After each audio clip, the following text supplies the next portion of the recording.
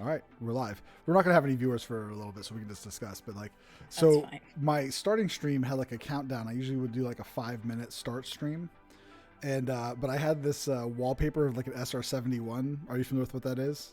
No. So it's an old spy plane that the Air Force used. That its unclassed speed is still faster than any aircraft that's ever been created. Like Okay. it flew at an altitude that was so high that the pilots had to wear spacesuits. Oh, good Lord. Yeah. Okay. And it literally could just outrun missiles. It doesn't have to carry any armament because it just Why goes was so. that? Why was that your start screen? Did you Uh, feel a connection to that? I was driving home from work one day, and for just all those great. So like when people talk about intrusive thoughts, they usually are Yeah. talking about like a negative thought. My intrusive thoughts can be so randomly awesome.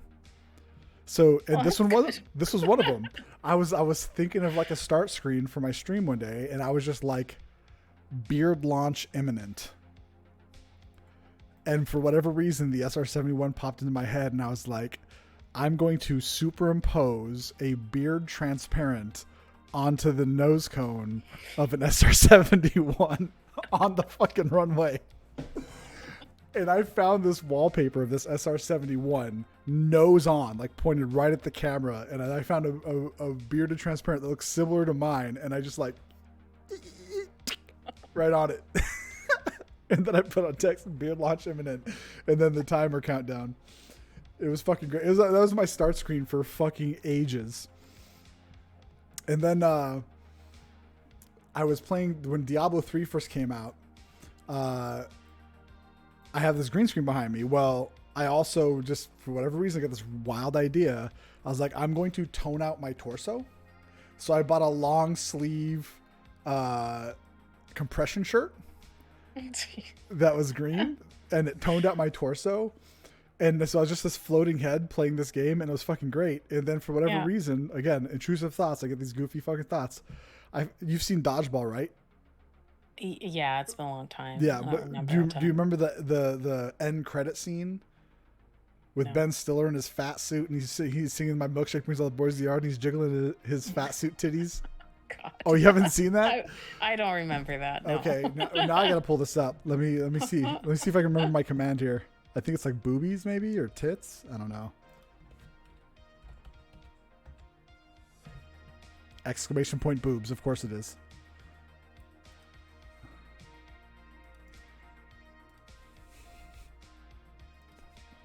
And then I did a stream like this. I'm going to send this to you in direct message. Okay.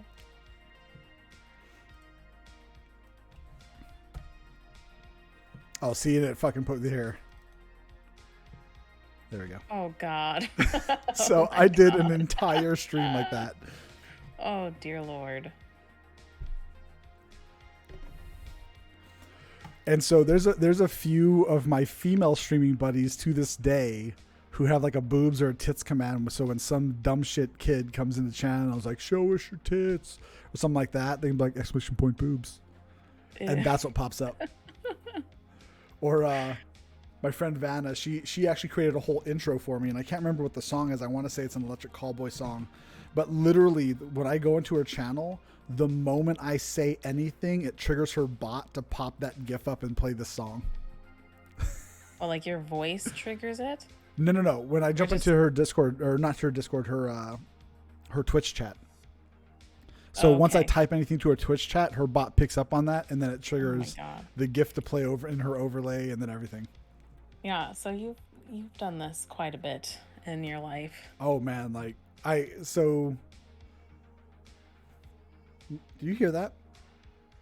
No. You don't? Okay, so like I can hear her through my headphones because these things are like they're mesh over here, but like my cat's just sitting here meowing at me incessantly. I'm I like, feel like I kind of heard it. no, go away.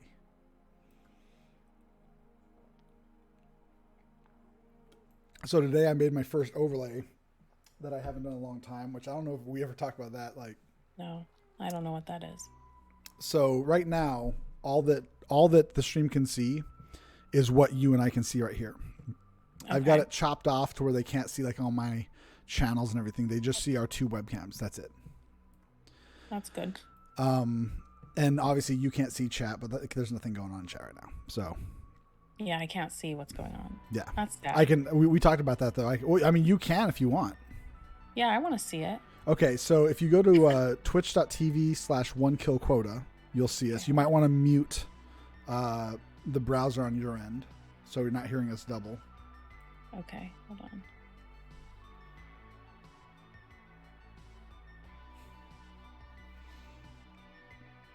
Hey, Commander Meerkat, welcome to the channel.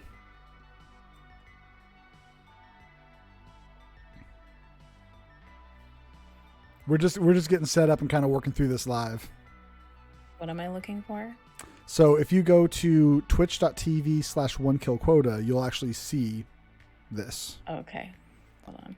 And like I said, you'll want to mute it so that way you're not hearing us double. And then you'll actually see the chat window on the side. And if you go to the cog in the bottom, you can set it to pop out so you can actually close the stream but keep the chat up. You haven't been here in a while. Did you have a different name? Because it says you're a first-time chatter. Didn't I? You haven't been here in a while. I used to wear a blanket over my head. Well, Allison's figuring this out. Do you see us? I'm not going to figure it out today. You just be in control of what you're doing. I can link it to you. Yeah, if you want to.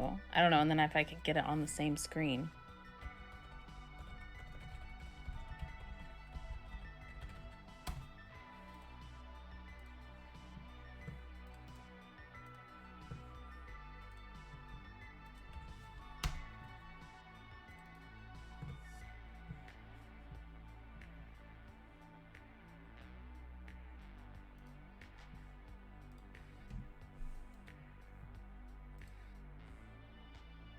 Yeah, following since, holy shit, you've been following since October 10th, 2015. Damn. It's been a while. And yeah, I did used to wear a blanket on my head. Welcome back.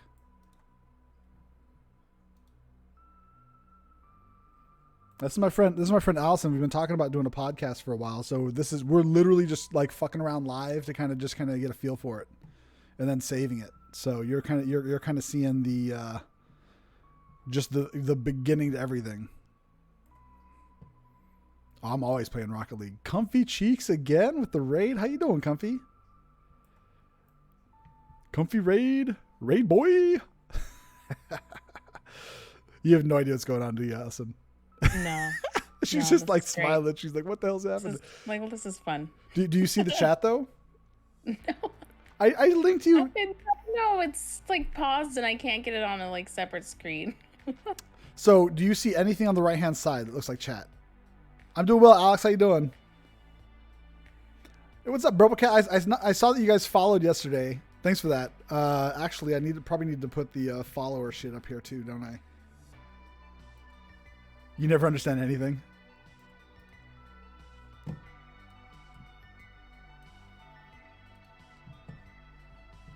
Hey, Johnny. Raid. Everyone, this is my friend Allison. We're trying to fix. Do you hear that? Or is it just me singing? Hold on. All right, who the fuck just followed? Who did that? I didn't have my announce thing set up yet. Hold on. Stop meowing at me, cat. I'm busy. I said no meow. I feel like you're responding to a lot of stuff that I'm not seeing, so I don't know where I'm at. So I sent you a link. Yeah, I'm on it. I'm seeing the stream. Okay, so you see the stream. It's really delayed. It should be delayed probably by about 3 to 5 seconds. More than that. It could be more than that. It's up to Twitch's. Comfy, you just... Thanks for the cheers, Comfy. Alice is new to Twitch. She's new to a lot of this. She and I have been talking about possibly doing a podcast because we start talking and like 4 hours later. Like hours and hours. So it's like, fuck it, let's just make a podcast out of this shit. A lot to talk about.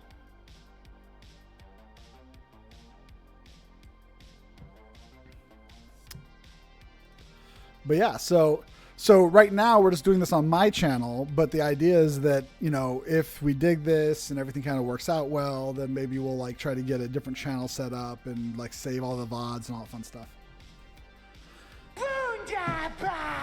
There we go. Johnny Bond, thanks for that follow, man.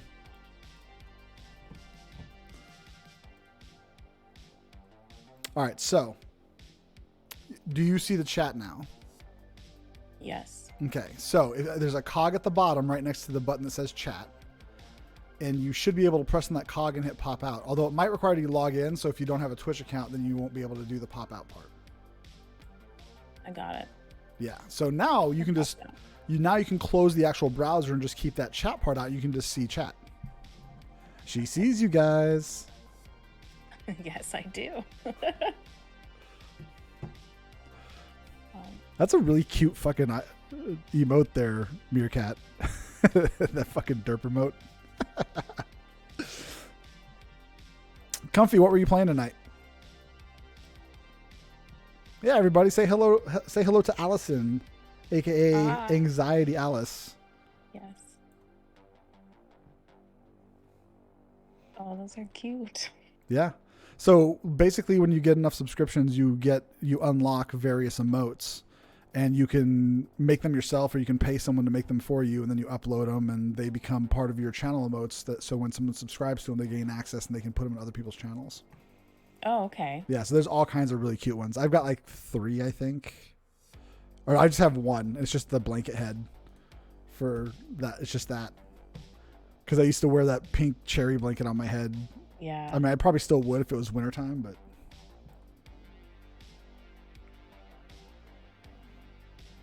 Played some Stardew, which just turned into a 2-hour rant about talking about ass health and using bidets.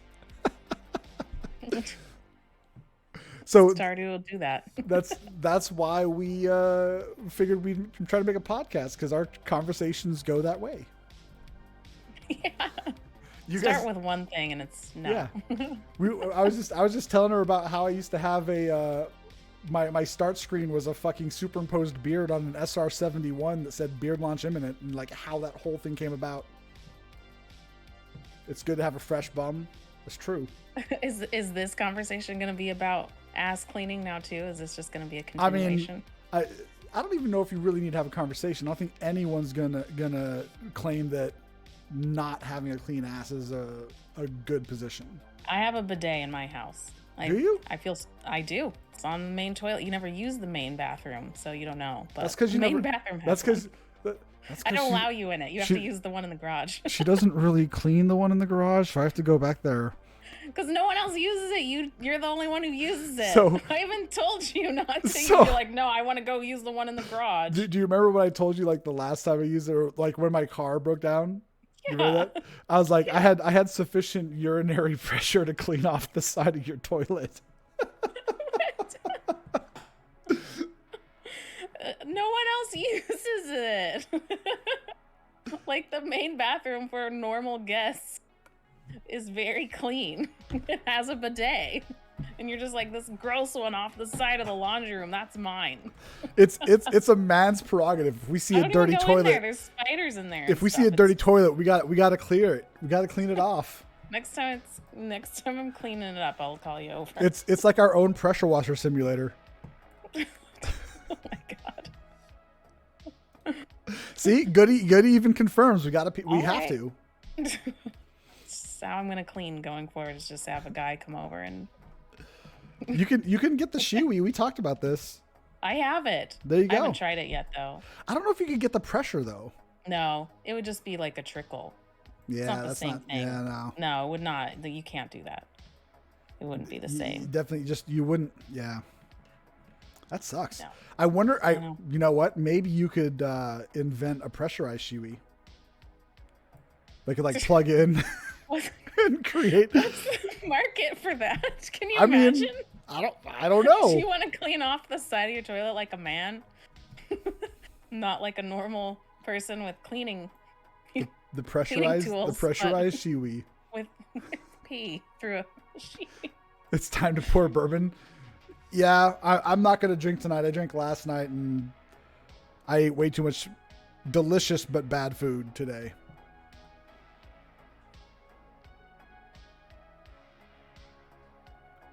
Not in the butt? What? Oh, not pour bourbon in the butt. That's correct. That is a good choice. This is why Twitch chat is awesome. Like, I guess so. Oh, I did not know it was gonna go to butts so fast. oh, That's dude. great. So when I first started streaming back in 2012, 2011, 2012, I think. Yeah. It was still relatively, I mean, Twitch was still pretty big, but it was relatively small.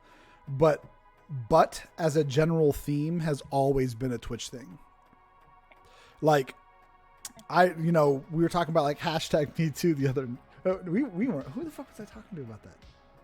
I was talking to my buddy Max Hobo. We were talking about some butt stuff last night, and I was like, you didn't complain when I grabbed your butt. He's like, because I like that. He's like, that's why I didn't me too you. I'm like, oh, okay, that makes sense.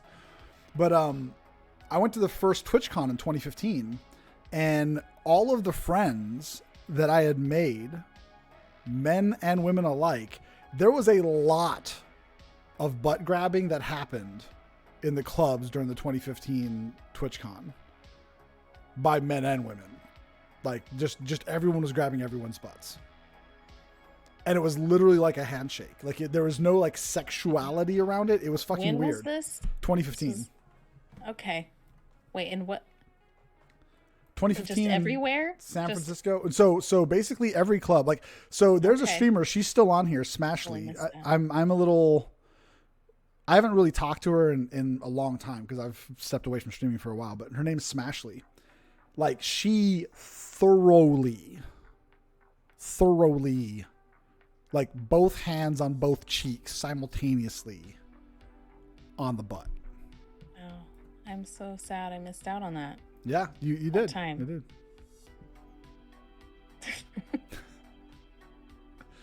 You're still following Smashly? Smashly, she's fucking awesome. Smashly, I think she shows her face now, but she's one of the few women on this platform that went partnered through just sheer personality and fucking like engagement. She's so good at what she does. I think she's like a programmer. So partners, you have to be able to get, I think it's 75 concurrent viewers a night or 100. So, 100 individual viewers every single night for a period of time. And then you have to have like at least 2,000 followers. And then average of 75. And then it's a case-by-case basis. You submit for partnership. And if they give you partnership, then it unlocks additional perks towards Twitch.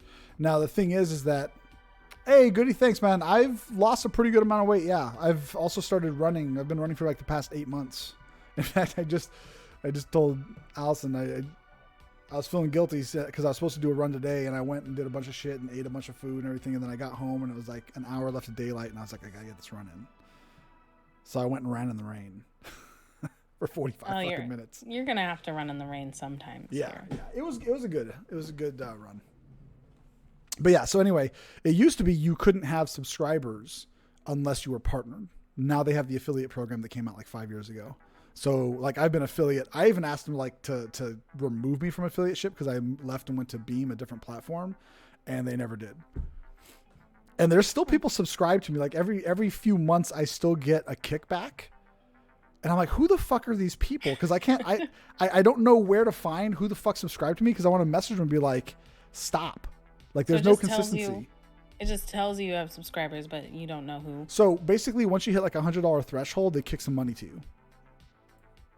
Nice. Down from 3. Dude, congratulations. That's awesome. Oh, wow. That's fantastic. In the last 60 days. Whew. That's a lot. Yeah. I mean, I dropped from when I did keto, I was 315 and I dropped to like 235. Then I gained back up to about 260 and held. And then last I checked, I've been hovering around 230. I can get lower, but I'm not cutting as hard as I used to because I'm running. I need the fucking energy.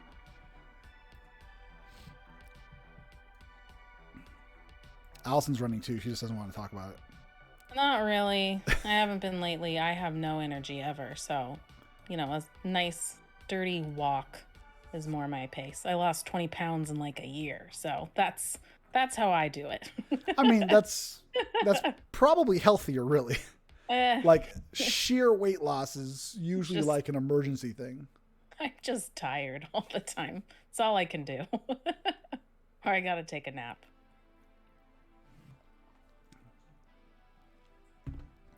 Started weightlifting again. So generally speaking with Twitch, if it's not just you and I talking to like chat essentially, like I'll be gaming and we'll be having these conversations on the side. That's kind of that's why I love streaming so much, is because like you have people in here, you can have conversations and goof around. Some people might play the same games as you, so you can invite them in and play games. Oh, you could do this gaming streaming stuff too. I know, but it's I'll get addicted. I have to not play games sometimes. Like that would just I would end up just playing games 24/7. I can't live that life. I want to, but I can't. I did. I used to do 24 and 48 hour streams. I think I did a 72 once. Yeah, I could do that. I just like, oh man, no, I can't go down now. I can't go down that road. Keep it up, Meerkat. Takes a bit to really see the results. I went like 2 or 3 months before I looked in the mirror and I was just like, oh, maybe I should keep doing this. This looks fucking good.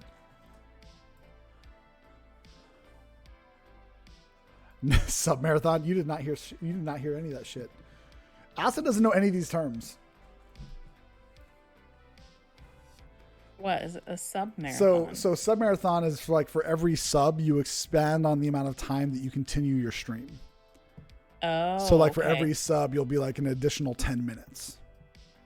So if you get 6 subs, you're streaming for an extra hour. And if you continually get subs, you're just continually streaming until people stop fucking subbing. Then you'll get that asshole that is like a secret fucking millionaire, and he'll come in and like donate 50 fucking subs. So what does a sub even do? So it's $5 a month, and you as a streamer get $250 of it. Not bad. Yeah. And you can actually gift subs to people too. You can either do it randomly to where Twitch will identify it, or you can specify. Okay. It's all about Twitch getting money. That's why I don't know who the fuck's subscribing to me, because I would cancel their subscriptions. Like, stop giving me money. They're like, Twitch is like, no, we like the money. Yeah, they're like, no, you keep those. Yeah.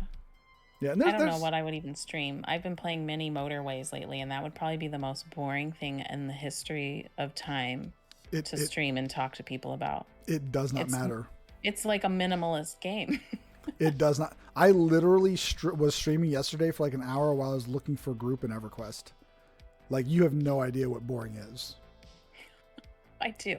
20 don't know what other people can tolerate. 23-year-old pixels, and I'm sitting there, not moving, not attacking, just talking.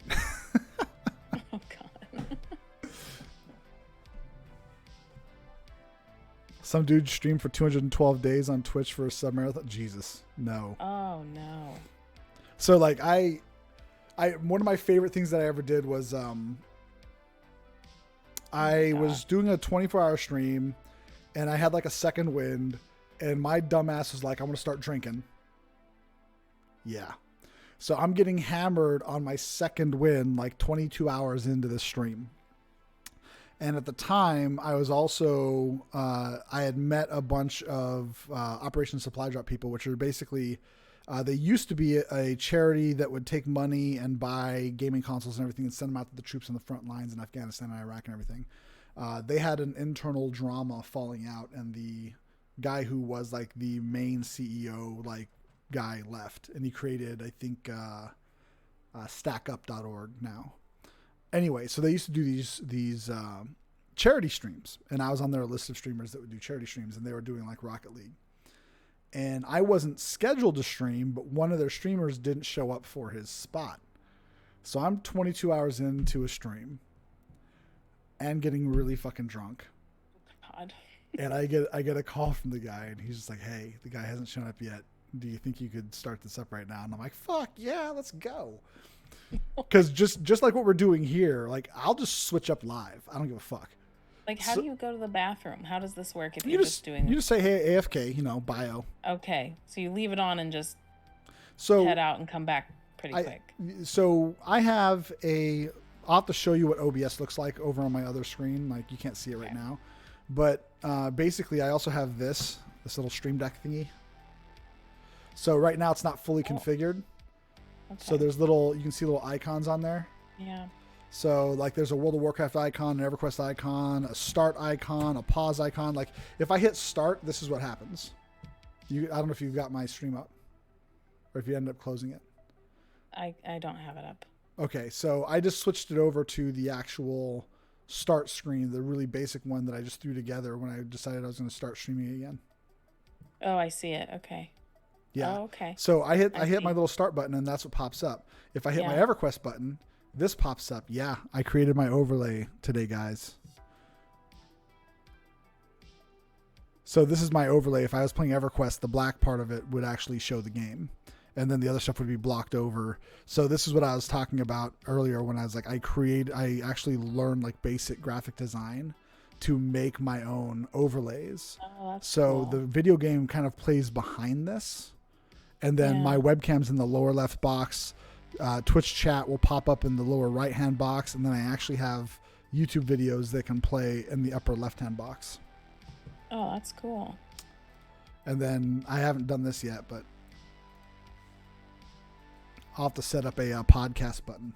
I can do that fucking right now too. Scene. Podcast. So start. Podcast done. So yeah. So I used to like set, what Meerkat said. Make sure you mute your microphone too when you go AFK. You go to the bathroom. Yeah. Well, like my bathroom downstairs when I was streaming downstairs would squeak, and you could always hear it on the mic. But yeah, it's a fun experience. Like I can help you get set up over there. Like, and if you want a green screen, I think I told you like my first green screen was like $35 a fabric from Joann's. Yeah. Super easy. The key point is really having two separate light fixtures so that you don't cast a shadow on the green in the background. Oh, that makes sense. So you get a consistent green all the way around to tone out. That feels like advanced stuff. I just a little bit at a time. Super easy. I've got my white screen right now. Works for me. If we toned out your white screen, you would also disappear. Oh yeah, no, I'm the same color as the white wall. Yes. We haven't even talked about a subject. I know. I was gonna ask, what are we gonna talk about? I figured we should probably pick a subject instead of just like a random. The TikTok you sent me and you were like, yes. I was like, which one was that? I mean, TikTok's a great source for any kind of topic. So the chick that was talking about how getting started is a subject. We've talked about this a lot, actually. I told her we should just go and just see if she enjoys just the logistics of it. Kind of like streaming. People put too much thought into streaming. Like, I got to do this, and you don't have to do shit. Get a webcam, get OBS, and start. See if you even like it before investing money and time into it. Well, yeah, that was my plan. It's like, we already sit here and we'll chat for hours on camera. I'm like, okay, next step, stream it. But like, I don't want to go crazy yet. Just get used to it. Little baby steps. I'm good with baby steps. I'm terrible if I try to do everything all at once. And I'm like, this is too much. I give up. I'm not doing it. So, baby steps.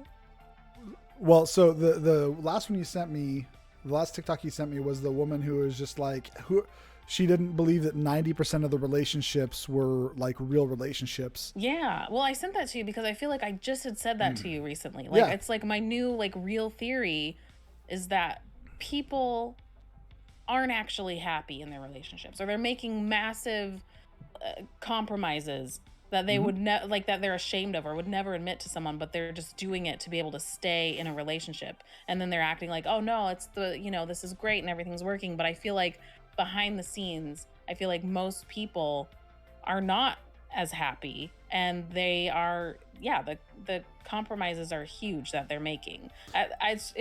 It just seems to be that way, because every time you dig into any relationship where someone's like, we've been together 20, 30 years, you just like hear the crazy things that they're dealing with and putting up with, and you're like, oh my God, like this is Is that normal? Is that what everyone's doing all the time? And just be like, it's what it is. Yeah, well, and that's in the response I sent to you. I don't know if you saw that. I was like, Yeah. they're always the same people that are like, oh, they're my best friend. I'm like, best friend compared to who? Yeah. Well, I mean, they're your only friend, so that's not really a Yeah. great. Well, and what I sent back to you was like, you're my best friend compared to your sister. Right. Like, Yeah. so what's the comparison? The pool of who? Yeah. No, but I mean, but that's kind of the point. If they only have the one friend, even if it's a shitty friend, I mean, maybe they're like, well, that's all I got. Yeah. That's, And I had actually been thinking about that because I was like, when I think about, the best friends that you make in your teen years and stuff like that, like we used to go storm chasing and playing Dungeons and Dragons and like we literally did everything together. yeah. That's what a best friend entailed for me. Right. So if Yeah. you're looking for a best friend, but then you look at like the general dialogue around a lot of relationship advice now is like, you're going to have your life and I'm going to have my life. And then we're going to create this middle section. And that's where we're going to be in a relationship. I'm like, that sounds fucking terrible. Yeah. I don't know. It's like an overreaction to people being worried about being codependent and Absolutely. I mean within reason, because there is an issue too of where you stay in things because you're just so, I don't know, you're just so attached. But I mean, that's a little too much.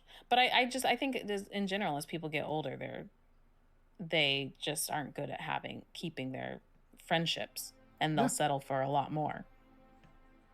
I mean, a lot less. Like, they'll just settle for whatever. Like, well, I only have the one friend and we hang out sometimes, so I guess we'll get married. And then we'll coexist in the same general area. Yeah, and but pay just, rent together. but not too much. They'll have their part of the house and I'll have my part of the house, and then we'll sleep in the same bed together. I don't know. I've been seeing a lot of TikToks lately where people are like talking about living in separate homes and how that's the best way to be married. And Like, that's the then best way. why? I don't know. They like each other and they want to spend time together, but not all the time. Just start so calling much it- so they need different homes. So- Like, that just sounds expensive. We should revert hetero relationships and just start calling them domestic partnerships then. I mean, it's not even that. That way you can have legal rights if they get medically like incapacitated. But like some of the, I mean, this was years ago, so I'm sure it's changed now, but I technically was in a domestic partnership with my ex. And one of the requirements for like insurance purposes and stuff is that we lived together. Like, that was part of, for a certain amount of time. So these people don't even live together, and that's what is like the final destination of their relationship with each other. And at that It's point, you just just have like- to ask the question, fucking why? I don't know why. Like, And yes, Meerkat, D&D is awesome. Sorry, it's like that's the tricky part of doing this on Twitch is like you're gonna have live chat feedback, and it helps like actually talk to them. So sorry, it's just the streamer and me being like, yes, you're right, Meerkat, D&D is awesome. But yeah, like, and I actually thought about that quite a bit lately too, because I was in I'm in this group on Facebook that's called like Single Hikers of the PNW, and they were like, why are you still single? And I was just like, me. Like, would they ask you that? No, well, it was a general like chat prompt. There? Oh, okay. And like everybody had these like short, concise, like 1 or 2 sentence answers, and I'm like, I'm feeling really insecure right now because either I haven't done enough introspective thought or I've done too much, because I can't hone it down to 2 sentences. What a question. Yeah. And I was like, the best thing I can do is that I'm the problem. Because I've started to realize that everyone loves to talk about living their best life until you actually find out that when you start living your best life, I really enjoy everything I'm doing right now. Yeah. Everything that I'm doing right now. I have all of my time taken up by shit that I like to do. Why would I try to integrate someone into my life and into my schedule that has any deviations to anything that I like? Why? I mean, that's everyone's problem right now then, right? If Like, they're not willing to make those accommodations for a partner. supposedly. supposedly. Like but the thing is, like, I would be willing to, because I have enough curiosity about people that if they have interesting like hobbies, I would love to partake in that. But the problem is that, again, conventional wisdom is that they need to have their own life and you have yours. And like, look, if I find you curious, I'm going to want to fucking partake. Yeah. And if that becomes a problem for you, then we're just not going to fucking do this. Yeah, I mean, well, that's why it's easier if you have some overlapping hobbies. Right. But my I don't know. I mean, but where's the middle ground? So, okay, you live your best life and there's no room for other people and you don't want them to drag you down from living your best life. But if you don't live your best life, then maybe you could find people, but you're not thriving. Right. So what's the in-between? Is there an in-between? Well, to me, like, the way I was thinking about it was like, I like backpacking and gaming. And in the past, we'll say 5 years, I've mostly dated women who were gamers, none of whom really wanted to get out and do any backpacking. Yeah. And then I get out with people who are really outdoorsy, and either they have a negative attitude towards gaming or they just have no idea what gaming is. Yeah. So there's no middle ground that I've found in those two groups. I am it, but I've yet to find someone else in that middle ground. So you're trying to find someone who fits into your life, though.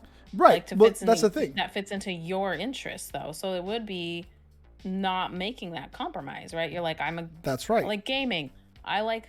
But that's the problem, is you that need to be both. They're so opposed, is what I'm finding. Like, I don't find backpackers and people who are into outdoorsy shit that like or even know anything about gaming or even have a curiosity about it.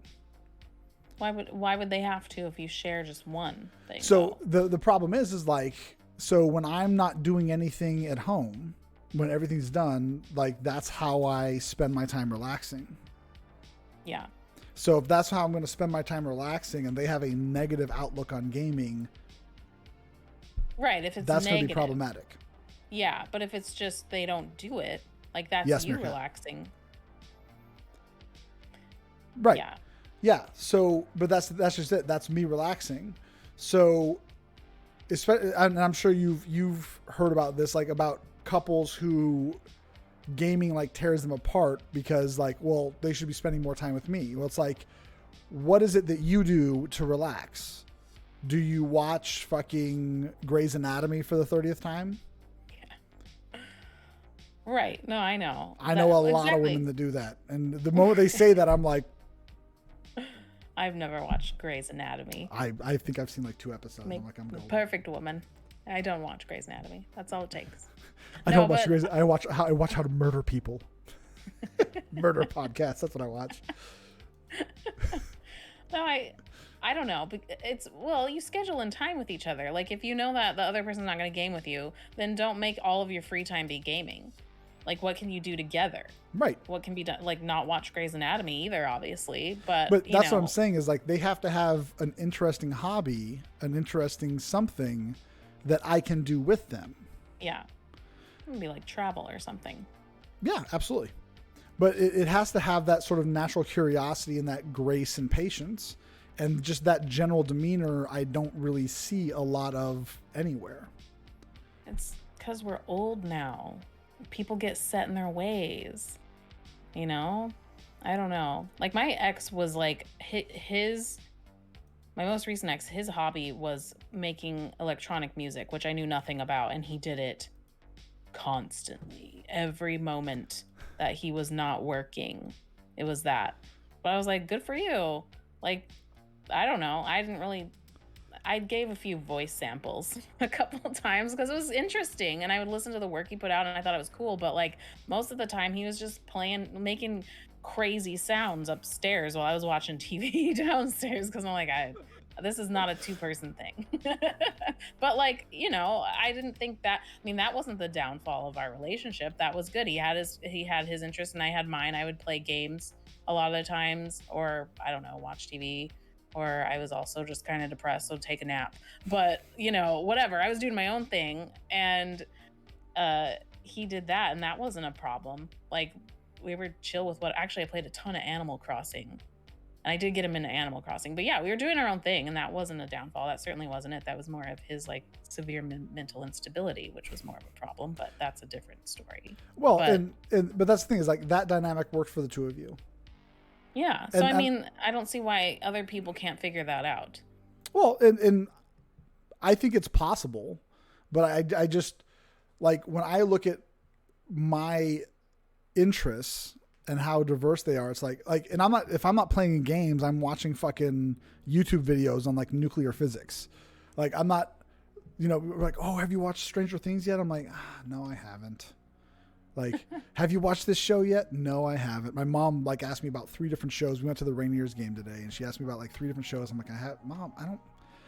You know what I've been watching lately, Mom? I've been watching 2 different channels on the complexity and difficulty and dangers of cave diving.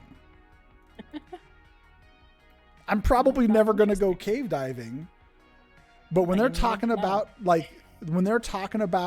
the different gas mixtures they need at different depths to get down to 800 feet to recover a dead body that's been missing for like 20 years from another cave diver that fucking drowned, and they're talking about the trimix, and I'm just like, I'm so happy. Like all the fucking detail is so great. And you shouldn't have to give that up. But are you saying, like, do you want someone who will sit there and watch those YouTube videos with you? Or you can just do that? It's the curiosity that I'm interested in. Like, I'll do that about... So that boils it down. Like, really, you need someone who's curious in other things. You don't have to share everything, but you need someone who's curious and interested. And I think I told you that. Checking into it. Like, when I did decide to get back on the apps, which I've been off now for like 2 months again, and I was like, I'm looking for someone who like has a curious nature about them. Like they have to be curious about just like everything. Because if someone can talk about anything with any kind of passion, I'm going to want to learn about it, whether I want to do it or not. Yeah. Like I will sit there and just fucking dump all the detail on me. This is going to sound weird. Fucking the weirder the better. Let's go. Yeah. But, you're right. People get old and they get set in their ways. And I'm like, well, okay. There was a girl I went out with, I don't know, before you and I even met, where she literally, like, on, like, one of the first dates I talked about backpacking, she's like, that's going to be a you thing. And I was just like, well, this isn't going to fucking go anywhere. Because, like, there's part of me that wants to do the PCT. And if I'm going to be gone for 6 months because it's a me thing, then I'm just going to take my me thing and go continue it being a me thing. Yeah. But I think that's fair. Like, I don't think, some people, maybe she already looked into it and was like, fuck no, I'm not doing that. Yeah, I'm it's not talking shit about her. Like, everybody has their preferences and what they're going to do. And she might be looking for that kind of relationship where it's like, you have your thing on your side of the house and I'll have my thing on my, and we'll have a central commons area where we meet and touch each other's butts and eat tacos. And I'm like, if that works for you, then that's your fucking thing. But that's not going to be that's also not going to be a me thing. So it's the boundaries of like knowing what things that you will need the other person to do with you, and what things you don't need them to do with you. And those are just really how you make those decisions then. Yeah, I think that's the problem. You're not going to find someone who's your exact twin. Like, of everything. I wish I could. That'd be awesome. Well, oh my God. I was just thinking that the other day. I was like, what am I looking for? What am I looking for? I'm like, me. I'm looking for me. Like in a man form. you want to go camping and backpacking this weekend? Fuck yeah. And then you get home on like Sunday, you get all fucking dressed down and cleaned up and everything put away. Like, you want to go fucking game for the last couple hours of the night? Fuck yeah. Then like, Idle Tuesday rolls around. You're done fucking working out. Chores are done. What do you want to do? Let's go watch Stranger Things. All right, let's fucking watch Stranger Things. Like, that would be awesome. Yeah. I think those expectations are too high if you're wanting to find your exact self. But I thought that exact thing lately too. I'm like, man, why can't I just, meet someone? And like, I'm just all the things I was listening, like, oh, that's what I do in relationships. That's who I am. Everyone's wanting reciprocity. Yeah. And it's like, but that's exactly it. Is like you're expecting that your expectations would be mirrored, essentially. But isn't that where we're faltering then? Because that's not going to happen. Like we're not gonna find someone who's our exact mirror. Right. It doesn't work that way. And that's the thing, So is like that's when I came to the conclusion where I was like, if there isn't enough there, then I'm just not gonna fucking bother. right. Like, I have too much of my own enjoyable shit going on that I'm good. Yeah. And Well, yeah, and then that's why there's so many people that make that decision. Then they're like, wow, like finding a partner is not that big of a deal because I like what I'm doing and I don't want to find a partner. I mean, I think now what you're saying is you're becoming that person that you were not liking on some of these TikToks. You're like, live your life, do your own thing, and then if someone else feels like they can join you with it, then great. But I mean, like, weren't you just saying that you should have those shared like interests and you want to do things together and like learn about the other person, but now you're like, these are all the things that I want to do and they can do it with me or get out of here. But I no, mean, like, and that's okay if that's the case, but then that's really kind of saying like, I'm not making the compromises no, that I what need I'm to make. saying is that they're promoting these things, and so people are looking at these relationship fucking coaches or whatever. They're not therapists or anything like that. No, they They're just just fucking say people whatever. saying things. Yeah. And they're not playing it to the end game, which is like my mentality. So it's like, these people are looking for advice on how to get relationships, and the advice they're getting, if it ends up with me, is them being in a space where they're not going to really want to get into a relationship. Yeah. It's bad fucking relationship advice. Right. They need to be told, it's like, advice to be happy. yeah, have Which some is good great. fun, but you need to be able to create space to allow someone into your life. Otherwise, good fucking luck. Yeah. Like, that's really the advice they should be giving. And there's that British fucking relationship coach dude that's on YouTube, and his name's like Matt or Matthew or some shit, and he like always is talking to a bunch of women, and he's like, these women are like, oh, you want to meet a man in the wild, and like you go to bars with all your friends. It's like, no man's going to approach you when you're in a group of friends. Like, you have to create the space necessary for them to feel comfortable, like it's okay to approach you. And we all know when you're doing squats in a gym, that's not an appropriate time. Yeah. So it's like, if you don't create the space for a potential introduction, then you're never going to get an introduction. Like, it's never going to happen because you're not creating the space. Yeah. And for me, like, my last two actual like long-term relationships, like, so probably 12 years ago now, like, I already kind of conceded. I was just like, I'm just going to fucking be single. I'm good. Like, I was kind of already there. And then I was like, maybe I'll try it out. But nowhere near to the extent that I am now. Like, Yeah. with the books and all that stuff. I'm like, dude, now I'm just like, I'm good. And then some chick on that Facebook group was just like, so I'm hearing that you're having difficulty staying in monogamous relationships. And I went back and I was just like, because I'm single. So the fact that I'm not currently in a monogamous relationship tipped you out that I'm having trouble staying in monogamous relationships. I was being so fucking snarky. What does that even mean? Like, I think she was. trouble with it? I think she was trying to hint at being poly, and I'm like, no. Oh, Like, God. Okay. Yeah, like, I don't want to have. Trying to trap you. Yeah, You're I was like, I know what you want. I don't want to have anything to do with any of you fucking people. That's the reason I backpack. Yeah. I want to get away from humans. Yeah. Why would you want more? Like, no, I mean, good for people who are poly, but I think sometimes they think that people just haven't thought about it, and if they tell them about it, that we're gonna suddenly just be like, oh my God, you're right. That is, but it was like, I've thought about it. I'm good. Like, if you want to do that, wonderful. I do not want to do that, and I have thought about it. Thank you. You do not need to try to convert me. Polyamorous relationship, people who just date.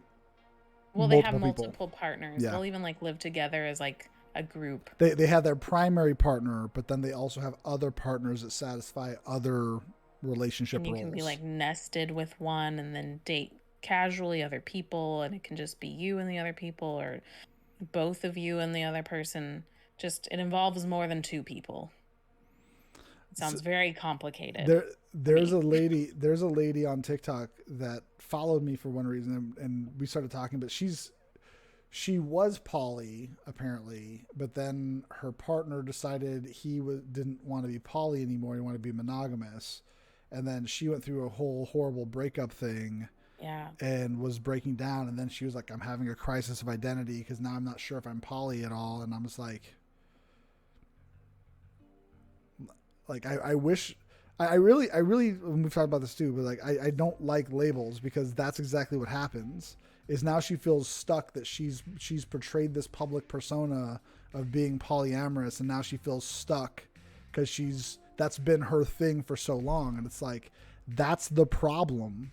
Well, yeah. With labels. I mean, labels are incredibly helpful, and I think that people should use them when that's what they're doing. When she was being polyamorous, then you're polyamorous. Great. Like that makes it very clear to other people. You don't want to hide that when you're dating. You want to be clear. But what the problem is when people feel like they're like, well, this is who I am forever now, and it's hard to change. But, because I think the label is good, but just knowing that it's not like a permanent like definition of who you are. There's very few things in our lives that stay permanent. Yeah. So just being able to feel free to be like, okay, that was who I was. That served me for a long time. And I wasn't mistaken. I wasn't like wrong. That's what I was. And now I am not. And that is okay. I mean, people just need to get a little more comfortable with things can change over time. But I like labels. I'm just going to put that out there. But people need to be okay with not making them their whole identity and being able to change it around.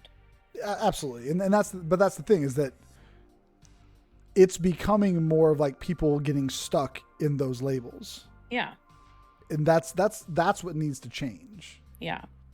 And people need to also allow it. Like there's a lot of patience and grace missing in today's society.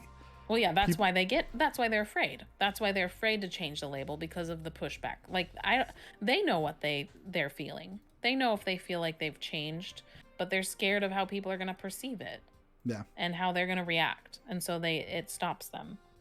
And me being like, I was joking with her. I was like, people have treated me as like a proxy therapist before, where it's like, they'll talk to me because I don't react. And I just like, I'm like, but this is just the opinion of an uneducated fucking idiot. So don't like take this shit too seriously. Yeah.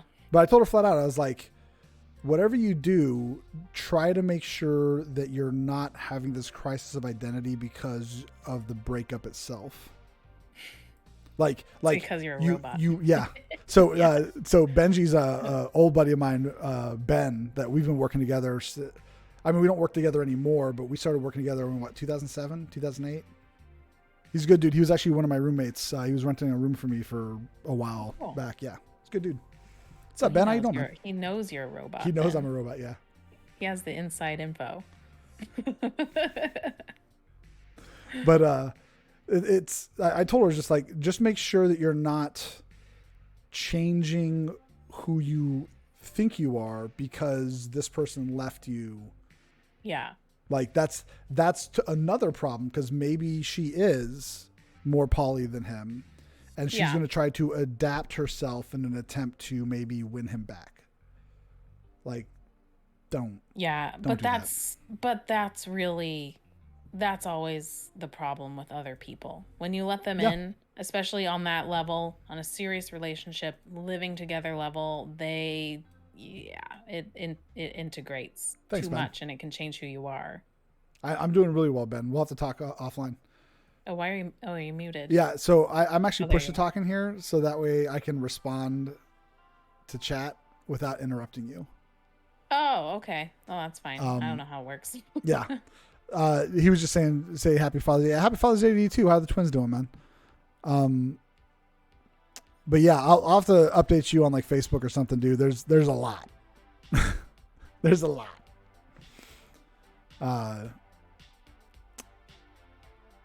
Fuck, we were talking about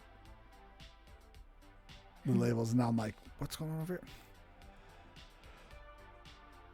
here? No, I'm completely sidetracked now. I'm like, what the fuck? Oh, it's okay. I think it's not anything formal. No, this is super, super professional. I know. This is, Millions of viewers. We have all of like the sound baffling and the huge fucking like $400-$500 mics. I have a with mic the preamps. my mic is sitting on a Kleenex box right now. So yeah, that's no dollar spared. Yeah. Don't change who you think you are to try to win anyone back. Like, yeah, and you're right, but you know, letting people in is so much more complicated than that. You know, how do you just be like, okay, this person I started building a life with, I, you know, feel so strongly for love, you know, and then just be like, well, I can't change anything about myself and just cut it off. Like it's just become so much more complex because you know that. Like I think most people know you're not supposed to change who you are for other people, and you shouldn't like do things that you're not happy with or comfortable with, but it's so much more difficult than that. And we had talked about this. You guys might hear this a lot because she and I have talked about a lot of this stuff like offline, and so we circle back to certain things every once in a while. But like the book Attached with the dependency, the codependency myth and the dependency paradox, when they did that study about pair bonding and how it affects your stress levels. Yeah. And people were like, and that's part of, you know, you listen to these not even therapists, these relationship coaches, and they're not even that, they're just people. They're saying things opinions without the nuance of understanding the codependency myth, like why codependency is bad. It's like you're going to become dependent if you bond with someone. Like your physical anatomy will adjust based off of their attitude towards you once you've bonded with them. That's how we are as social creatures. Yeah. It's scientifically proven. Right. It's a bad thing if it's a bad person. It's bad because it can go wrong when things fall apart, and like it opens us up to a lot more. It gives us more positive emotions, but it opens us up to far more negative ones than we can't protect ourselves against. Right. And so that scares us and makes us do things like don't become codependent, don't live together. Yeah. Don't do any of that stuff. Don't do anything that might actually promote a bond between this person. Because we're trying to stop ourselves from experiencing those negative emotions. But the reality is it's not really in everyone's nature to do that. In most people's nature, it's like they bond with people. you need to not throw a tantrum like a child when someone calls you out on something, but they also need to have enough social aptitude to not be a jackass when they call you out on something. So that way you can have an adult conversation about what's going on and try to work through it instead of attacking each other. I think he's commenting about the physical changes. Yeah. So Meerkat. So there's a book called Attached that talks about how the way we bond with other humans, especially in like intimate relationships, is based primarily off of how you bonded with your parents when you were younger. And it can change as you grow into adulthood and through your adult relationships. But you've got secure, anxious, and avoidant. And then there's a rarer fourth called anxious avoidant or fearful avoidant. And there's some subcategories to that as well. But basically, there was a study done, and it was talking about the codependency myth and how people should not try to be dependent on one another. That runs blindly away from how we are as social creatures. We form bonds with people that we care about, period. End of story. And they were able to scientifically prove it. And the experiment that they ran, I'd have to read the book again to know if they actually shocked the women, because that's the one thing I can't remember if they did. But in this experiment, they brought in, I can't remember how many couples, it was a lot, but they brought in a whole bunch of married couples, heterosexual married couples. And the experiment they were running was that they were going to shock the wife to elevate their stress levels. And during those elevated stress levels, they said, hey, would you like to have someone hold your hand during this experiment? And of course, all of them said yes. And so they brought in one of the researchers to hold their hand, not their husbands, a researcher. And their stress levels came down a little bit. Then they were like, well, how about if we bring your husband in, please? The husband would come in, hold their hand, And stress levels would fucking tank, showing that their bond helped mitigate their stress levels just by their presence.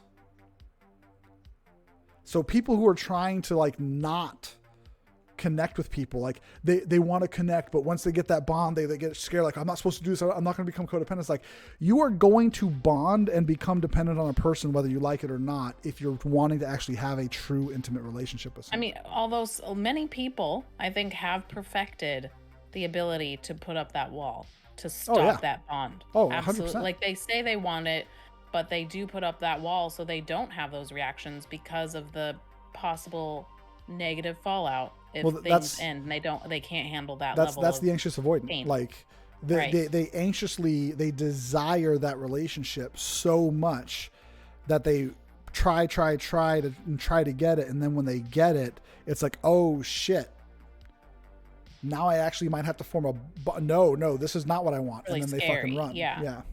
Yeah. And I mean, but yeah, that's not healthy. No, and not that's at all. harmful to people, and it's not it's not a real long-lasting healthy relationship. If you're in one of those, there's literal chemical changes that are happening in your brain when that person is around and when you interact with them in certain ways. And that's the reason why codependency has been wholly said to be bad, is because if you fall into that trap, it's called the anxious avoidant pull. If you fall into that trap, then what ends up happening is that your essentially mental state becomes bonded to theirs, and they're running, triggering the anxiousness. So, which then makes you want to fucking chase, which then triggers their avoidance to run faster. It's the anxious avoidant pull. Tricky bitches. Yep. And the problem is like, that's just if one person's an anxious attachment style and one person's an avoidant attachment style. The anxious avoidant, or the fearful avoidant, their problem is that they have that same anxious attachment initially. They very deeply desire that bond, but when they get it, if it doesn't feel right, they run. And the reason being is that if it doesn't feel right, generally speaking, those people had a very chaotic upbringing where they had to feel like they earned their love. They earned the attention they were getting. But when you get the two anxious meet, it's just given. So it's not going to feel right because they're not earning it. So then it feels weird, it feels wrong, and they don't want to form that bond, so they run. Yeah. The book's called Attached. Yeah. We both read it recently. Very interesting stuff. After personal experiences with some people with bad attachment styles. Why won't you love me? This wasn't what I wanted. What's wrong with you? The other one that I read that was really good is The Mountain Is You. That was identifying your self-sabotaging behavior and turning it around into strengths. And then another one was Men Are From Mars and Women Are From Venus. And it's a humorous book about the differences in how men and women communicate. That's interesting. Do you think that's an old book? Do you feel like the stuff in it is still fairly relevant? Have they come out with anything more accurate recently? The concepts are still pretty on point. Yeah. Yeah. The only thing I've heard about it I don't know if they talk about this, but something I always come back to and think about is someone once told me like women's brains work like a switchboard where like everything's on and you just kind of tune into each thing as you need it. And men, it's like everything's in boxes and they have to open a box and then whatever's going on in that box, that's all they're focused on. And then they close it up, put it away, shove it in a corner, and we'll open a new box. And it's like one thing hyper focused at a time, and then they can literally shut it down, put it aside. And I mean, obviously massive generalization, right? But but women can kind of just like all the things can be kind of running at the same time with just maybe focused in, but other things are still going in the background and still coming into play. I don't know. I think of that one all the time because I swear it explains every interaction I have with a man. I mean, I'm with a woman, so it makes so much sense in so many situations to me. I mean, I would say that's pretty accurate even to me, because like I think I've told you, like I'm a very deterministic person. Like I can stop and pivot very easily in most cases, but it's like depending on the severity of what I'm focusing on, depends on my focus. So like most things in life, I don't really give a shit about. So it's very easy for me to be like, well, now someone else wants to say, okay, what do you want? Like, it's fine for me to just like, whatever, I can just, whatever, let's go do here now. But like very few people have ever met me in a scenario where it's like something that actually matters to me, because then everything else gets shut out. Like nothing else in the fucking planet matters at this point. And I bulldoze through everything to get to the one thing. Yeah. So it's, yeah, absolutely.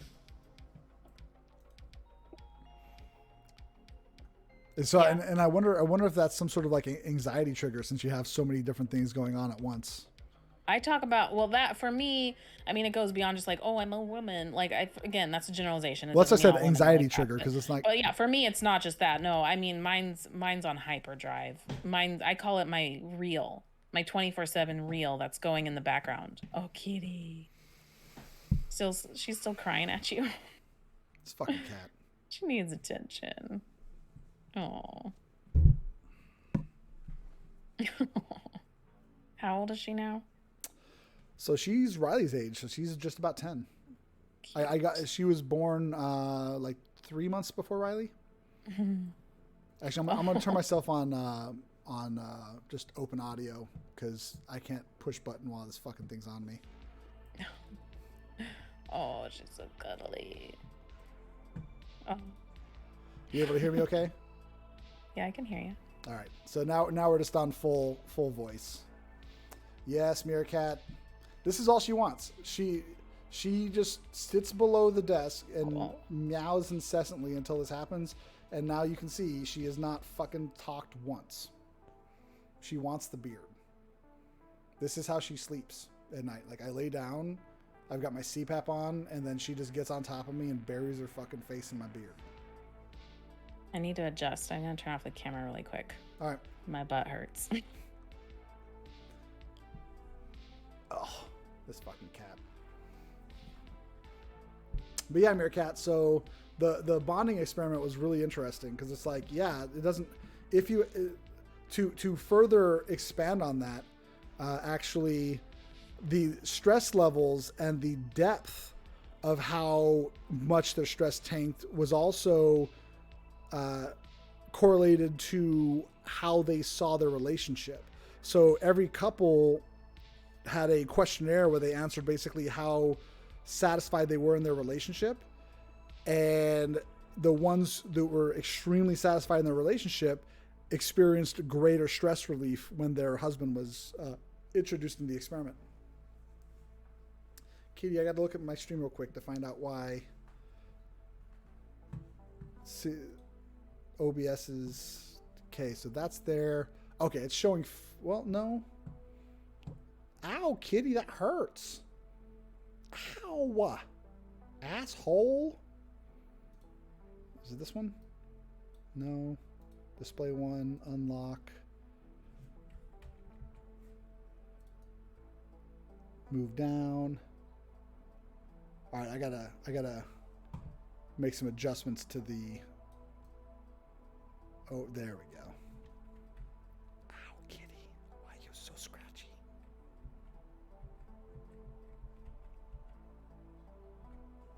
Ow, cat.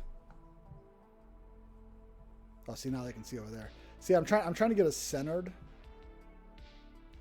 Oh, okay. I'm looking at the Twitch stream. Yeah, well, and you'll probably see that we're moving up and down here.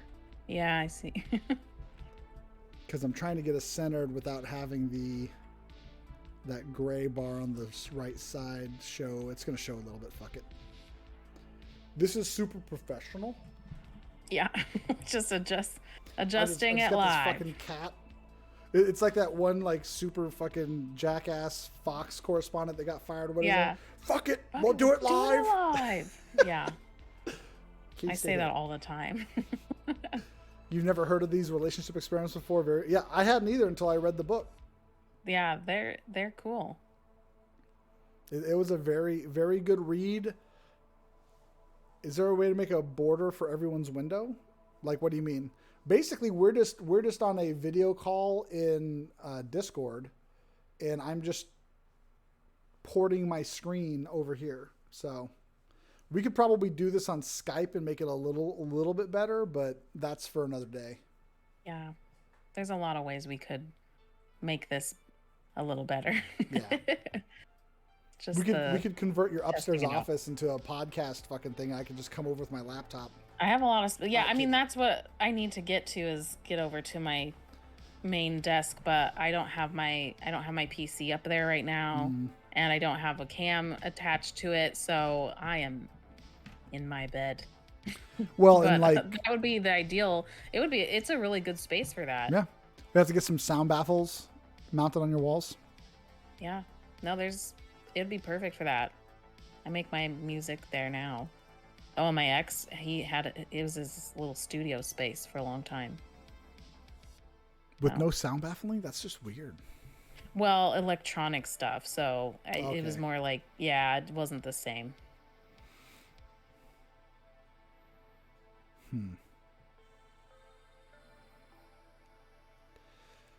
Fuck. Now we're like, what else do we talk about? Oh, other topics. Other topics and things? I mean, we always end up talking about relationship stuff, and TikTok always starts it. That's true. That, or we end up like, hey, let's watch a movie. And then we just never watch the movie. Yeah. No, I think it literally is almost always just people and dating and relationships. True. And how people interact with each other. It's and you being a cougar. Oh yeah. Well, that's the problem, is that we talk probably a lot more about like personal specifics, and me trying to date 28-year-olds. Fucking great. I haven't seen him in a few months, so it's okay. You've just seen meaningless clips on TikTok so far, but haven't explored the platform much. Oh, on TikTok, yeah, it's a rabbit hole. There's some good videos in there.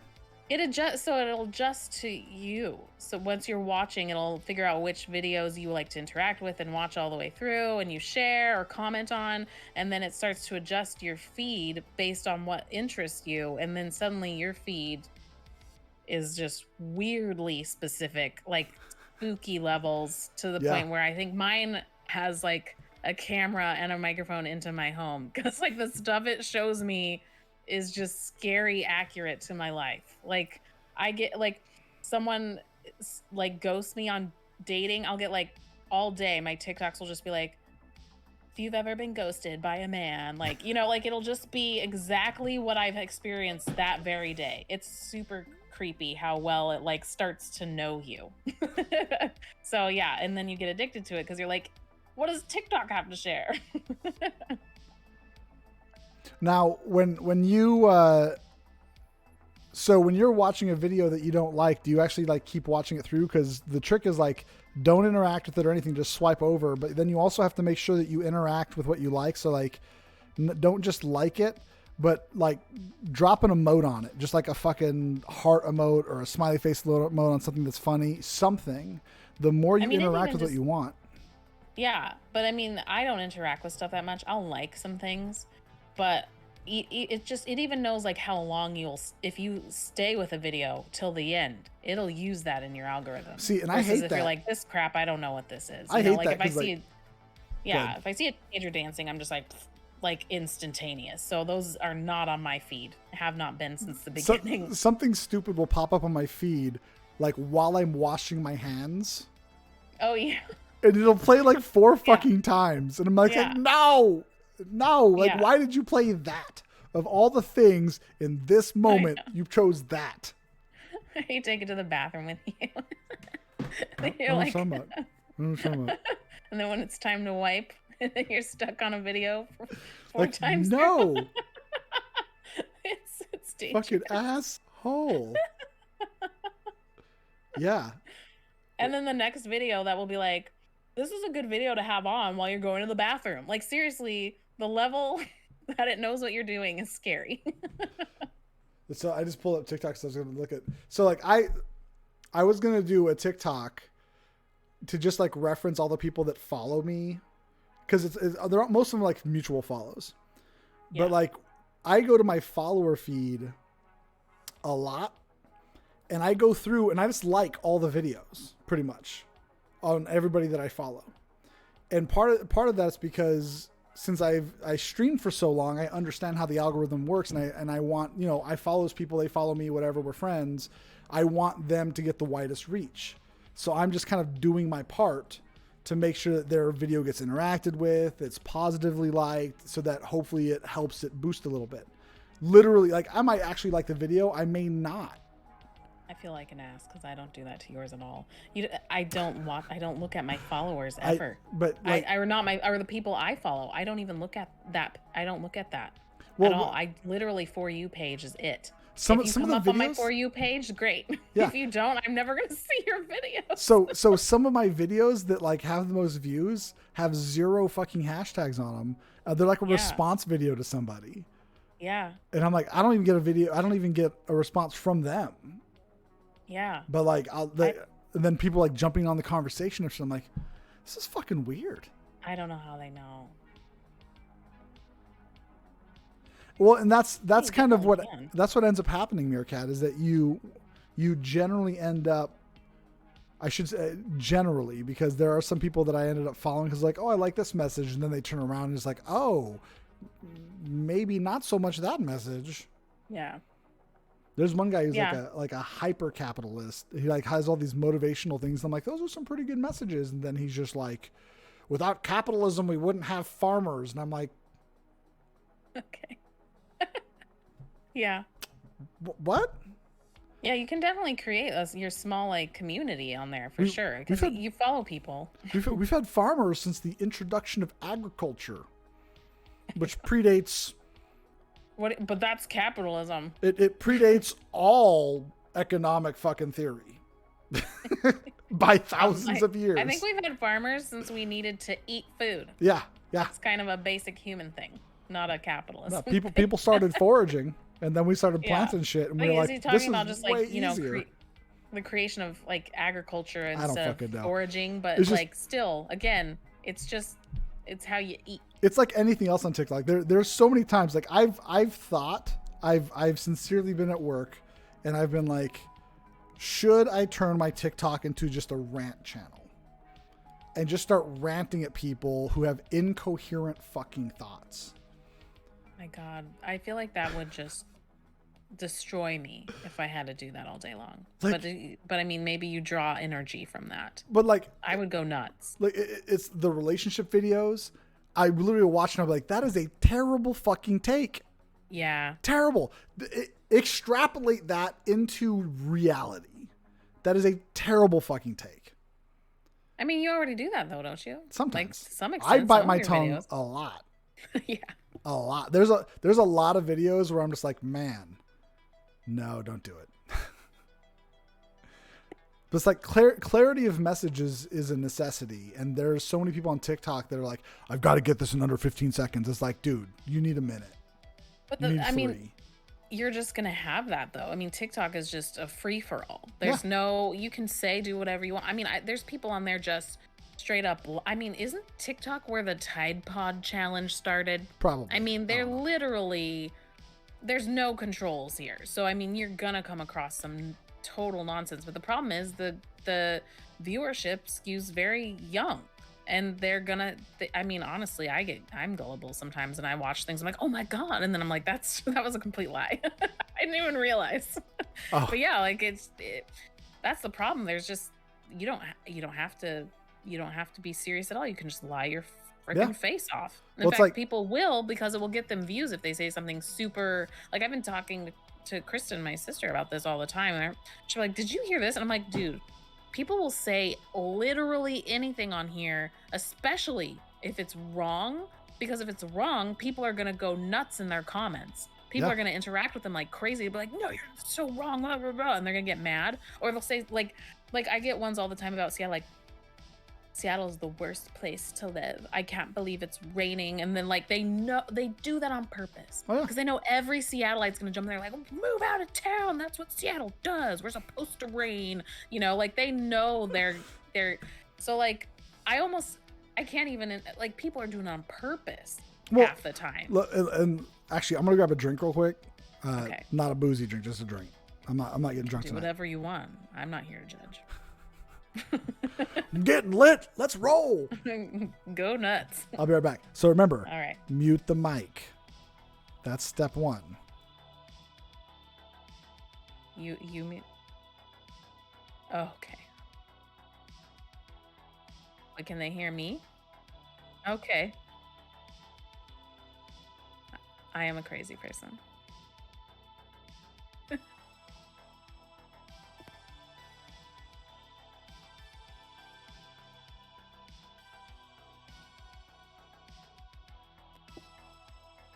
Yes, you did. And then he was talking to me, but where you guys couldn't hear and said I sounded like a crazy person because I was just talking by myself.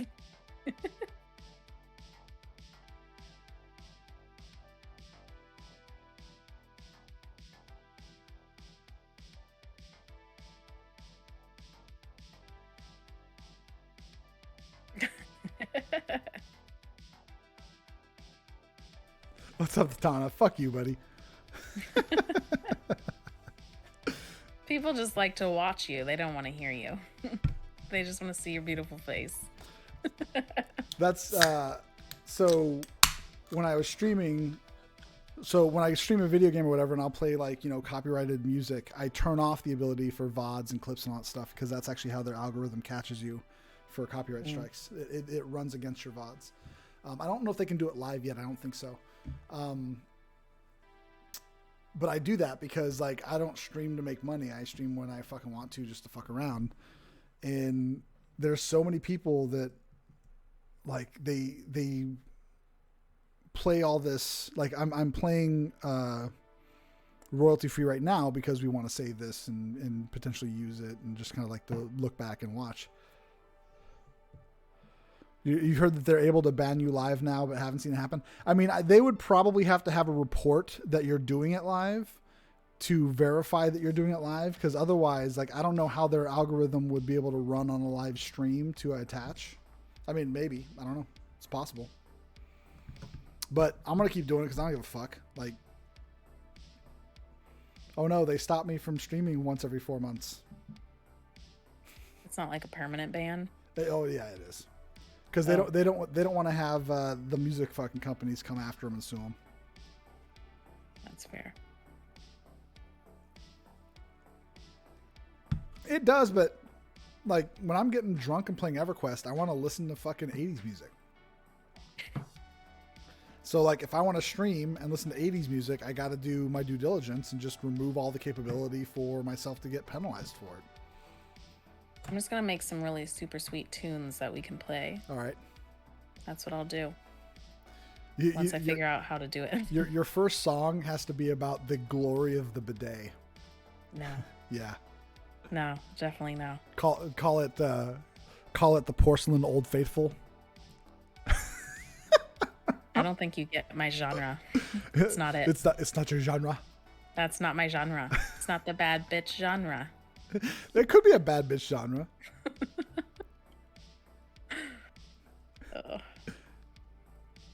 Yeah. Like I'm technically playing copyright. You just never know anymore, Meerkat. And it's like, well, then video game music needs to get better.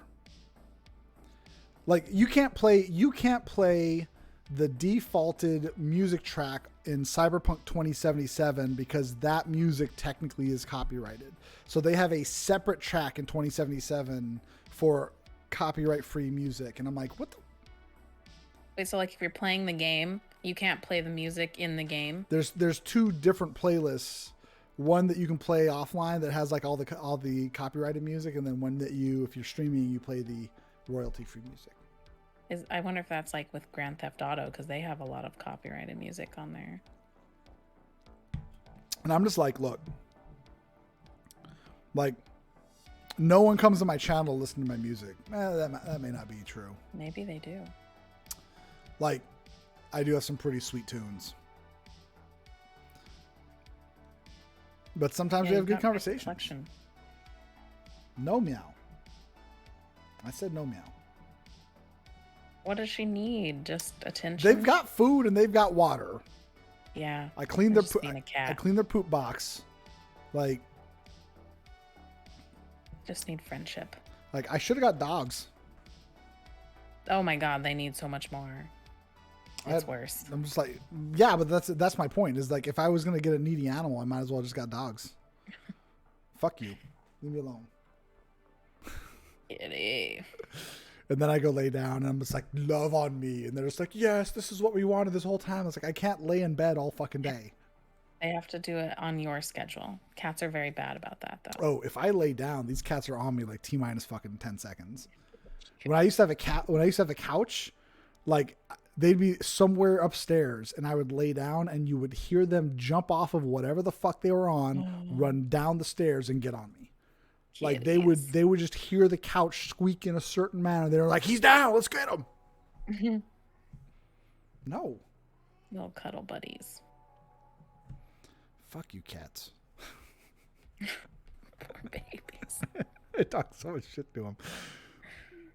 That's Fluff Butt. Bitch Kitty's over there. So getting rid of my carpet was a great move because now Bitch Kitty uses the scratch pads.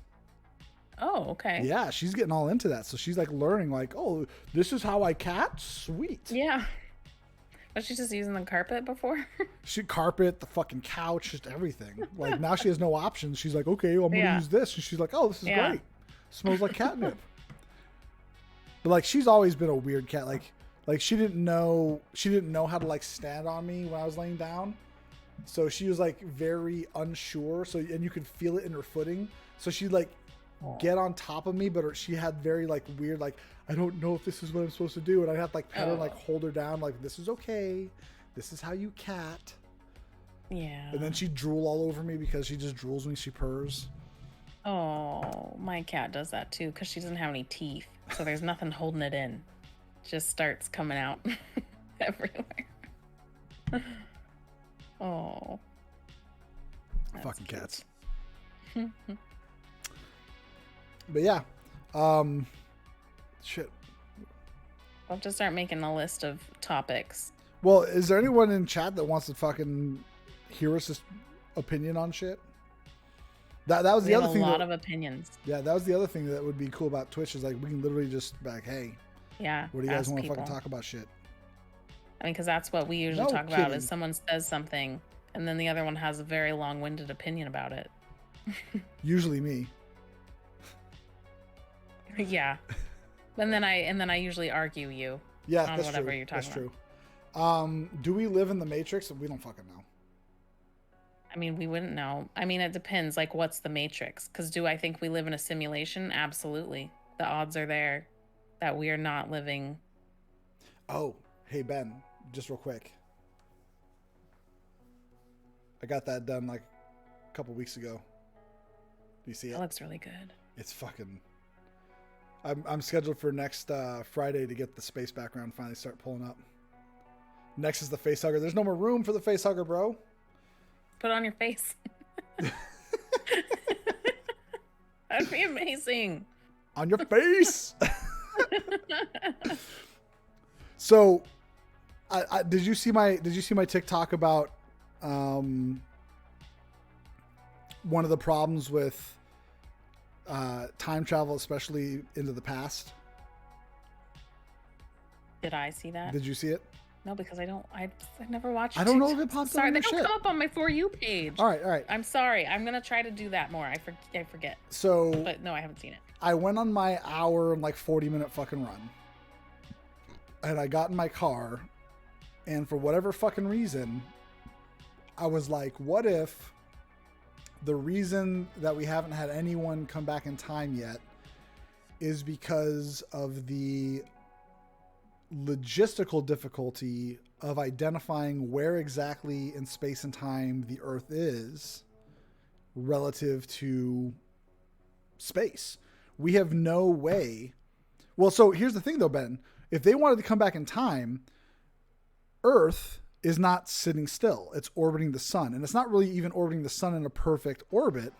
It's an elongated orbit, and it's actually tilted on an axis. But it's not tilted on an axis like this. It's tilted on the axis like this, and it's moving this way around the sun, like this, around the sun, that's orbiting the galactic center. The galactic center is not orbiting properly either. The sun is doing this above and below the galactic ecliptic all the way around. And there's also a slight inner and outer wobble too. So it's doing all of this. We're in the matrix. So it's doing all of this while we're doing all of this around the galactic center, and all of the galaxies are spreading out as well.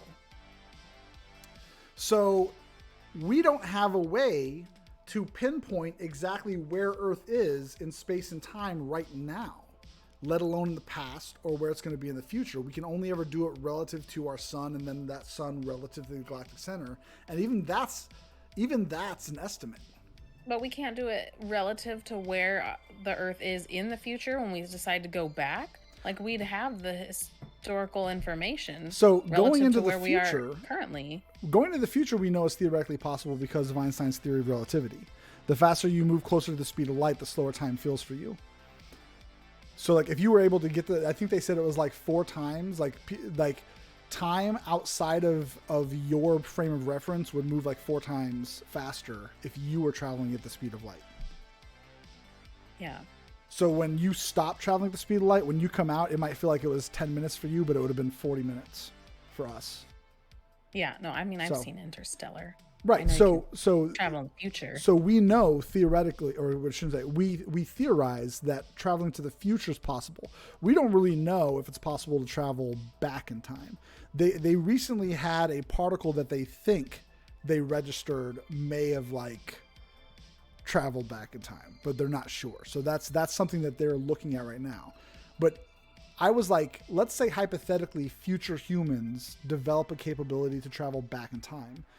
The problem is the logistics of being able to do that is one thing. But if you go back in time, let's say they go back 10,000 years, humans weren't emitting anything yet. If they don't know where Earth is exactly 10,000 years ago, but the thing is it's not just where Earth is at. It's where Earth is at in relation to the sun. It's where the sun is at in relation to the galaxy. It's where our galaxy is at in relation to our local cluster, where our local cluster is at in relation to our larger cluster, where the larger cluster is at within the Sagittarius cluster, and amongst everything. If we don't know where our little planet is in that massive amount of space and time, which is also in a constant expanse. So even if we were to say we are now right here, as the galaxy or as the universe expands, that point expands with it. So it's never in one actual point. And until we can actually pinpoint that, there's no way anyone can travel back in time. Because unless you know where you're going, you're just going to pop up in space somewhere else in space and time. And if you can't orient yourself based off of where stars are going to be back then you have no idea where to go. Some time travelers just floating out in space that just missed the Earth. Yeah. But okay, so to the point, the comment here, how does that not apply to future travel? What if I wanted to go 10,000 years into the future? Like, yes, there's, in theory, future, but wouldn't you still also be trying to pinpoint where you're going? Right. You'd still have to pinpoint what you're going. But the thing is that when you go into the future, we're emitting. We're emitting. We're transmitting. We know how to find actual transmittable features. And plus, we're also talking about communicating through quarks, which the best we know, when you get a quantum pairing, like when one shuts off, the other one shuts on, like we're wondering if there's a way to use that for communication. And the best we know, they don't really operate in normal space and time. So like hypothetically, through enormous distances, if one shuts on, the other one will automatically go into the opposite position. And so can we use that for communication? So hypothetically, you could say that they could travel into the future, have a way to communicate with Earth, and we could identify where it was at through that. And then you could basically fly yourself to the Earth. But if you fly back in time, like 200 years, the Earth wasn't emitting anything. No radio waves, no nothing. You would have no way to find Earth unless you knew exactly where it was at. We need the human waves, whatever we're creating, to pinpoint where to go? Radio waves started, I think it was like 100 years ago ish. That would be the first thing. And they travel at the speed of light. So we've had about 100 So years. if we travel back in time, it doesn't correlate with space, is what you're saying. We're not going to travel back into time and space. They would be separate objects. Space and time are two different dimensions, but they interact with mass. So space and time are expanding. Yeah. And the thing is that everything is expanding with it. So as galaxies shift and galaxies move and stars move and everything's moving, we don't have a way right now to pinpoint our exact location because every single point in the galaxy is in motion. Yeah. So unless we have a way that we can create to pinpoint, and think of it like coordinates, we would have to have some way to know an exact coordinate. I accidentally bumped my mic. Oh, okay. We'd have to have a way to have an exact pinpoint of where Earth is at and where everything around us is at that point. And then a second later, where everything around us is at and has shifted a little bit, we need to know where that's at. And so on and so forth, all the way back. And what I was getting at was that if we can create that, if we can figure that out, we then create the very first precise point in time that a future human civilization could transport back to. Because the moment we have that, that's the very first point in time that we've now created that will presumably be carried into the future. And they will say, hey, we've now carried this machine. Let's try to send someone back to that point. I feel like there's like a team of people working on that You would somewhere. need it. Yeah, And, someone would be. I mean, if they've thought of this is what they would be actively working to find. And so what you hit on was another thing. And the reason this whole thing came up was because Benji was like, do we live in a matrix? So my whole thought, and I didn't put this into a TikTok, my whole thought was, what if a future human civilization created time travel, didn't have sufficient accuracy on their calculations, came back in time 10,000 years, couldn't find Earth, set up shop on a nearby habitable planet, and continued their species. Their species would then evolve from what humans were in the future to whatever they are now, and now they've become aliens that have been trying to find Earth. And now we have all these like drones. Prometheus. No, because we don't know how the engineers came to be. The engineers supposedly seeded Earth, but this is more of like humans trying to get back to us, miscalculated, ended up on another planet and just evolved to live on that planet. So now they're not quite human, but they've evolved into a different species. But they already had that technology, and so they've been using it to try to basically survive in this current timeline. And then somebody in my TikTok asked, well, matter can't be created or destroyed. And I never got a chance to respond back to him. Matter isn't created or destroyed in this timeline because when the Big Bang happened, all of the matter and all of the energy and all of the mass in this universe was created.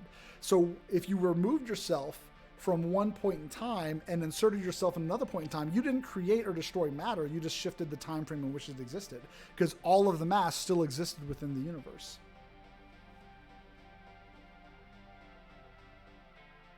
How come they couldn't just go back to where they came from? Is time travel a one-way street? No. And they had to just settle on a planet? I They're don't like, know. oh, we're stuck here now. maybe the time machine only goes one way. Maybe they don't have maybe they have the Derek Zoolander of time machines. He can't turn left.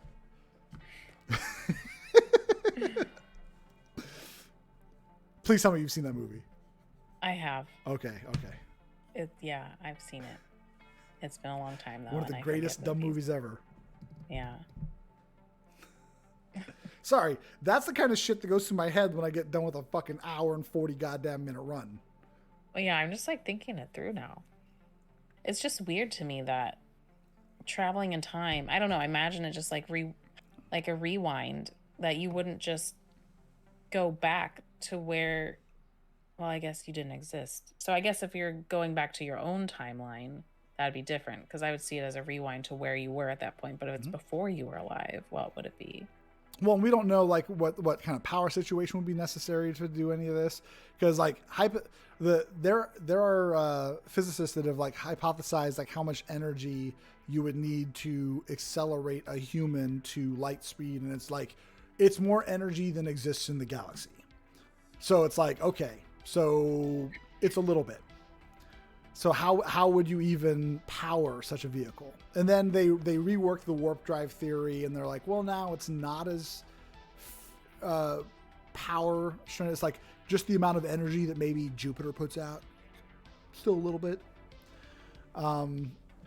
Just harness the power of Jupiter. Yeah. I don't know.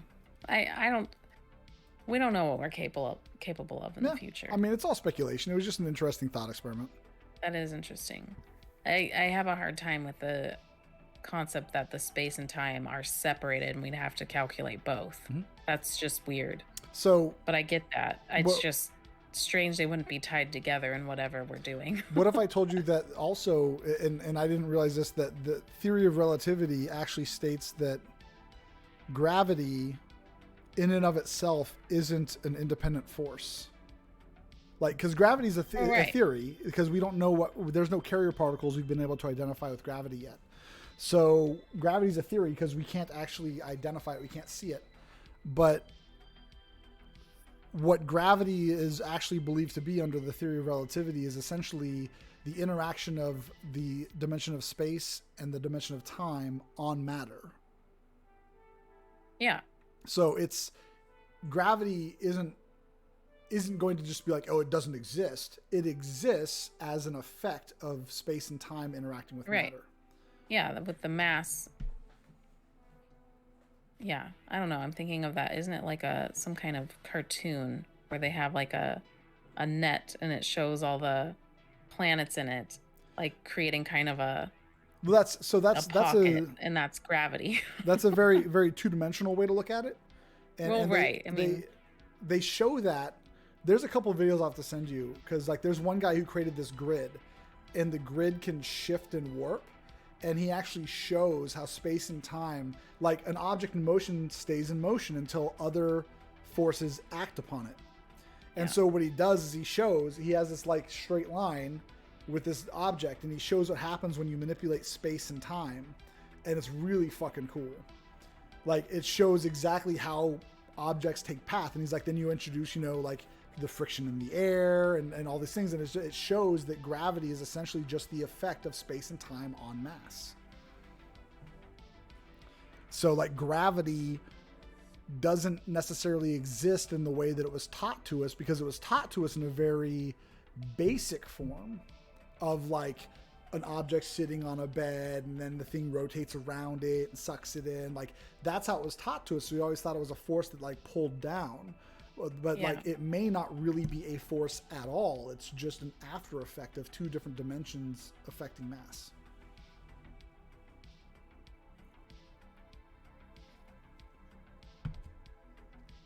That we can calculate the effects of. Yeah, I mean, it doesn't change the fact that it exists.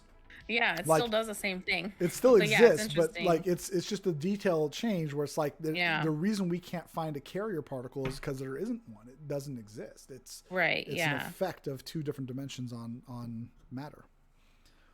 And there's a couple videos I can send you to kind of show you what that looks like. It's still like big brain shit where I'm just like. Then you go to TikTok and fucking Hank Green is like, the ocean is soup. And I'm like, what even is life? I know. It's a salty mixture of water with vegetables in it. It's soup. I'm like, no, no, it's not. With fish. The way we talk about tide. Yeah. Like the ocean isn't moving. The earth is rotating through the water. I just don't get that.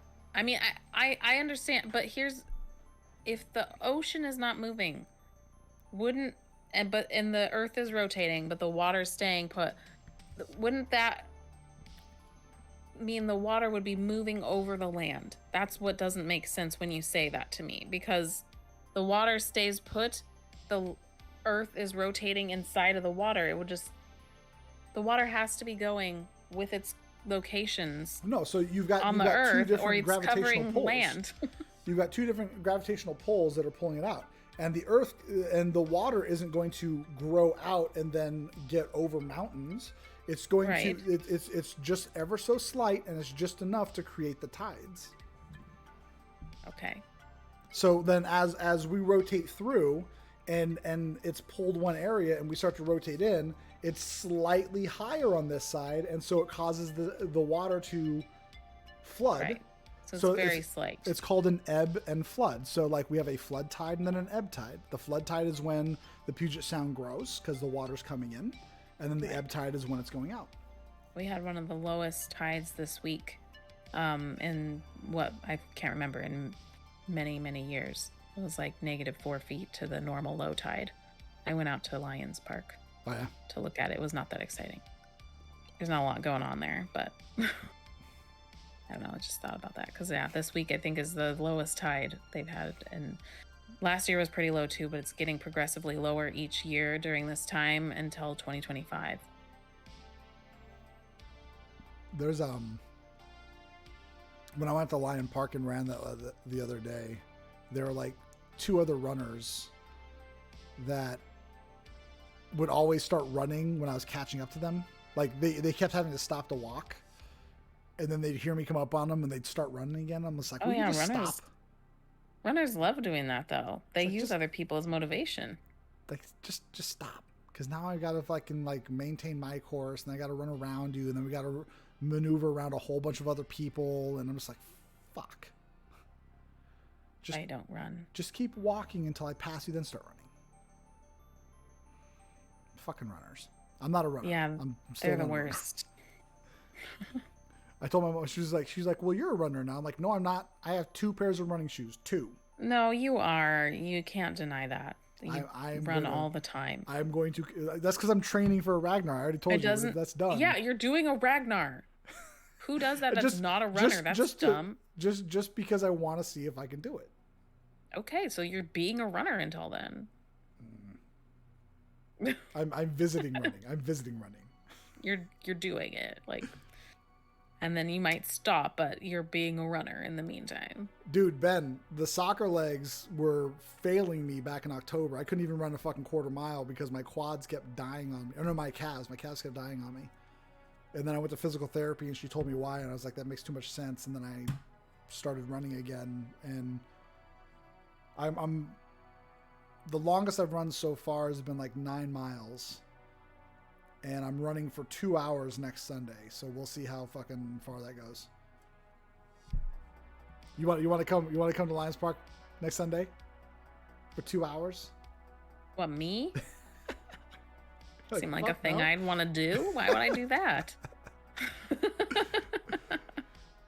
I've already run for 1 hour and 40 minutes, Ben. Like I've been doing this training thing that like slowly increases your mileage. And so like I did a 45-minute run today, and I have to do 2 30-minute runs tomorrow, and then I got to run on Tuesday, Thursday. The next weekend's like a 45-minute run on Saturday, and then I have a 2-hour run on Sunday. When is your Ragnar?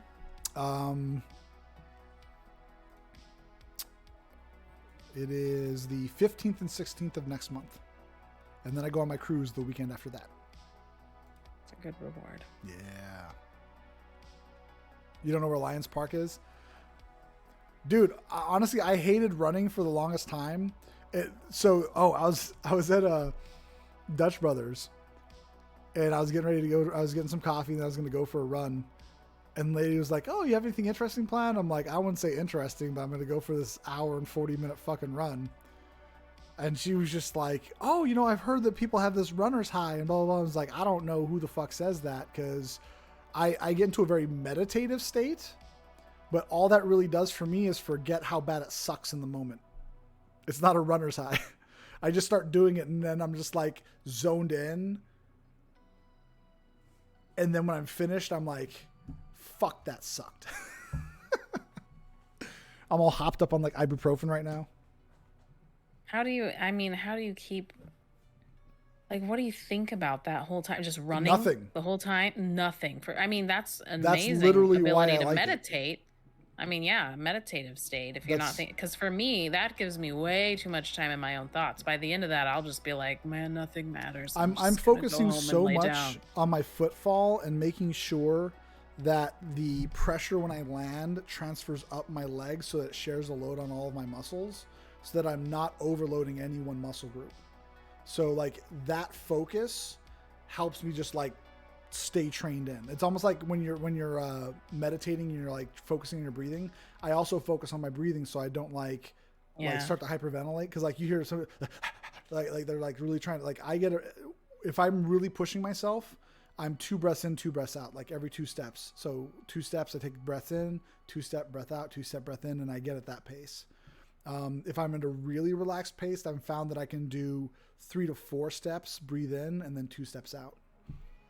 And so I get into this very analytical mode so that my brain is focusing on my breathing and my footfall and just like everything, the mechanics of it, so that I don't injure myself. That's a long time to focus on that. Good for you. It is. But that's what I call it, a long mental time. game. Yeah. And That's but that's way exactly too it. Like much alone time. I don't get the runner's high. I get the No. in the moment I've forgotten how bad it sucks because I'm focused on the mechanics of just keep going as safe as possible. And then at the end of it I'm like, did I just fucking run for an hour? God damn.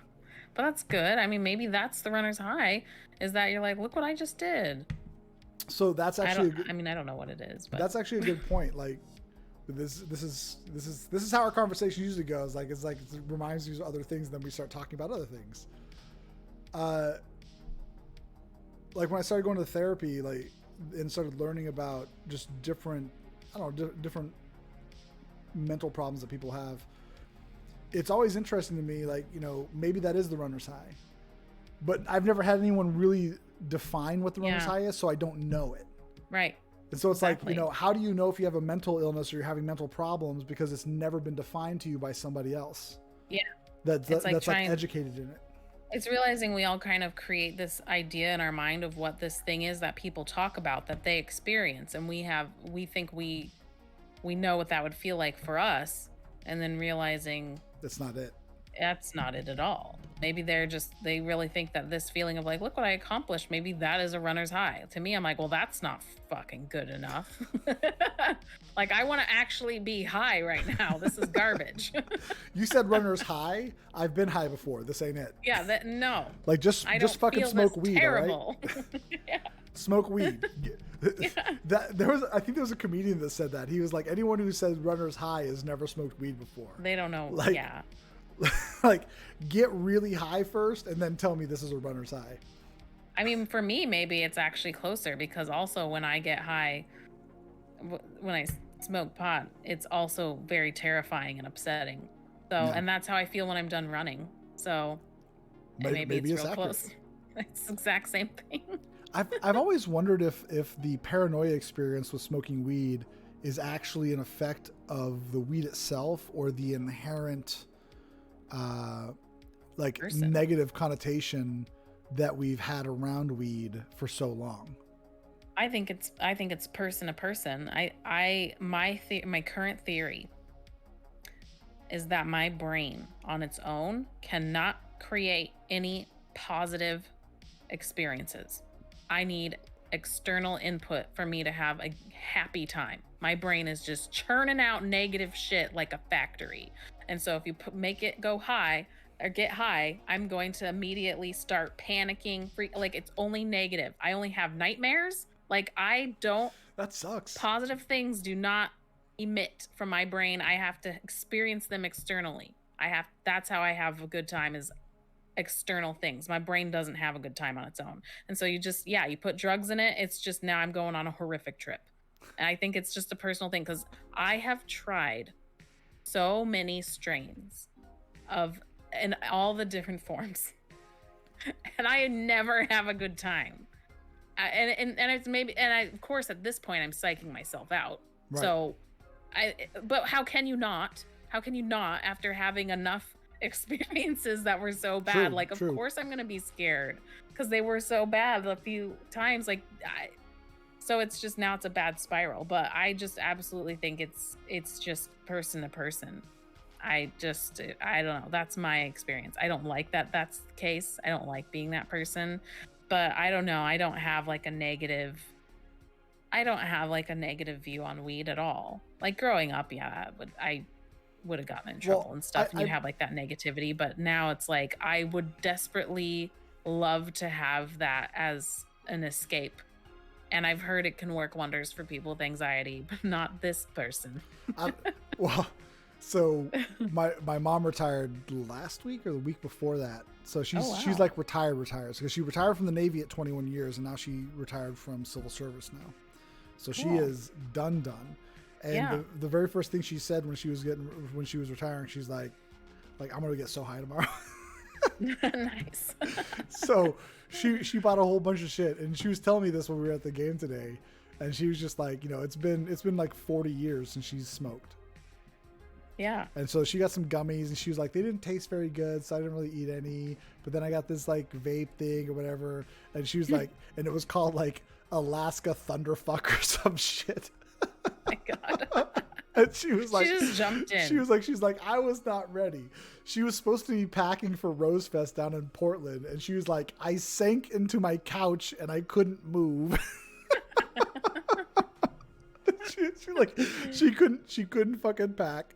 She was just sitting in her house watching. Like, she had to call the nephew over to fucking get him to come over and help, and he's high as fuck all the time too. So I'm just like, what? Oh my God, she just jumped in there. Oh yeah, she's just ready. She did not wait. Great. She's like, I'm retired. Like, this is fucking happening. Oh, that's awesome. It's so funny. Yeah, we went to the game. My nephew was high as fuck, and he had to go to the bathroom, and he was taking a little extra time. And I was talking to his girlfriend, I'm like, do we need to go find him? Like, it's not a huge. It was a Rainiers game, so it wasn't a huge stadium. But I was like, yeah, like you should probably text him and make sure he's not like lost. Oh yeah, forgot where he was getting water, but it's like, what? Why did this take so long? Oh my God, that's hilarious. Yeah. Oh, I'm so jealous. Like, I want to be able to do that. Like, you have no idea, to just like zone out and just be high and in that moment and that space would be amazing. So what did you do when you did you just sit there? Did you try to watch anything funny? Like, were you with cool people? Like, what? Oh, well, I mean, which time? The first time I had way too many edible brownies, and that were made by my roommate, who also put way too much in it. They literally tasted like dirt. They tasted like I was eating a mouthful of grass from outside. Like, I remember that vividly, and then I had two. So I had way too much, and I started watching a Radiohead music video. Oh, and yeah, I lost I panicked so hard. I made peace with death. It was a scary, scary time. So that really, I mean, maybe that just traumatized me enough to just affect the rest of my attempts. Because it was like I screamed to my roommates I needed an ambulance, but they couldn't help me because they were trapped in the couch. Because it was a bad time. Doing drugs, like, it is imperative that you have people that you can trust, and you have to set it up to be a good time.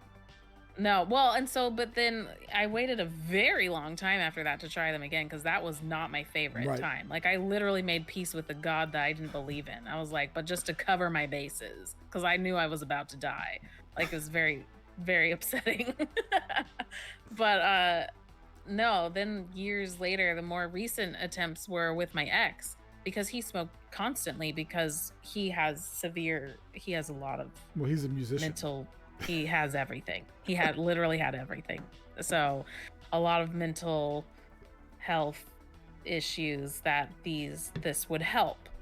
And so he was just I tried vaping and gummies and a drink, like an infused drink. Nothing happened. I felt nothing when I did that one. Yeah, literally nothing at all. So there are a few times where I have tried it and I felt nothing. which were the best times, but it was literally nothing happened. Or if anything, even the slightest little bit, I just start panicking. And like my boyfriend at the time was there. And so he was like, I was like, you have to comfort me. Like, I need to feel like safe and comforted. But he was also high. But I'd still just start panicking. And I sometimes, honestly, I'd start hallucinating. I know how dramatic that sounds because it's just freaking weed. But literally, I'd start like hearing things. Like, for some reason, one time I just remember hearing like pots and pans clanging together. I'm like, do you hear that? And he's like, what? And I was like, wait, why would that be happening? I'm in my bedroom. Like, it doesn't make any sense. And he's like, there's nothing happening. I was like, is someone cooking? I just think, I'm hungry. no, apparently I need a snack. Oh, no, a 40-minute conversation with my ex by myself. Yeah, I mean, hallucination is the... So she was just staring at me like... There's a time crazy. I had a 40-minute conversation with my ex by myself. She was just staring at me like I was fucking crazy. So you thought she was like responding to you and she wasn't? Ben, don't answer this. Were you high? Don't answer it. Don't answer. Oh. Oh, God damn it. You better hope no one watches this VOD, dude, because they can do the chat and they'll scroll to I'm not gonna say the time, because then that's gonna be saved in there and someone's gonna be like, oh, we've got this evidence here. Oh my God. Well, I've told you about like my experience, right, with drugs in general. I don't know if Ben and I ever talked about it. I don't know, somewhat. Like LSD, ketamine, GHB, a little bit of weed. I was in the rave scene. You guys have talked about it. I was in the rave scene. That's what I remember you saying. Yeah. But like, see, but that's what makes me really nervous about trying all that stuff now, is because I'm like, now I have my theory of like my brain cannot have a positive experience without, like, maybe it could, like, if I got high and then like, I don't know, I was just surrounded by like happy, like the happiest music you've ever heard, the most comforting, calm people. My ex was not that. He tried, but I would put on like very high strung. I would put on a movie playlist of just like predetermined, really funny, happy fucking movies. But it'd have to be really just, I need comforting, like not even just like funny, but like things that are like, you're gonna be okay and everything's okay. Like, I'm just gonna need that to be repeated to me the whole time. Did I tell you about the time that I was tripping on LSD and watching Teletubbies because you were never supposed to do that? What the? Oh, dude. So Teletubbies look fucking evil when you're on LSD. Like their little noses. So like their little noses look like they're twitching. Oh, sweet Lord. Oh my God. And like, so you're in like this dark rabbit hole of fear where you're just like, what the fuck is going on? I don't need that in my life. And then the little Baby in the Sun comes on and your entire demeanor shifts. So maybe just like a big, just Baby in the Sun all the time. Big Baby in the Sun. So this one time, I was in some apartment in Bremerton. All right. Out there. And we were watching Teletubbies. And there was a blacklight room, so like everything was reactive. And we had glow sticks and all that shit. And what people don't tell you about, like if you're ever on ecstasy or LSD or whatever, is like sometimes the reason ravers wore pacifiers wasn't like to make it infantile. Right, you'd use it to chew on. Right, yeah. Because you'd grind your teeth. So you'd use a pacifier to chew on, or you'd have gum or something like that. So this particular trip, I was chewing on a glow stick. And it straight up broke in my mouth. Yeah. And I was sitting there, I was like, what the fuck is this feeling in my mouth? And then I noticed it was broken in my mouth. So I went to the bathroom to spit it all out. And I spit it into the toilet. But I didn't turn the light on. And so they found me in the bathroom staring at the toilet. Because it was completely dark. And I had spit into the toilet, and the saliva with the chem fucking solution in it, had Yeah. created strings of light in the water that were just God. floating there in the darkness. Yeah. And I'm fucking tripping. And I'm in this dark bathroom just staring at the fucking toilet bowl for like hours. Oh my don't God. do drugs, kids. Or do. It's some fucking awesome if you have a good time. I know. Yeah. I mean, I'm so jealous. Like, but yeah, like, so Ben says, have people you trust with you and they can't be partaking at the same time. Yep. Where am I going to find someone who's going to be like, all right. I would let's have you totally be get that super person high. just to see if we could get you I to don't have want a you to good see time. No, that would make me nervous because I'd be like, you're going to make fun of me. Oh, 100%. I know. That's and then part of the it's fun. gonna make me nervous because, like, don't look at me. I'll be like, what you talking about? No, like it Yeah, can't people who do work for the anything. DoD, like, I can't do anything right now. Yeah, I'm I don't working know. on getting out of that. I think I think I have the issue of also if the other person isn't partaking, that I'm gonna feel very judged and like they're So like gonna make fun of me, and that would just trigger it anyway. get a It's friend just, that you're okay with doing that, and I'll just be a babysitter. Eventually. my friends are nerds. I don't know who I would do that with. Yeah. So Allison and I had talked about this, about like the possibility of like selling houses and like moving back to the Midwest and like buying a house and like minimizing everything. Iowa. And Iowa, yeah. That's where I want to go. Ben, I don't know if I told you, like I'm now officially like a disabled vet, and I could literally sell my house, go back to like the Midwest, buy a house outright, and live off of my disability, and stream full time, and that would just be extra fucking money. Trip sitting isn't the worst thing in the world. First time partnered with Acid, I did it with her, though it was a blast. It's all about, dude. Yeah, absolutely, Virus.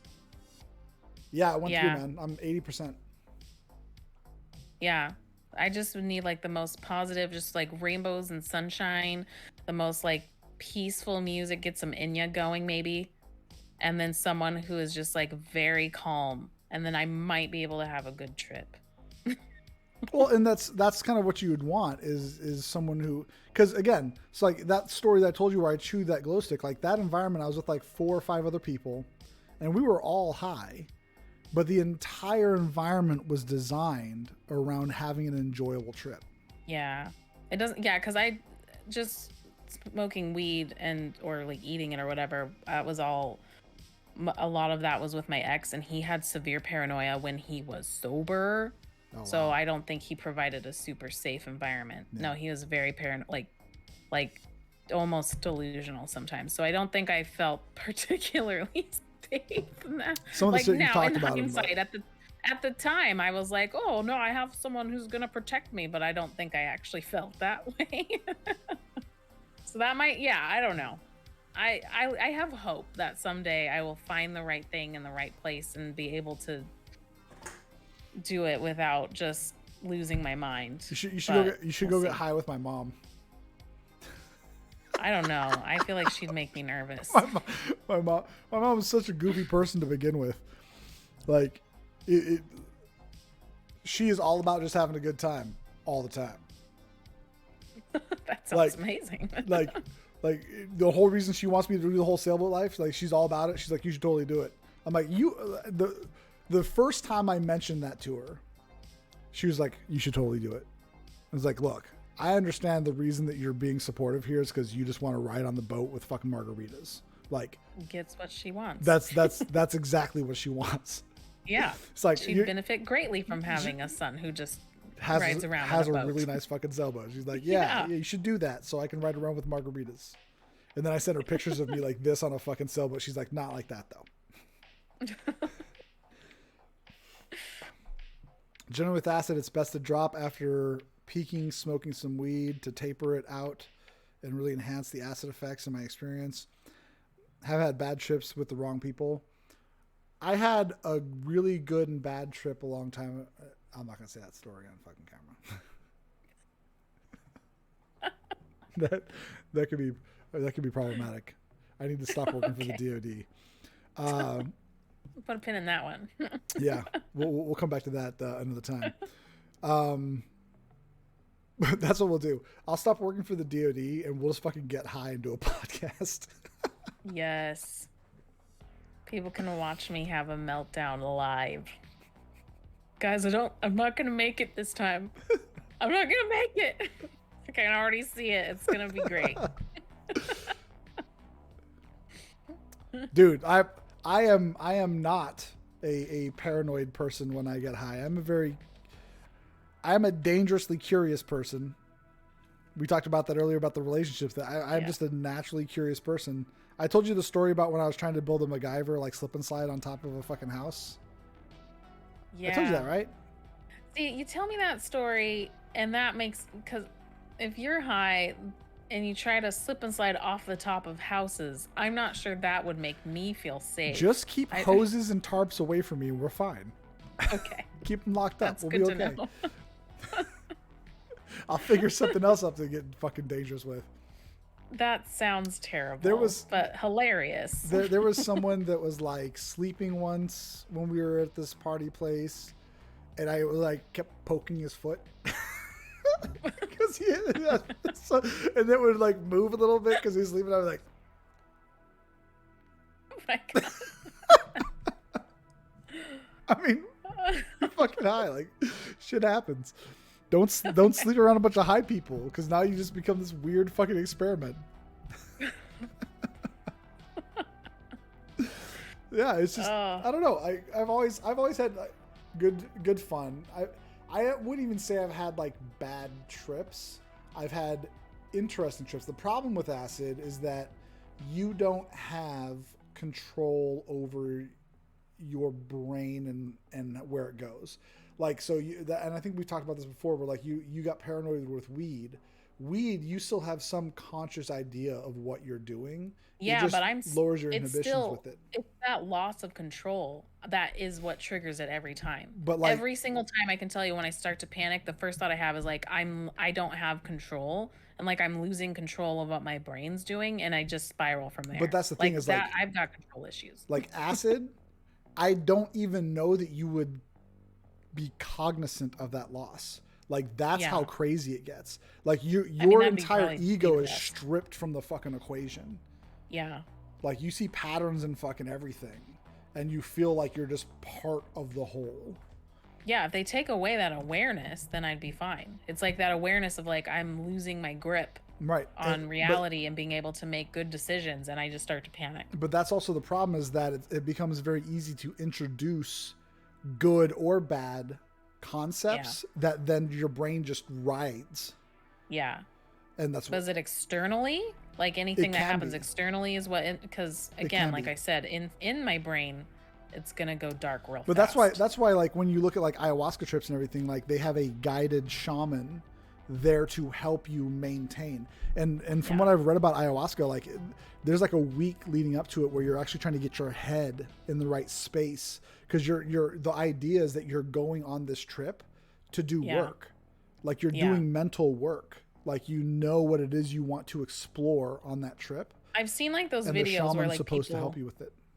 Yeah, like they go there and then the videos that I always see are like people and then they just start crying like a newborn baby and just like screaming, and like they're just, I was letting out all the negative. Like I'm like, I don't know, I want to do that in front of a lot of people. I can't remember what hallucinogen it was that, and it's Joe Rogan talking about it, but it's like there's a specific hallucinogen that he's done where there actually is like a third entity that starts to talk to you.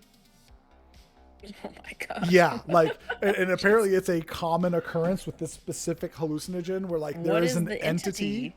What is it? What does it look like? What does it say? I don't know. But apparently there's a specific one where like there's something talking to you. No. There's no way I'd survive that. Holy crap. I just wish I could drink. I would be, if I could just have that, I would be fine. You haven't tried recently though, have you? It's hit and miss still. Like not recently, but I know that I'd be able to drink somewhat and sometimes it'll be fine. and then other times I will have an allergic reaction and no one has a good time. So it's a fun crapshoot. But I think about that a lot, because that is the one thing. Before I was allergic to it, I would get totally drunk and I'd have the best time of my life. One thing ever that I just did not like have a negative, I mean, other than I'd get really sick, but I just had the best time ever. It was the only thing that made my anxiety just turn off, and I just was like, oh man, I was everyone's best friend. I made new friends. I was dancing a lot. Like, I just miss it terribly. So have you had a doctor like be able to diagnose like what's going on there, or? No, I never. I just stopped drinking because it wasn't worth the effort. But I don't know. It was, and it's. I just took note of what triggered it, and I just have. But there's like there's no. It's all alcohol, like wine. Yeah, there's liquor, just no rhyme or booze. reason. Because I thought like, okay, maybe some of the stronger stuff, but one time I took like 2 sips of a Mike's Hard Lemonade, completely just rashes and hives and just pouring sweat. Like it triggered it terribly. Weird. It's bizarre. I don't know what does it. And then and since then I once had a screwdriver. Nothing happened.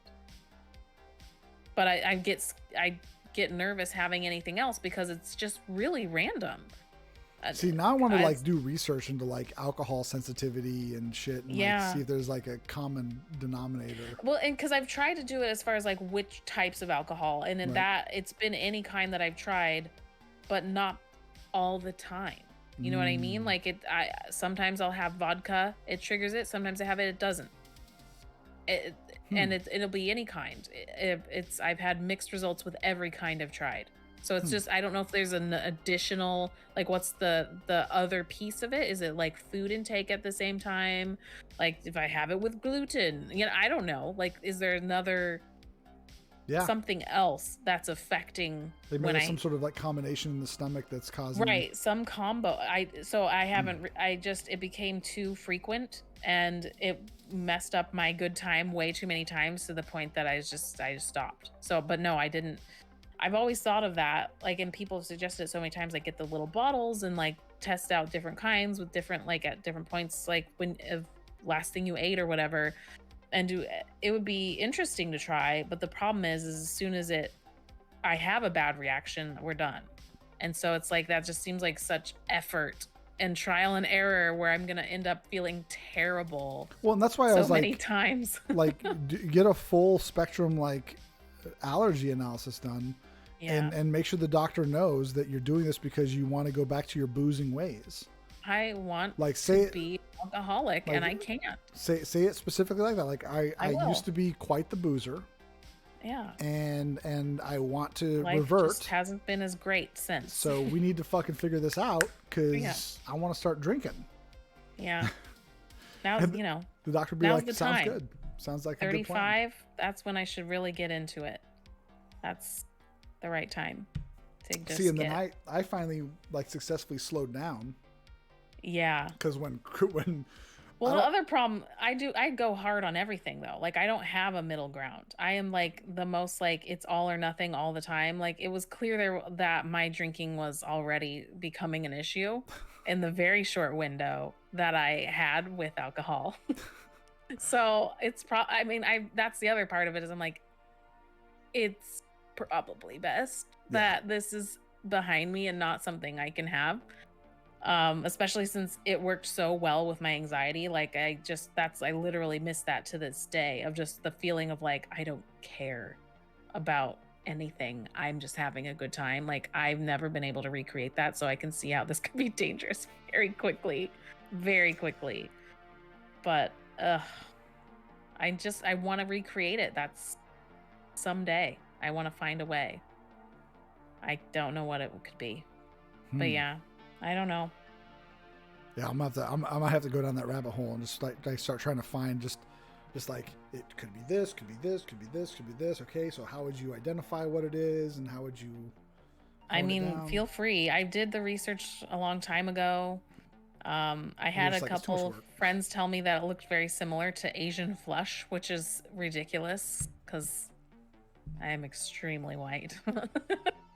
You got that rare But ultra white Asian. Well, so But I think it's worse than that too, though, because I mean, I also just start feeling very sick and like just like super hot, like pouring sweat. And this is not like 3 drinks in. This is like 3 sips in. So it's pretty bad. What was it? There was, I don't know if it was on TikTok or on a YouTube video I watched or something, that was basically saying that like white people, genetically speaking, are actually like evolved from Asians. Like it didn't go white and then Asia, it went the other way. Yeah. No, that makes sense, because I have the Asian earwax gene, and I'm like, that's where it's from. You're super Asian. From 10,000 years ago. Yeah, I just carried it through. Got the sweet earwax. I know. Hey, it is the better one. So potentially, was it rosacea? And he's also saying alcohol intolerance could be from a degree of percent alcohol and the type of alcohol. Well, she was talking about like drinking fucking Mike's Hard Lemonade. I know, that's the part that throws me every time. Is that was one of my first reactions, and that's why I remember it. And I literally had barely gotten like the neck of a bottle, and I was just like awful. And so then I thought maybe, okay, it's like really sugary, but no, I've had it with shots too, of just straight like vodka or whatever else. There probably is a combination. It's probably some kind of type of. It is probably a type. There'd be a lot of experimentation to figure it out. Yeah, I don't know.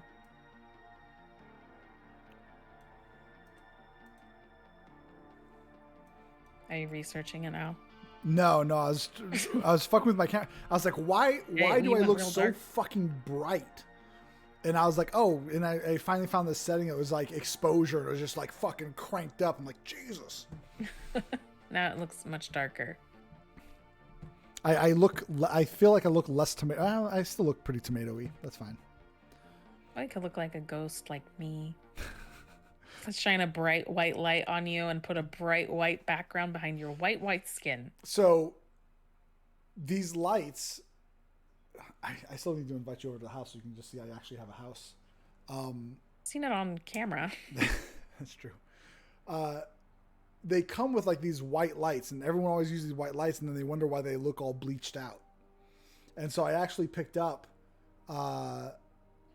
like some actual soft white lights, because I was like, I would like to look like I actually have skin tone. Yeah. Like I'm very clearly white, but I'm not generally that white, because it makes you look super bleached. Yeah. So it's like you got to get the right kind of white light when you start doing this, because otherwise it just looks weird. Yeah, I mean, for you, this is my skin tone. I have iron deficiency. I think this is really what I look like. Get one of those sweet spray tans. I've been thinking about it, actually. Yeah? For the summer. Yeah. See how that goes. It'll have to be like the absolute lightest spray tan, because I'll look crazy otherwise. But yeah, no, I've been thinking about it. Get some crazy fucking spray tan. You're like, this is not what I ordered. Yeah, real Jersey Shore. We'll do the next podcast. You'll look this dark. Yeah. That'd be amazing. Yeah. And get a nice spray tan for my Alaska cruise.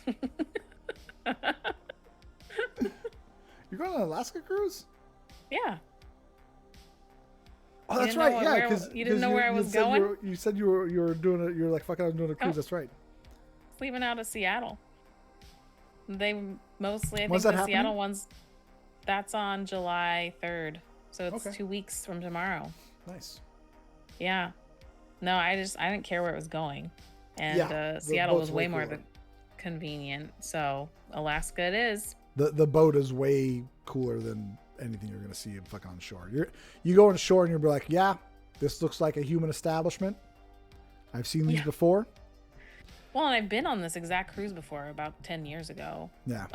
I just don't really remember it, but the stops, I don't know. I'll get off maybe, but no, I just feel like being on a boat at sea right now. So that's really the main thing. Yeah. I actually bought a very fancy rain jacket today. Did you go with NCL? Yeah. Yeah. Is it the Bliss? No, Encore. Oh. Yeah, I've fancy. not been on the Encore. Yeah, the one of their fancy ones. I think it's the newer. Well, so the Bliss and the Encore are in the same ship group, so it's the same style of ship. Yeah. But they have different themes and they have different shows, and a lot of the restaurants are going to be the same, but like just they'll have different types of entertainment. Like they'll have the go-karts and everything, but they'll have also different things.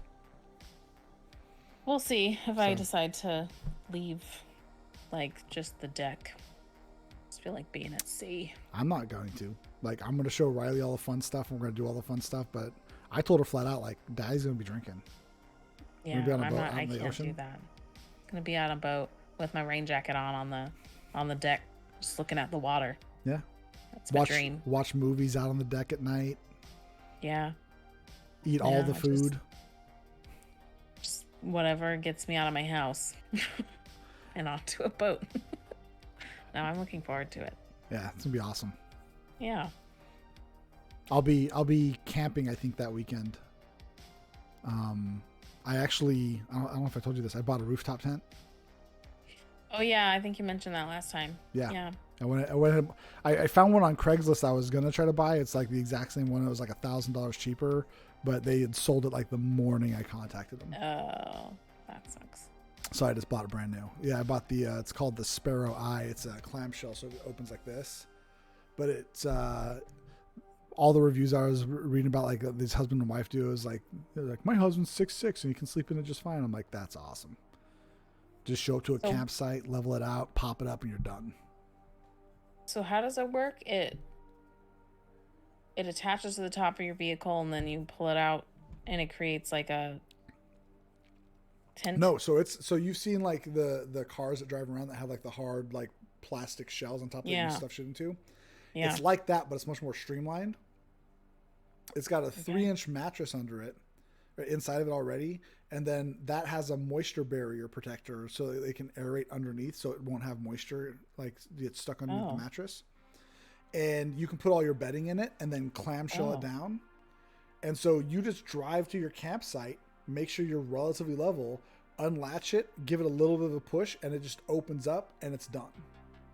Oh, okay. Ready to go. And there's an 8-foot ladder that latches onto the side, either side or the back, depending on how you want to go through.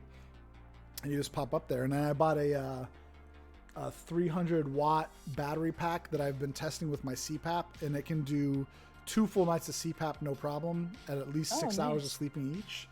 And then I bought a 100-watt solar panel that goes with the battery pack that can charge the whole battery pack in 5.5 hours with good sun. Oh, there you go. You can just live outside now. And I was like, yeah, so now I can bring my CPAP with me, and Riley can charge her little iPad, and we can just go camping, just wherever the fuck we want to go. Man, even Riley can go to the bathroom outside. I gotta figure that shit out. Be nice to go camping someday. Most of the places, like even so, I went camping near Rainier, and it was near a Ranger fucking airstrip, but they had drop toilets out there. I mean, they're not fucking nice, but yeah, I know, that's even worse. It's got real issues with just. I mean, it's a locked area, so it's a locked bathroom. It's basically just a much more permanent porta potty. So bring lots of cleaning wipes. Oh God, yeah. I'm still traumatized. I had to use a rest stop bathroom in the Hoh rainforest recently. I still have nightmares about it. That's the thing. That's the one thing that's gonna stop me from being in nature. It just weirds me out, man. You're the giraffe from fucking Madagascar. Nature, get it off of me. I like nature. I don't know. It's weird having to go to the bathroom in it or near people. I don't know. I'll figure it out someday. It's not hard. Just go. I like in small doses too. Like I can see myself just getting tired of it after a while. Yeah. But I don't know. I need to find a nice middle ground. I think the middle ground might be that like I'll stay in Airbnbs in nature.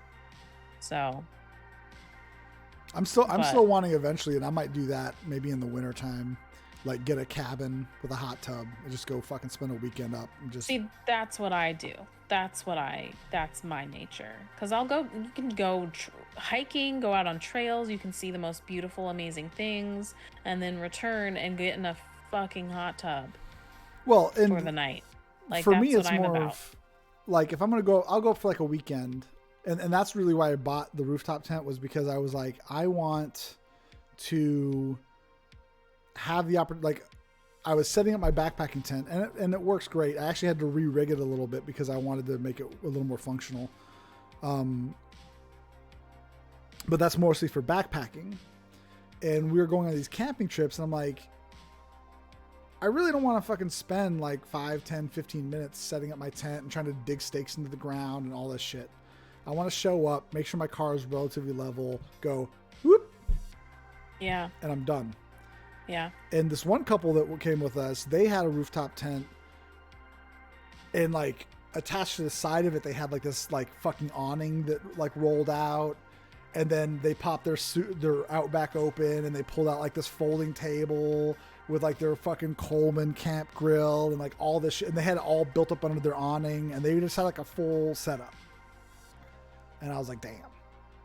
Yeah, that would be my style too. But that's why I bought the like battery pack, because I'm like, if I have power, like, you know, we can charge our phones, we can charge our little iPad, we can like watch movies, we can just relax. And then I also have my CPAP out there, and this is off the ground, so you could probably technically use it even in the wintertime. So if I want to go winter camping and then use it as a base to snowshoe off of, I can probably do that because my Outback can drive up in those conditions. So I was like, I'm going to go ahead and do this. And then, of course, this is also in the middle of me doing my Ragnar shit. So, like, I'm probably going to go on a few camping trips in places where I can go running. Yeah. Because I have to do. So you can keep practicing. I'm ready for this Ragnar thing to be done.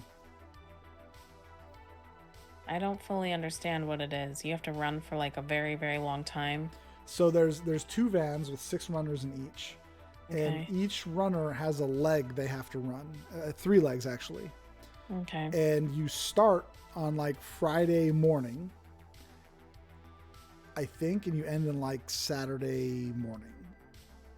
And then Saturday you basically just drink and fucking eat and party. But for 24 hours, you are a team of runners running a relay where one runner runs their leg and both the vans meet at the end point, and then they transfer the bib to the next runner and they run their leg and both vans drive over to the next point, and you just keep doing that, and each leg is anywhere between 3 to 9 miles long. Some people do the weirdest shit for fun. I will never understand that. I'm Like, who thought doing that this up? to see if I can do it. Let's not mistake Okay. it for fun.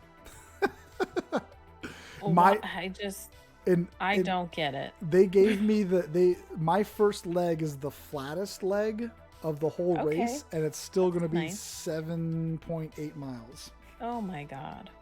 which is actually shorter than my longest run. I ran 9 miles and change on that hour and 40 minute run. So Is this what they call type 2 fun, where you're in agonizing pain the whole time, but afterwards you're like, that was great? that's what I'm saying. 'Cause- Like my mental state is like, I'm forgetting how shitty this is, and at the end I'm like, what the fuck did I Yeah. just do? Yeah.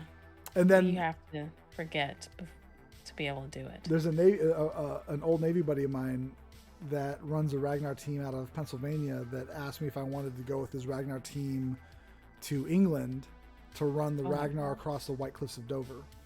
Oh, that's cool. I And- prefer to do that in like a nice tour bus, but Right. And I'm like, Whatever. okay, that might be another race I'll have to fucking sign up for. I mean, you can do that without running. Like, you can see the cliffs without running on them. I know. But if I- I'm being that's an option. invited, then I'm You like, can okay. cheer them on while drinking. One other thing I'm actually signed up for. So I was originally signed up to do the Ragnar across the San Juans in September, but I didn't realize that it conflicted with another event that I'd already committed to, which is Wasteland Weekend. What's that? It's kind of like a smaller Burning Man, except that everyone is dressed up like a Mad Max style. Oh, that's way better. Do that. Yeah. So I'm signed up for that, and I've got to start looking for like an outfit to wear to that. Yes, that's much better than running. Yeah. Well, and so I had to back out of that, and she was like, well, I do have a spot open for this Ragnar, and I just wanted to see if I could do it. And so I was like, yeah, I'll do it. And then I started researching Ragnars, and it's like, you should probably be training.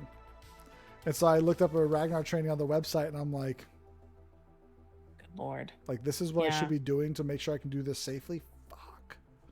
Yeah.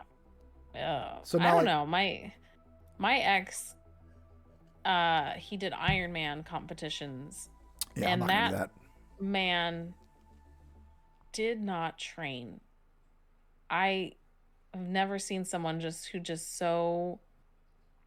just mentally decided gonna do something and just fucking power through. Yeah. Like, it was crazy to me. Like, Well, I was like worried for his safety. I'm like, sir, you haven't rode a bike in weeks and you need to ride 120 miles after a several mile swim tomorrow.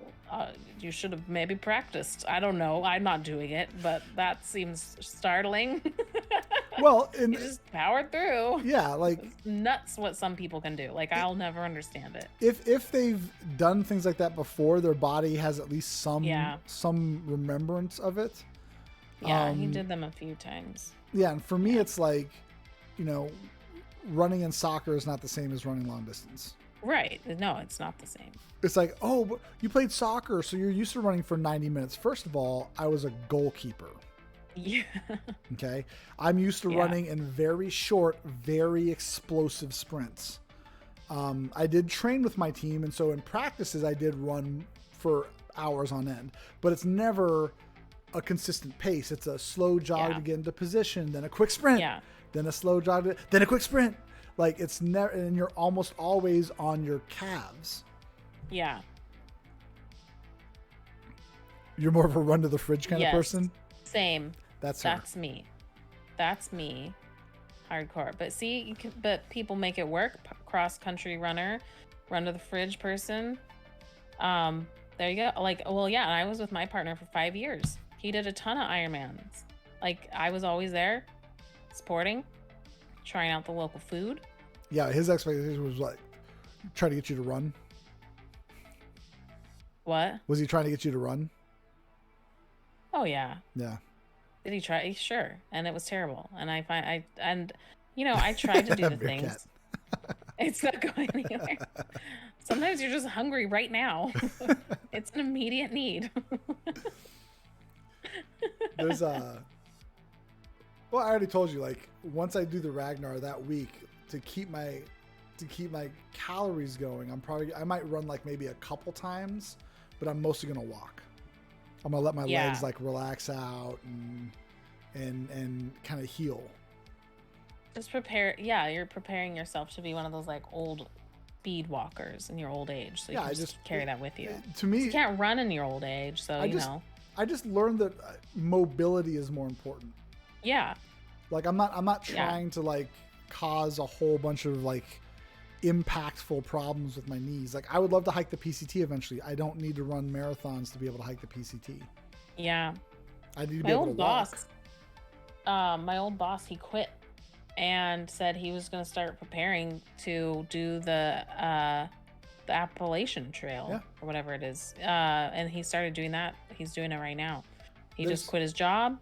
He was like not in good shape, and he was in his 50s. Yep. And he's like, he quit last November, I think. And he started training, and then it's on the trail. Yep. That would be really cool. Again, I'll have to deal with my feelings about being in nature for Step long periods of time. Step one, you need to learn to poop in nature. Even if it's just in a drop a drop toilet.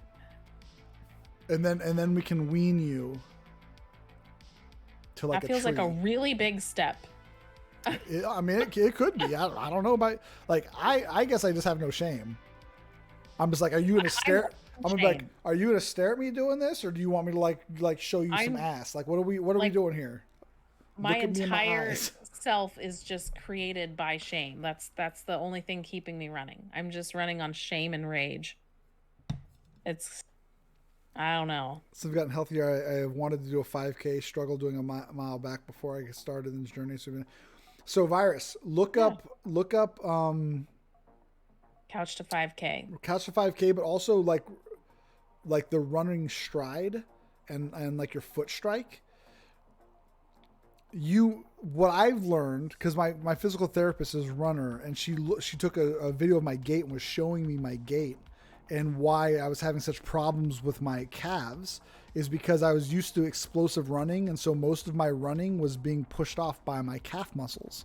So I was overloading my calves, and they were basically struggling to keep up because they were doing all of the work. And so there's a different gait and a different stride that is not like a sprinting stride. It's more like you're trying to run with a different gait to let your legs share more of the load all across the major muscle groups, all the way up through your ass, to make sure that you can like support all of that. And if you can kind of work on that, you'll notice that your muscles feel less sore. But how do you work on that? Do you have to have a physical therapist?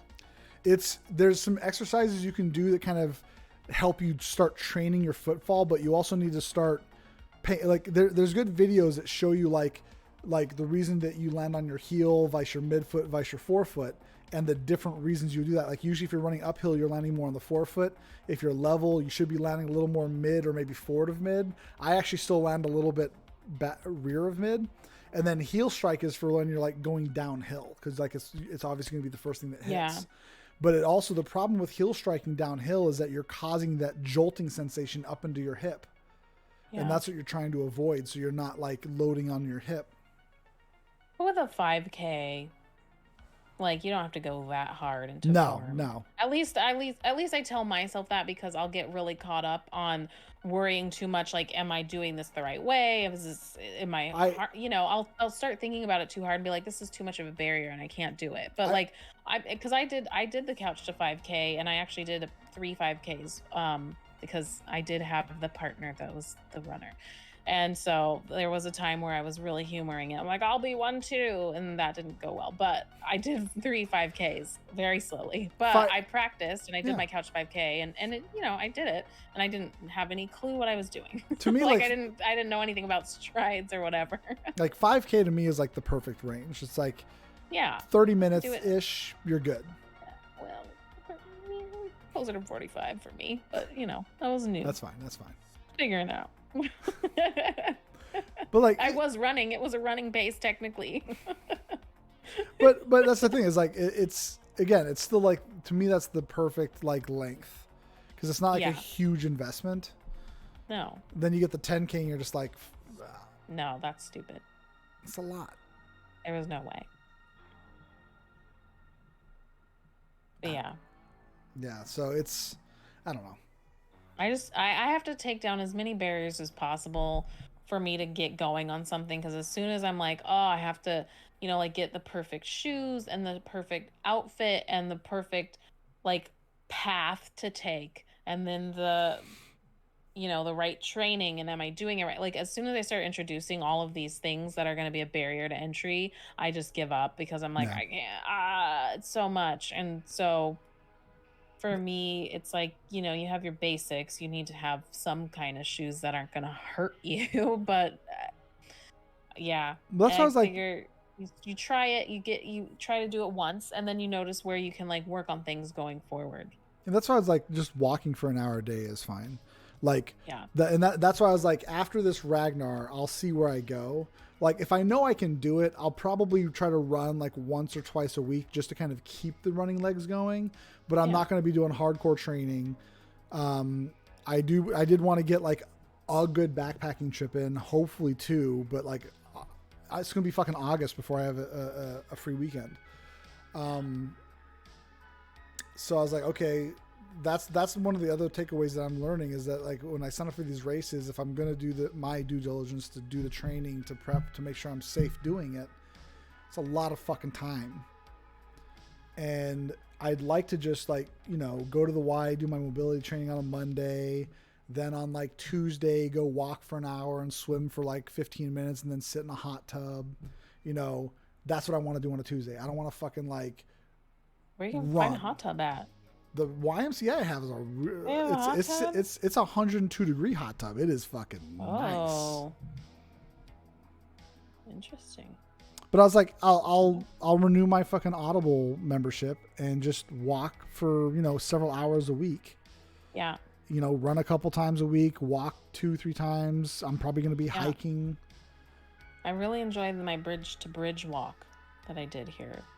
The Warren to the Manette, and there's like it's a loop. Oh, nice. That you can do. Yeah, and you can start on one edge of the bridge, and there's even like little spots to look at. There's like a graffiti wall because, you know, there's not crazy things super exciting, but yeah, it's a cool little loop, and I enjoy it, and I think it takes like a little over an hour and a half. That'd be good to have that Harborview condo. You can do that loop there. You can do that loop there, and you could then come back and go to like any of the downtown restaurants and shit. Like, that's really what I would like to have that condo for. It's just like all the downtown shit. My mom said that apparently they had gone bankrupt when they originally built them, and so they were like auctioning them out for like 250 grand. Yeah, I remember that. Shit, that'd have been great time. I remember when that happened. Nobody bought them.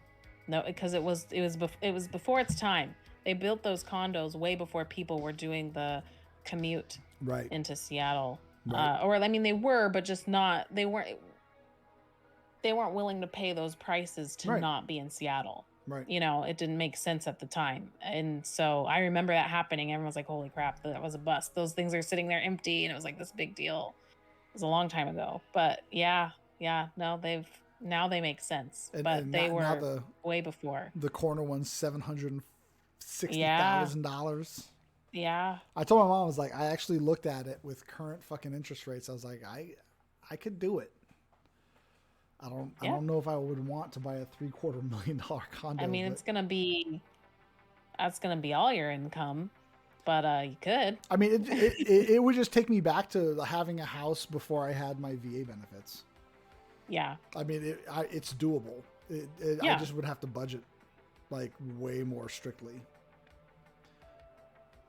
Right now, I barely even think about it. I'm just like, what am I doing with all this fucking money now? The fuck? Well, saving it up. It's just getting saved. Use it for buying a condo. Have a nice big fat down payment. I was like, I can use a VA loan. I can shift this from a VA loan and use VA loan for that, and I don't have to use down payment for shit. That's the benefit of the VA loan. Yeah. No, might as well. I just figure if I was gonna spend more for something like that, because I don't want to do yard work and stuff, then I should just pay someone to come and do my yard work. That'd be cheaper.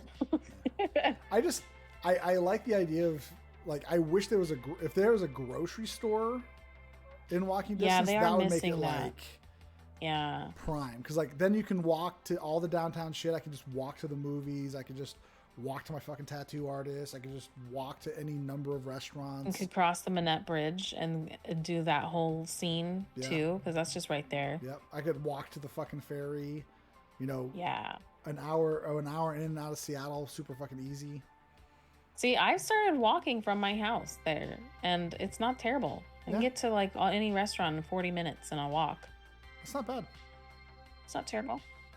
You told me about that with like a date, like you walked to the date or some shit. I absolutely did. I was like, I'm sorry, I'm very sweaty. Hope you don't mind. I just gave no fucks. I was just like, I want to exercise. I don't feel like dealing with parking today. I am so over dates. I'm just gonna walk there, and you're gonna deal with me being like out of breath and not giving a shit. She seemed to think it was fine. I got forced into paying someone to come cut my yard. Someone stole my lawnmower out of my backyard one night. Oh, wow. Oh, no. Are you serious, Kat? Fuck you. Yeah, I need to get someone to do my yard because I wait too long. But I don't know.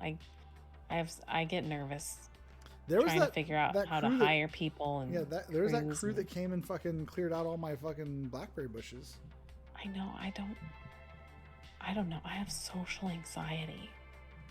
Do I need to come over? Dictates everything I do. Just give him the resting beard face. I mean, the fun. What's crazy is like I never have any issues interacting with people when I do. I just like have this weird barrier to like just the initiation of it. Like when they do, I'm totally professional and able to communicate and everything's great. But like I just have like this weird barrier of just like I have to call someone. Like it's just like No. having to start it is just impossible. My brain won't get over it. But like if I do, then it's fine. It's like, oh, nice to meet you. And like, how do I pay you? And I'll do all of it. But it's like there's the weird I just get stuck. I get hung up on trying to get anything done. It's terrible. And I get that. Like I don't have the anxiety around the phone calls, but I do have a different like I just know it's gonna take time. Yeah. I don't want to fucking deal with the time wasting. Yeah, I mean it's partially that too, but I always mix in a nice fun social thing of like, what do they mean? What if they don't understand what I'm talking about? Like it's just nice to throw in a couple extra what ifs that are so dumb and wildly unnecessary to think about, but my brain will anyway. What are you doing? Get down. Oh. What are you doing? What is she doing? Oh no, she's done. She keeps grabbing onto shit. I'm like, what are you doing? Poor kitty. Hold me. See, and I was thinking about something, and then the fucking cat. Yard work, calling people. Oh, yeah. See, I'm just if they're not doing what I want them to do on the phone, then I sternly request them to get back on track. And if not, then I'm like, well, then put me in charge, or put me in contact with someone who can. Yeah. Like I get very stern and very direct, very quick. If I'm not getting what I want off. I mean, of the phone call. You know, I think people struggle to understand what I'm talking about because I do the same thing. I'm very good with communicating what I need and how and all of it. It looks great. But I'm just like a sensitive baby on the inside because afterwards I'll be like, I was so stressful. I need to take a nap. Like I'm like so and like so I start to dread it because it just takes such a stupid toll, like an unnecessary toll. Like literally yesterday, I told you, was it yesterday? I told you I was on the phone with my insurance because they messed up a bunch of stuff. And I had a very straightforward, it was like, I don't know, you said, I don't know, it wasn't yesterday, maybe Thursday, I don't know. Maybe. But you had told me you were going running and I said I couldn't go because I was going to be on, I don't know if I'd been on the phone. Yeah, I was going to say, I don't know if you went into detail. I think you just said like had been doing some shit. I was on the phone. I was just on the phone for, well, no, I was just checked out. I was like, oh my God, I'm going to have to go to sleep immediately after this because it was too much. Yeah. And it's just, stupid insurance shit, which I navigated and I literally had 2 companies on the phone on a conference call to discuss my issues. So I know how to handle my shit. But afterwards I was like, oh God. Well, I can't. I need to take a day off work. Like it takes such a toll and I hate that. I want to be better, but I'm like, I'm exhausted mentally. Like, and I still feel like triggered about it when my sister mentions like she had mentioned therapist and this was about like my therapy coverage. And I was like, don't even talk about it right now. Like I'm still upset. Like, I still can't even hear about this right now. Yeah, and that's why I dread phone calls. Is just like I know that it's going to be a massive fucking time waste. Like that's like I'm not scared of it or anything. I just know it's going to be a massive goddamn time. Like I called NCL to get some shit situated for Riley, and luckily NCL has this thing where it's like if they have a queue, they'll just call you back, so you won't lose your line in the queue. And because I called it up and it's like it'll be 1, 2, 9 minutes. And I'm like, what? No. Yeah. No. Like, I'm on my lunch right now. Absolutely not. Yeah, the callback is a big improvement for hold. Virus. There's a few places doing that. Never related more to a statement. I'm going to need a nap after this call. Yeah. I know. I just dread them. I just dread anything. Like even if it shouldn't be that. It's like almost like I've developed a phobia of like it becoming a thing, even if it shouldn't be. Like, I'm just start getting really scared. Like, yeah, but no, talking to idiots on the phone. Yeah, that was my Thursday evening. And I was just like, it is ruined. You were like trying to tell me about your run. I'm like, good job. I just, and I mean, I was like, that was great, but I'm like, I can't even communicate with other humans right now. I'm out for the night. The night I'm done. It like ruined my evening because I was talking to idiots, and it literally, there was nothing I could do. I like got escalated, and it was just the amount of rage and just stupidity that I was dealing with was so strong. And I just hate that I can't bounce back from it as much as I'd like to, because afterwards I'm just like, I'm drained, and literally, like, even now today I was having flashbacks to it. I'm like, oh my god, that was so dumb. Like, it's like I can't even let it go. I'll still like remember it. Just like, God, I hate that. That was the worst ever. Yeah, like, like just I think for me it was solidified when I was having the financial issues with like Navy Federal, and like the amount of phone calls I had to fucking make to Navy Federal, and then the amount of times they fucked up my shit. Yeah. And then I had to call them up, and like I don't know if I ever went into detail about like just how bad Navy Federal fucked me. Like, I was a 30-something year member, and I was like, I want to make sure you cannot count me as a member on any of your metrics. Yeah. Like, delete my account. I want to never exist within your database ever fucking again. Like, I was pissed. Yeah. And like when they finally gave me the paperwork to make sure I wasn't going to foreclose on my home, and I realized that they should have given it to me like 9 months earlier because I met the conditions. Issues, yeah. So they took my unemployment pay stubs and were using that to calculate how much my mortgage was going to be as part of my deferment program. And no, this was when I got my job. And I called them back up to say, hey, I'm employed now. So I was informed that they were going to rewrite my loan to absorb the debt incurred back into the loan. And then I would just continue on paying my payments. Well, what they did was they did some sort of wacky ass refinance that increased my interest rate from what it was. But when they recalculated it, my mortgage was somehow now double what it used to be. And I went through the pay stubs that I sent them, and there was overtime on them that were clearly notated as overtime. Yeah. That they had calculated out as my normal salary.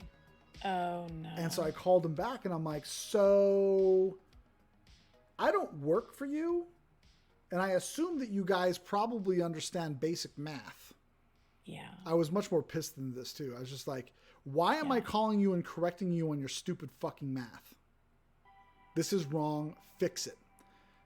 Then I got a call from the Washington State Attorney's General Office. Whatever Navy Federal did actually fucking flagged them.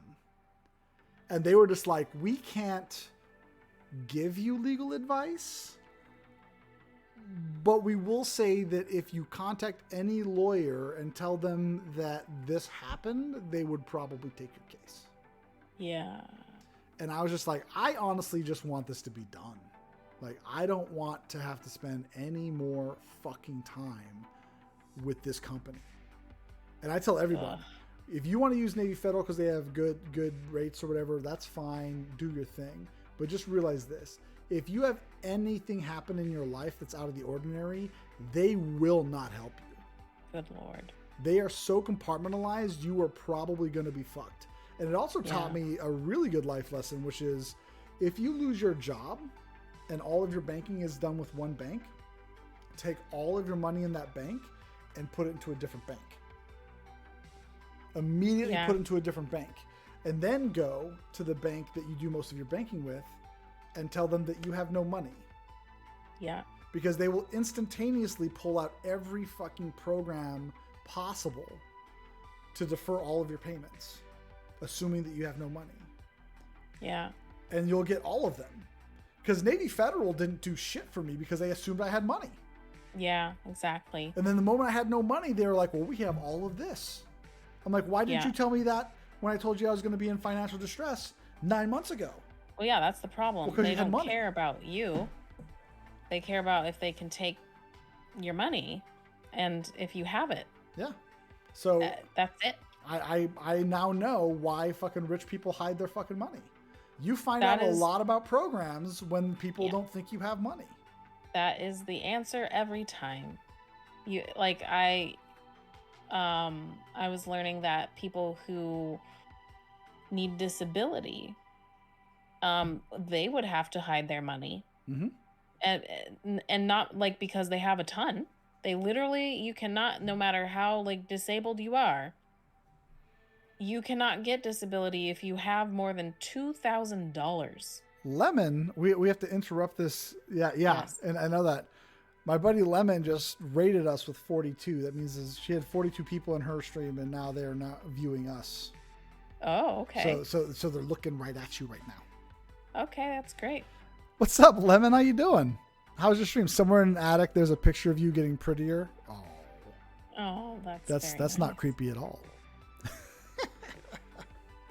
Hey, Yobo, how you doing, man? John, good to see you. Yeah, Lemon, what's up? This sounds like we've been having a lot of important conversations in this chat. It went from me telling her about what SR-71s were to relationship stuff to attachment theories to bidets. Pooping in the woods. Shiwis. What's up, Cranky? How you doing, man? Yeah, so we've had some really good conversations tonight. So this is my friend Allison, and we've been travel. Yeah, about time travel. Yeah, we've been toying with the idea of starting a podcast, and I told her we could literally just do a live stream, let it save, and just kind of see how it goes. So basically, Blue Romance, thanks for that follow. I don't know. You probably can't hear the follow alert. I don't hear it. Yeah, it's from a Kevin Smith movie where his daughter and Johnny Depp's daughter play the two main characters. They're these Canadian cashiers, and their town's gonna get taken. No, their town's gonna get taken over by these little miniature Nazis that were reincarnated from bratwurst, so they called them Bratzies. Oh my god! It's so bad. It's so bad. Surprised, I've never heard of this before. and the little Bratzies, they walk around shouting Wunderbar. And that's thanks for the follow. That's my follower alert. Wunderbar. You've seen that movie? That movie is so crazy. Or refollows? Thanks, Blue. Dude. But yeah, so Lemon, how's your stream? How's that song coming? I paid her money to learn a song actually from what this came from. Oh, that's cool. It's an old American Music Club song. So about that song, is it still just sitting up on your mirror to like mention that song before you rated? Oh, American Music Club, Western Sky. Good song. Like you can find it from the original singer on Spotify, but it's like a whole different version. Working on it, that's fine. That's fine when you get the chance to it. But yeah, so rating happens in this too. So like someone that you follow, if they follow you or whatever, they can transfer their viewership to you when they're done streaming. Oh, okay. That's what a rate is. All right. That's cool. Oh, I appreciate it. Like, I don't even know how long we're going to keep going. Like, we've been doing this now for 3 hours, which is pretty normal for our conversations, which is why we were like, maybe we'll just start a fucking podcast. Yeah. And now we can get external input on what we should talk about. Yeah. Yeah. Because we'll just go on any topic. That's what we do normally anyway. We stopped for a second, then we like started referencing TikTok. Cause like, oh yeah, I saw this TikTok about this thing, and yeah, time flies. Yeah, you've been here for like 3 hours, Meerkat. I know. That happens. I took a day off work once because we were chatting and I looked. I'm like, it is 2:30 in the morning. I'm not going to work tomorrow. I was like, I'm not gonna wake up and roll out in my pajamas and get no, on a call. I need this.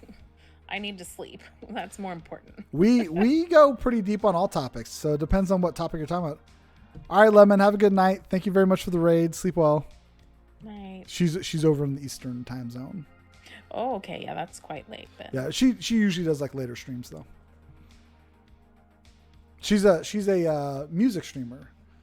So she gets on there with her guitar and does. She has like I don't know, like 1,000 songs on her playlist that she can sing.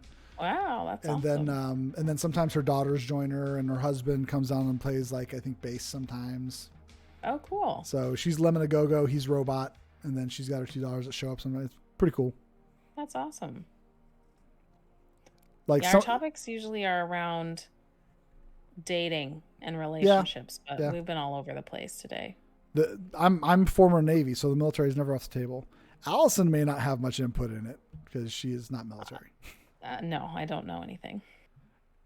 Jukebox Go-Go.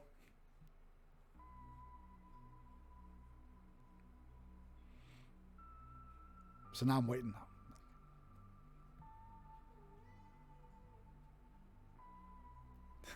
Sleep well, Lemon. She recently, she finally, she's slightly older than me. We were the same age for a little bit, and she just had a birthday recently, so she's now got me beat again. I just meant she was just aging faster than you. Like we were the same age. I keep joking with her, like getting older. I keep trying to catch up, but you're too fucking good at this age game.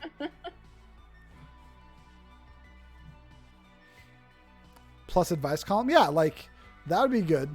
Is to have like actually for this would be good, like have a subject column for people to like, hey, what do you think about this? What do you think about this? Yeah.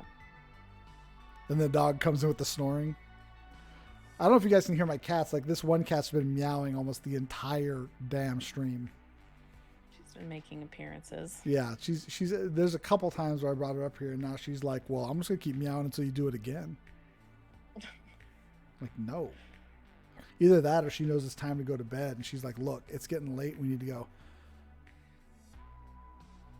1,000% tax increase on ARs. Thoughts? That's not a military question though, because ARs aren't a military weapon.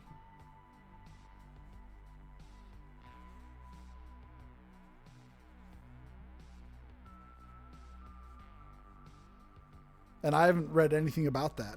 Are you sure it's actually happening, or even speculation? Because a lot of what goes around is like misinformation, or it's people assuming that it's going to be something bad because they basically hear one thing and they assume it's true, and then they go off on it. It's like, come on. Like, I'd have to start Google searching it and shit. Like, I haven't heard anything about it though. I haven't heard anything. And I still work within the military capacity. And I work with people who are gun nuts, and they've not spoken up about it either. So I have no idea what you're talking about.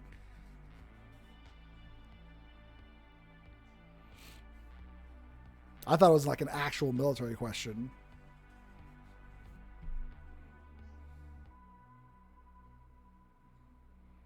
Did you see the Top Gun movie? No. No. Just all the TikTok clips about the dudes in it. So there was somebody who's just like, this Top Gun movie's so gay. And I was just like, have you seen the original? What is that? This movie is almost beat for beat the original. There's so many scenes that are direct throwbacks to the original. And I'm like, really? You think this movie's gay? Then you have a weird, skewed understanding of the original. Oh, I hadn't seen the first one either. Yeah, we had talked about that, and I think these two dude bro, and I've been watching some people like do reacts to it, and I forgot how much like romance and I don't like romance, like drama is in it. Like there was more drama than I remembered. I was like, holy shit, yeah, there's a lot to this movie. I know next to nothing about the Navy. What did I do in the Navy? I was military intelligence in the Navy, so I can't tell you too much about it. Oh, it threw me a curveball to see how polite I am. I generally try not to be a shit talker. I respond in kind. If someone shows up and they try to talk shit, I'm going to turn into an asshole pretty quick. But for the most part, yeah, like I try to stay reasoned until I understand what kind of discussion I'm getting into. Like I was like 1,000% tax on ARs. Like that's not a military question, but well, what are we doing? But yeah, I was military intelligence in the Navy. Super sneaky squirrel shit. It was a fun time. I learned my grandpa was that as well. Your grandpa was military intelligence? In the Navy or Army or what? In the Navy. Yeah. Yeah, now, I didn't even know that. Was he actual military intelligence or was he crypto? Because like people get those, they conflate those two. You probably don't know. Yeah. I heard military intelligence. Yeah. But he never talked about it. Yeah. So I don't know. I heard that from my mom fairly recently. I didn't even, but he never spoke about his time in the military. Yeah. So people often conflate military intelligence and crypto. We do work closely together, but they are most crypto doesn't do a lot of actual like high-end analysis. They do very specific analysis. Like you've got crypto techs, which maintain the actual gear. So they're more like hardware people. Then you've got like crypto interpreters. So they actually do the interpretation, but they don't necessarily do the analysis of the interpretation. They just interpret it and then present it to people to be analyzed. So what I did was more like strategic analysis. So I was the endpoint for a lot of data to then take and put together into like an applicable package for whomever I was serving at the time. Mm.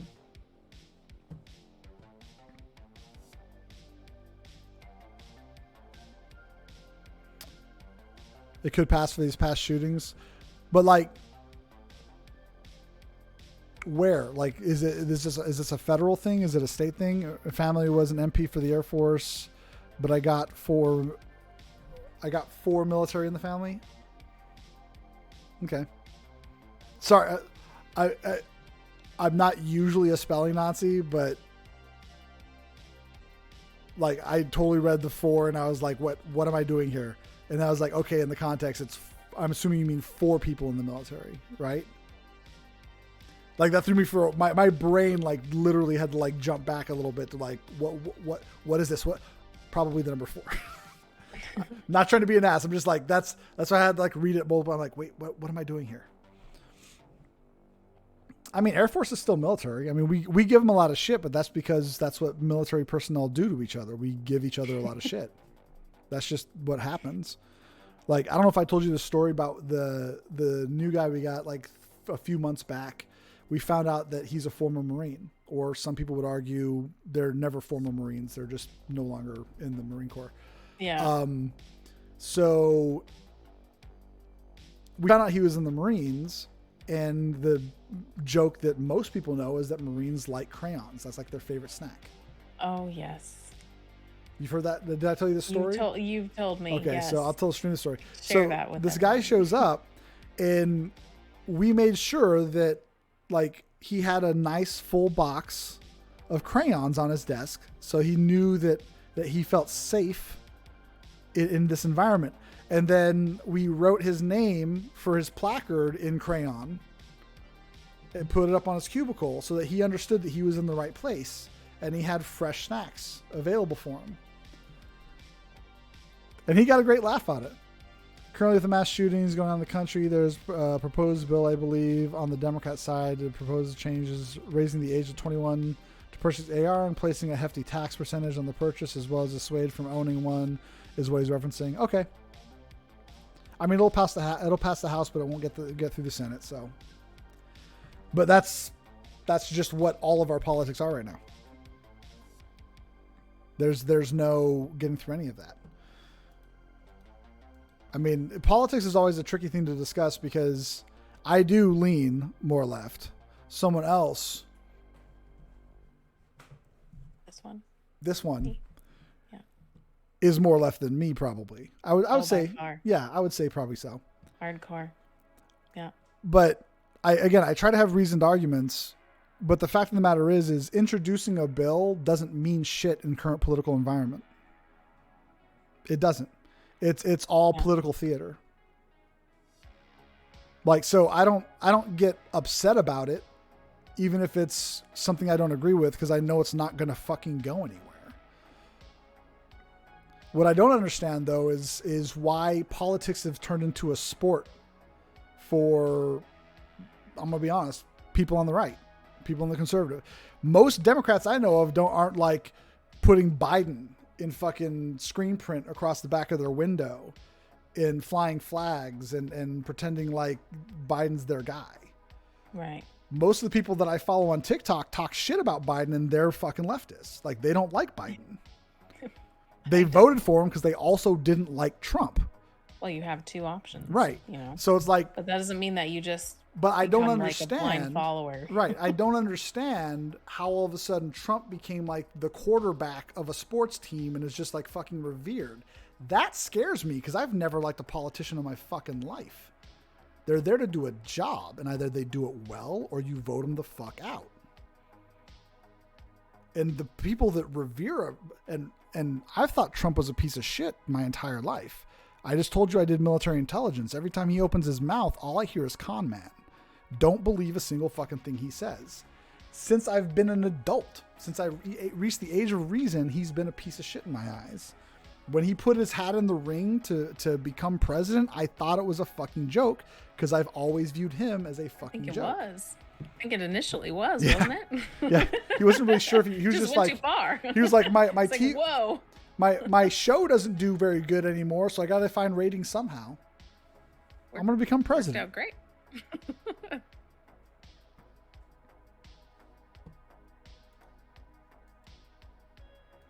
Well, I mean, the problem is that some people just don't believe in evidence anymore. They believe that everything shown online that runs contrary to their bias is clearly manipulated. And the problem is that you can't win there. If people refuse to believe in any form of evidence, there is no way to get past that.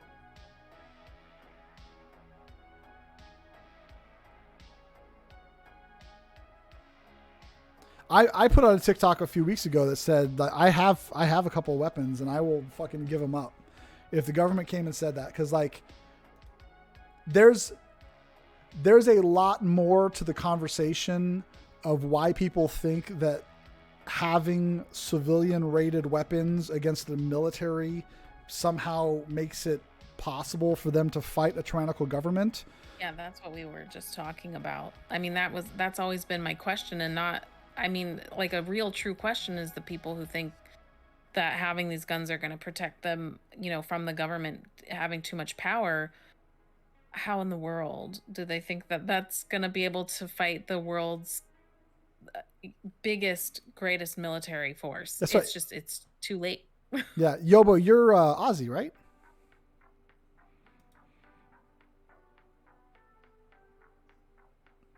But, yeah, so the thing is that there's a lot of different things that have to happen before the American military, the actual military, not law enforcement, the actual military would be allowed to engage against American citizens. So just the idea, the premise of saying, like, you think that you have guns that could go up against the military has to get through a lot of shit before that's ever going to happen. And to be perfectly fucking real, the only way that that's ever going to happen is if you are an American that gets labeled as a domestic terrorist. Hey, Kingdom, thanks for that follow, man. You'd have to be labeled as a domestic terrorist first and foremost, so that they can start to dehumanize you enough to somehow get military service members to want to shoot at an American civilian. Like, and that works both ways. The civilians would have to, because supposedly these people support the military, right? Let's be real. Those are the people who will 100% say that they're patriots and they support the military. You've got to change their mentality to be willing to shoot at American service members. And you've got to change the mentality of an American service member to be willing to shoot at them. That is step one for that to happen. And the first people that are going to go up against them are going to be law enforcement. And you're talking about direct conflict. Direct conflict isn't even necessary. What happened on the native lands where all those white people showed up and they just fucking sat there with all their weapons and then nothing happened and then they eventually got arrested? Like the Bundy people and shit. Do you remember that? Like a bunch of guys went to like some federal land and they like fucking hunkered down and they're like, this is our fucking... They're all pissed off about something. I can't remember what it was. There's a bunch of white dudes with guns. No shots were fired. And then a bunch of people got arrested and then that was it. Here's the deal. Let's say an American domestic terror cell decides to set up shop on a mountain. Okay. Go fucking sit on your mountain. You're not going to get Amazon deliveries up there. But you got 2 years of food? Go sit up on your fucking mountain. We'll fly some F-18s overhead, run some electronic countermeasures so you get zero radio, you get no internet, you get no fucking calls in or out. Like that's one aircraft.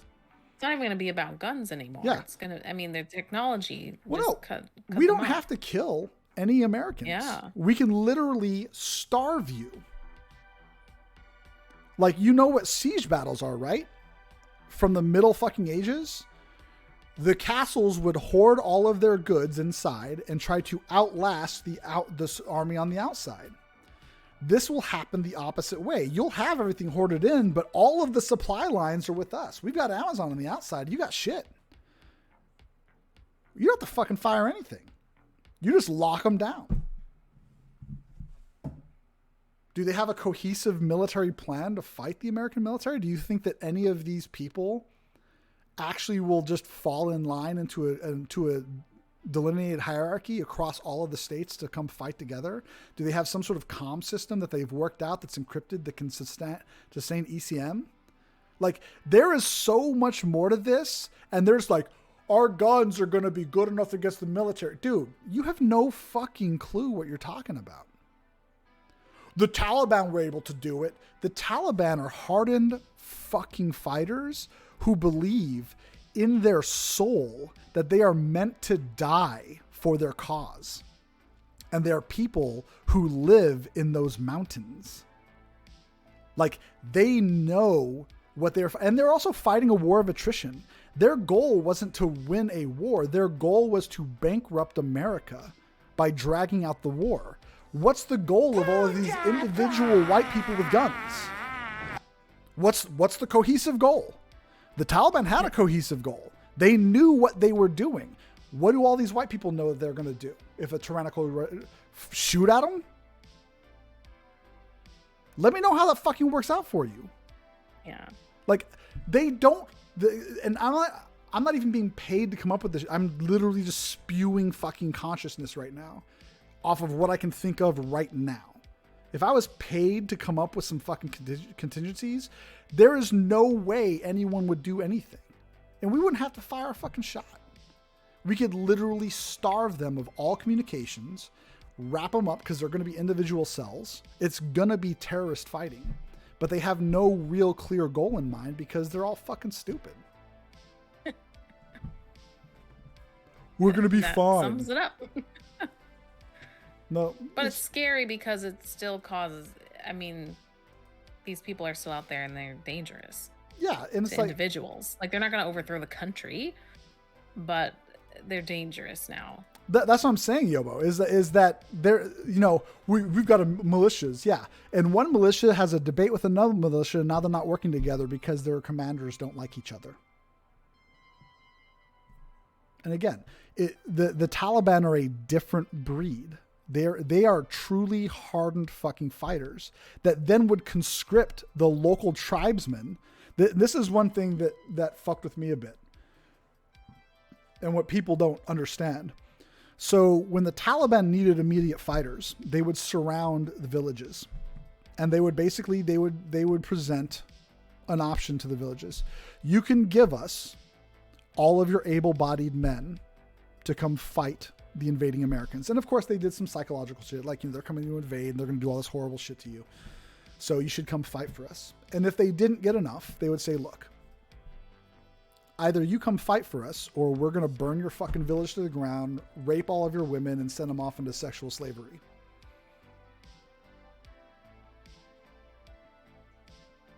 Not all the Taliban that were fighting us hated us. They were fighting us because they fucking had to. Americans have no fucking clue what was going on. Like, it's just, yeah. It's along the same lines of the conversations with people that are like Texans that think that Texas should secede. And just like, do you understand the logistics of what you're trying to fucking like bring about? Like, you have no idea. Do you think you're just going to get all the military might that Texas has inside of it because it's in Texas? That's federal fucking hardware. That goes back to the United States. You'd have to buy it back. Do you have the money for it? Oh, you have oil? That's cool. How's your power grid holding up? I know. People are so fucking stupid. Like, I shouldn't say they're stupid. No, I think that's fair. They don't take into account, take into account two variables. Let's start there. Not, I have pew pew, they have pew pew, we got a chance. No, you don't. Being past the wire, your mindset changes on who to try. Dude, it's, yeah. Like, it's like the people who like the only thing that can stop a bad guy with the gun is a good guy with the gun. Okay, so you're in a movie theater, right? And let's say everyone has guns in this movie theater. It's fucking dark. You start hearing gunshots go off. Everyone draws their weapon. Who's the good guy with the gun? Who's the good guy with the gun? Who do you shoot to take out to stop him from killing everybody? And if you see someone shooting, have you identified that they're the good guy with the gun shooting the bad guy with the gun? Or are they the bad guy with the gun shooting the good guy with the gun? So you need to shoot that person. Have a good night, Vanna.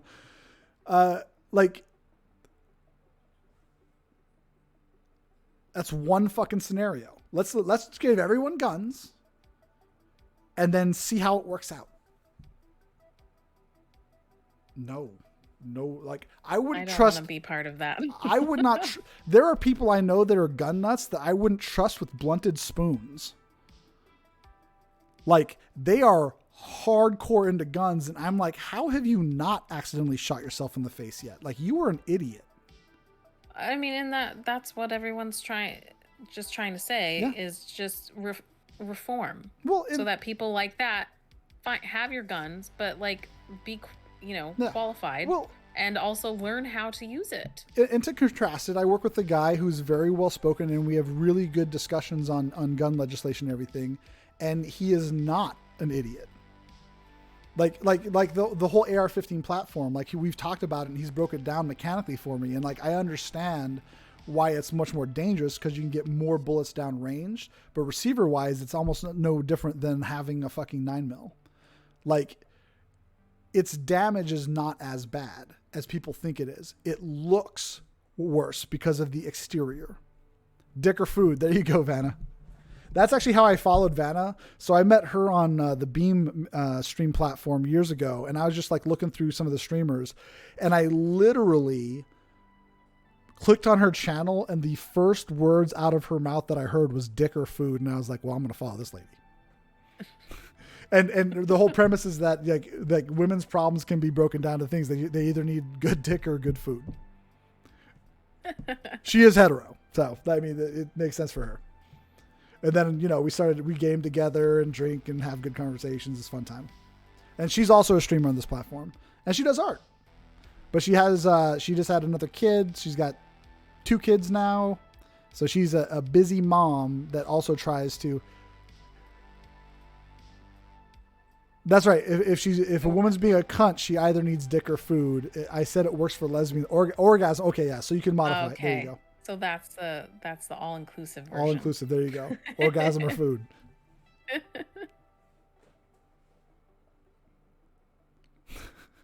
I swapped it around to F, so food or orgasm. So you can just say foo. You can just like turn into a. Women just need some foo. You mean food? No, I mean foo. Food or orgasms? Foo. Why not both? Which Foo Fighters? Like that? Does that change the? Why would they fight it? Yeah, why would you fight it? You wouldn't want to be a fighter of it. Seen a brother go to the Forever box a year before we pulled out? Yeah. My successor to what I did in the military almost blew his head off with his 45 in front of his kids after he got done with his last deployment. He's still here. He's had to go through a lot of work, but just feed me and tell me I'm pretty. That sounds like someone I know. We're just having this conversation. Telling me I'm pretty will get you everywhere. That's all I need. You heard it, chat.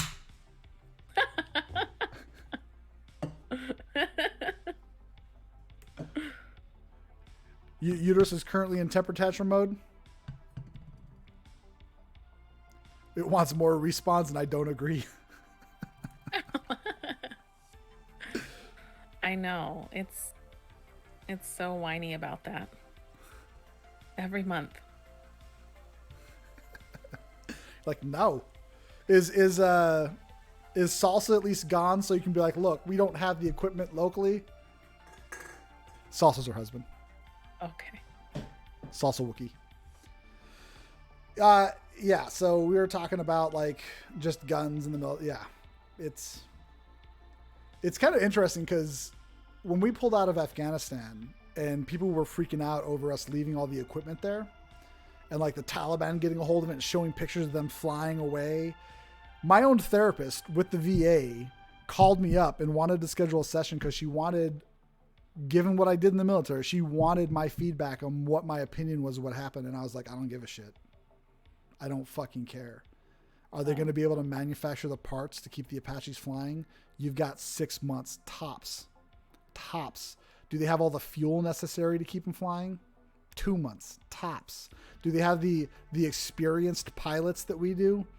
Get the fuck out of here. The fact that they were flying that was unsafe as fuck. They probably had a pilot like, I can fly this helicopter. I can make it go up and then I can make it go down. And if I make it go down slow enough, we won't die. Like, that doesn't tell me any that, like, then you have take care, Vanna. Then you have the pilots that flew the SEALs in to kill Osama bin Laden that were flying through canyons at night at high speed to avoid radar. There's a difference there. So I told my therapist, I'm like, I'm not fucking concerned at all. They have 6 months and then all that's just going to be just if they were smart, they'd sell that equipment to China to be reverse engineered and then use the money to pay for shit they actually need. That's what I would have did if I was a Taliban leader. I've got the beard for it. Give him a call. I mean, they're probably already broke down anyway. Yeah. I mean, I would be more concerned if we didn't pull the crypto out of it, which we probably did because it's a lot easier to do. So we're like, we'll pull the crypto and all the super, super secret shit out of it, and we'll just let them fucking have the shell. Like, they can't fucking maintain that. We were doing all the maintenance to begin with. That was part of the problem, is like we were training them. We didn't fucking train them to do shit, at least not proficiently. Like, but we left our equipment. Shut the fuck up. You don't know what the fuck you're talking about. Sorry, I've been ranting. Sorry. I'm not even drinking. I'm drinking Coke. This isn't like rum and Coke. This is just Coke. Yeah, you're the only one who's gonna have strong opinions on that stuff. Well, when Mato mentioned military earlier, I was just like, I knew that you weren't going to be able to like really go in. I'm like, I'll just be listening on this part. She didn't even know what an SR-71 was, guys. It does. Sorry, it doesn't interest me. I'm sorry. It's the Blackbird. I can has booze. Your 4 booze in your lightweightness. Go to bed, Vanna. Go to sleep. Bye. She's the one that has the intro. When I go in and I chat and that pulls up the boob gif. Oh, okay. That's her. Great.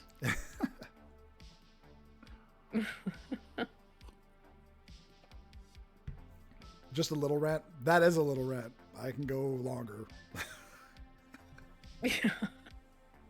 Yeah, we've done those before. Yes. Tell me all about it. I don't even like to listen to news that much. So I half the time I'm like, I don't even know what you're talking about. I don't even know what story this is.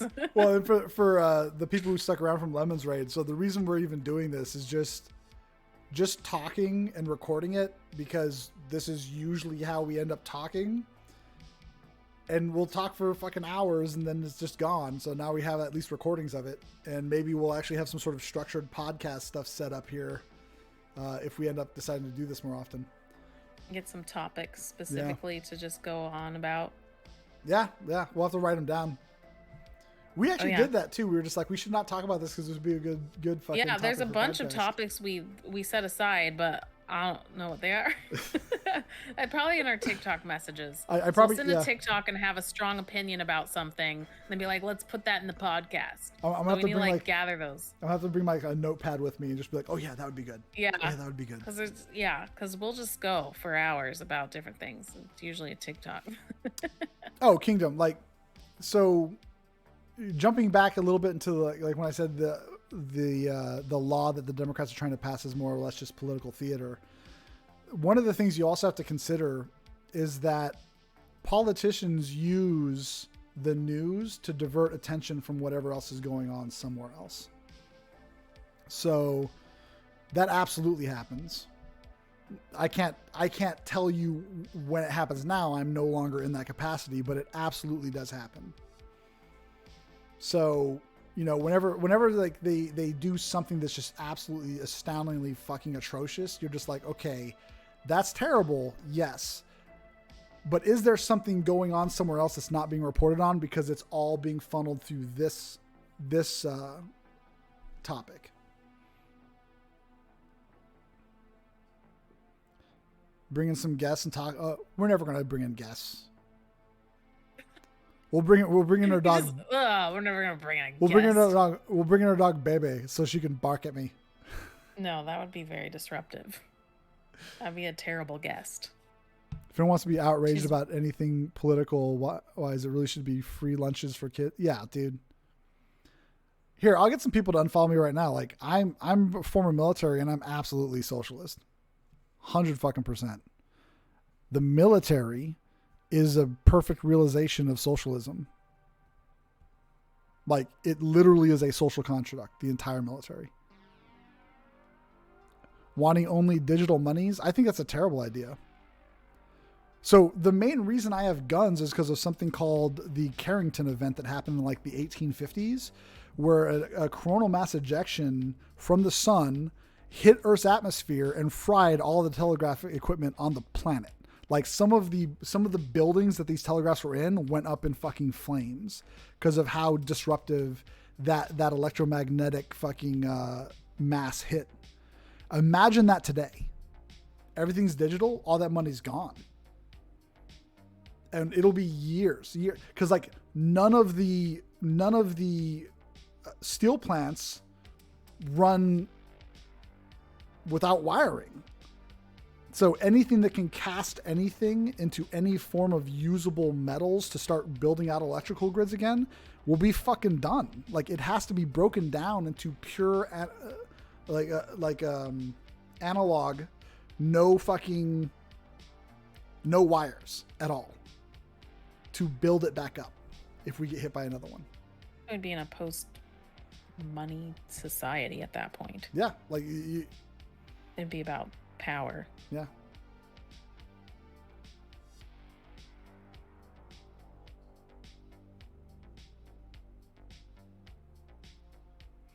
What about charcoal?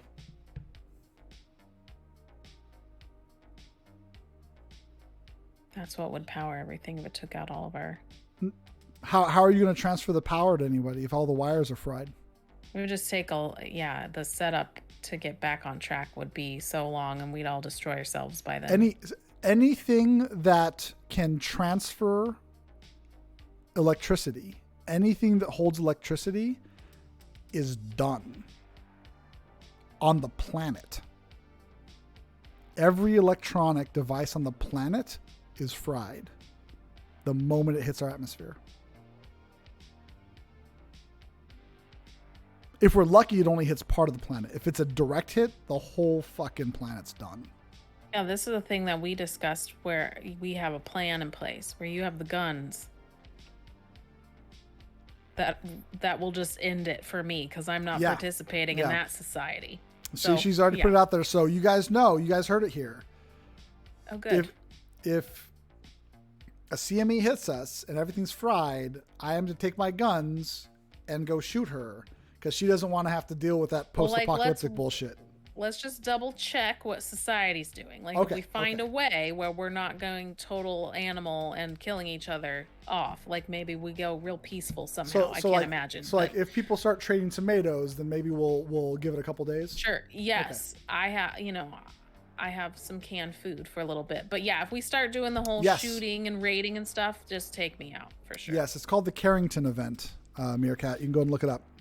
It's absolutely plausible to happen again, and we can see it coming because it doesn't travel at the speed of light, so it's not like it's going to blow off the edge of the sun and then it's going to be here 8 minutes later. It takes days for that radiation to hit us. And this would have to be a direct hit. If it skims us, it'll just take out like a portion of it. So, if we get lucky and it just skims off like some unpopulated area or whatever, then that's fine. But if it's a direct hit, that is, it hits an entire side of the planet, that planet is instantly fried, and we can just hope for the best that it doesn't wrap around and also affect the other side, which also depends on the size of the ejection. I'm just going to hope that's after I die. But they happen. They happen all the time. They have to be pointed at us. Like, they have to be pointed in a way that it's going to impact us as we are orbiting the sun. But yeah, you can look up CME, coronal mass ejection, or this specific event is called the Carrington event. What are your thoughts on automation becoming more prevalent to the point that a UBI will become more required the further time goes on?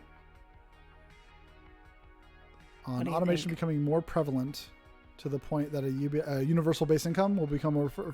So universal base income is kind of... it should probably be there already, but... It's inevitable at this point, right? That's the direction we're heading. So, thinking that we're going to keep creating enough jobs while also automating everything is not possible. So no, it's not. Well, I think anyone point in that direction is not following the way things are going. Well, look at the way just the United States is going from a birth rate perspective. I think it's kind of working itself out. I think we're starting to just lose generations of people, and it's just going to start shrinking. And that's going to get into the abortion discussion. But part of that, I wanted to jump into the idea of the universal base income is kind of interesting because I was thinking about just the idea of consent and how they want to force babies to be born no matter what. And I'm like, you do realize that none of us made the decision to be here? I think about that every day. Yeah. None of us made the decision to be here. So that's kind of why I'm also socialist. Like, I think that everyone should have a very base means of survival to live comfortably. Period. In the military, if you're an E1, you don't get the best housing. You live in a barracks. You might have a roommate, but you have a bed, you have clothes, you have food every fucking day, and you perform a duty to the betterment of the military, to the society that you live in. That's a socialist construct. And as you do better jobs, you get more money and you can afford better places. You're still paying into everything, but you're worth more. So you get better things. That's how it works. And all of your medical's paid for, all the education that you need's paid for, everything's fucking paid for. Yeah, why would they provide that outside of the military if they can use that within the military to entice people to join? Now I understand that there might be people who just don't contribute to society. That's true. But let's take a look at it. They didn't decide to be here. Now, they may have had a shitty upbringing. There could be any number of reasons why they were, we'll call it that shitty fucking movie, failure to launch. There could be any number of reasons why they never made it into this idea where they could adequately contribute to society, whether they're lazy, what they might have mental disabilities. There could be any number of reasons. But those people who didn't have a choice to fucking be here should have a baseline capability to have a comfortable living.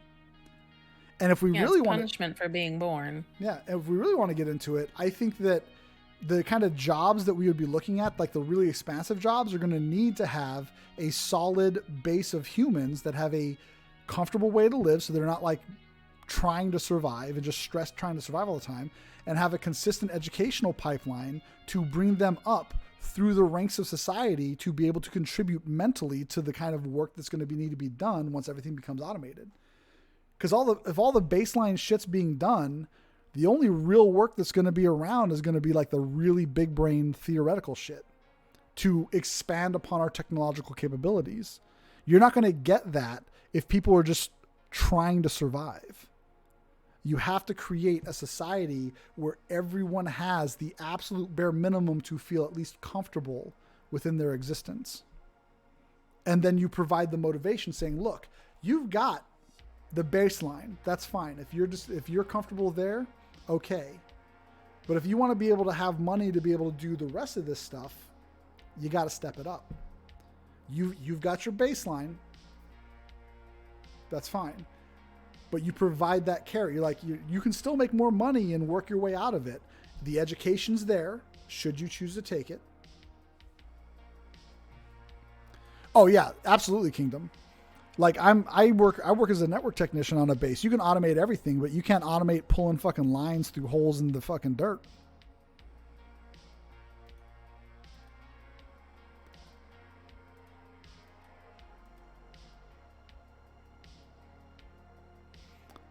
Just a little heads up, after making it through COVID and all sorts of communicable diseases, aren't you already going through the last action hero route? I'm not really sure what you're trying to say there, Mast. I know there's a movie, but I haven't seen it in 25 years.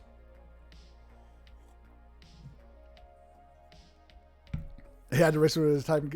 Had to erase what you were typing because I was saying as you typed out. Domestic stock of yeah. I saw that. The domestic stock of children is at an all-time low. The fuck? And adoption is a for-profit business. Yeah. Absolutely. So everything's for profit in this country. Those are the powers on the other side that are against this whole universal basic income, because what would happen is power would shift from people who have money to people who have intelligence. And they don't want that. You want to keep the power with people who have money, if that's who you are. So they don't want people rising up through the ranks based on intelligence. Everything in this country, like, you wonder why our internet lags behind. Everything this country is about maintaining the status quo as long as possible to reap profit. Our internet's some of the worst on the fucking planet, and we invented it. And we pay way more than most of the world for our internet. Yeah. Why?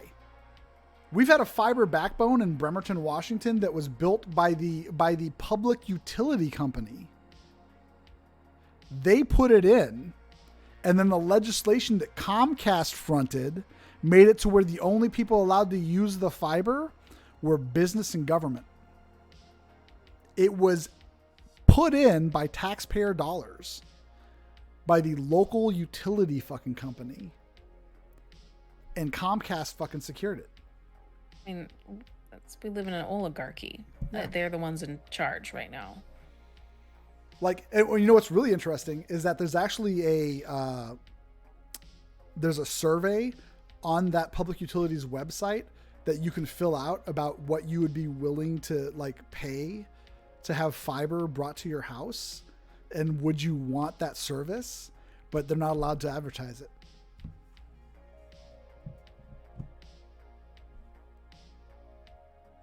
Yeah, I mean, it makes sense. There's an elite class that don't want us to have that.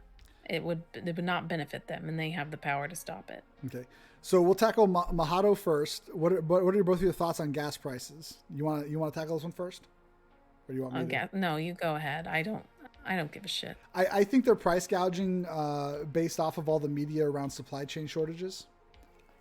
You can't claim that there's a gas problem and still be recording record profits. One or the other exists. They've been doing this since the beginning. Yeah. gas. So, in my opinion, the fucking company, like, you can't blame it on Biden. He doesn't own the gas companies. We live in a capitalist society, and they are capitalizing on a fake fucking thing. There's like, the supply chain's really affecting us right now, and so like, everyone's got gas. Everyone's like, I'm not seeing people lining up at the gas stations and gas stations running out of gas. So clearly, the supply isn't the problem. But the prices are really being hiked up, which is weird.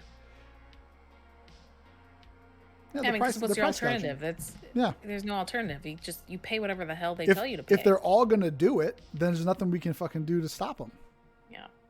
It's not like there's competition. And then ideals of Star Trek. So Star Trek was wonderful. It's an absolute communism. Like Star Trek is the absolute realization of the communists. There's no money. Everyone supports their own role within the society. And they're able to do that because they have replicators. They can just create anything they need anytime they need it. So that's why they don't need money anymore. But it's always interesting that people who don't like communism but like Star Trek don't ever make that connection.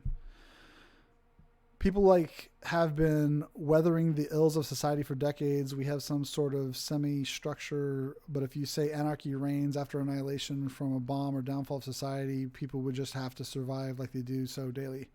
Well, no, so it's just we, in our current state, have never had to deal with the kind of catastrophe that a Carrington event could bring. Because COVID was bad, but we still, it didn't take down the structure of, society. Really, I could still watch porn. Like it wasn't that bad. And that's what matters. Yeah, you know, that's really how you can tell if society is still functioning or not. I get what you're saying, the mass. Like, and so, there's some societies around the planet that won't give a shit. Like they're just like, yeah, we still pull our water manually, so you guys are fucked. It'll bring us back, but they'll be still fine. They'll just see pretty lights in the skies and be like, ooh, the gods are talking to us. Do you think R will take control of the House and Senate in 2022, 2024? Do you think that what's going on with the Blue Waves will happen? I honestly have no idea. Like, I have not looked at any of the data points there. I know everything's being stated as like speculation or like, again, it's like sports posturing. It's like two boxers like eyeing each other down and talking about how badass they are. And it's like, look, get in the fucking ring. We'll find out. I'm excited for Gen Z though. Oh, dude. I can't. They're my favorite. They're so fun. I hope that is what happens is they cause the blue wave. So here's the funny thing. Like, I do have some mean takes from time to time, and you and I have talked about it where it's just like, we just need to let these old people fucking die off. Oh, I'd say that. But I wish the doctors during COVID, as the COVID patients were dying, could have been like, and how do you register to vote? Because I would be genuinely curious of how many people did we lose in the United States and likely still losing? Wasn't it just over 1 million? Yeah. So we have 1 million people that dropped out. I wonder how many of them would have voted Republican. And if it would have been in a few of the key states that were close to blue, but not quite enough.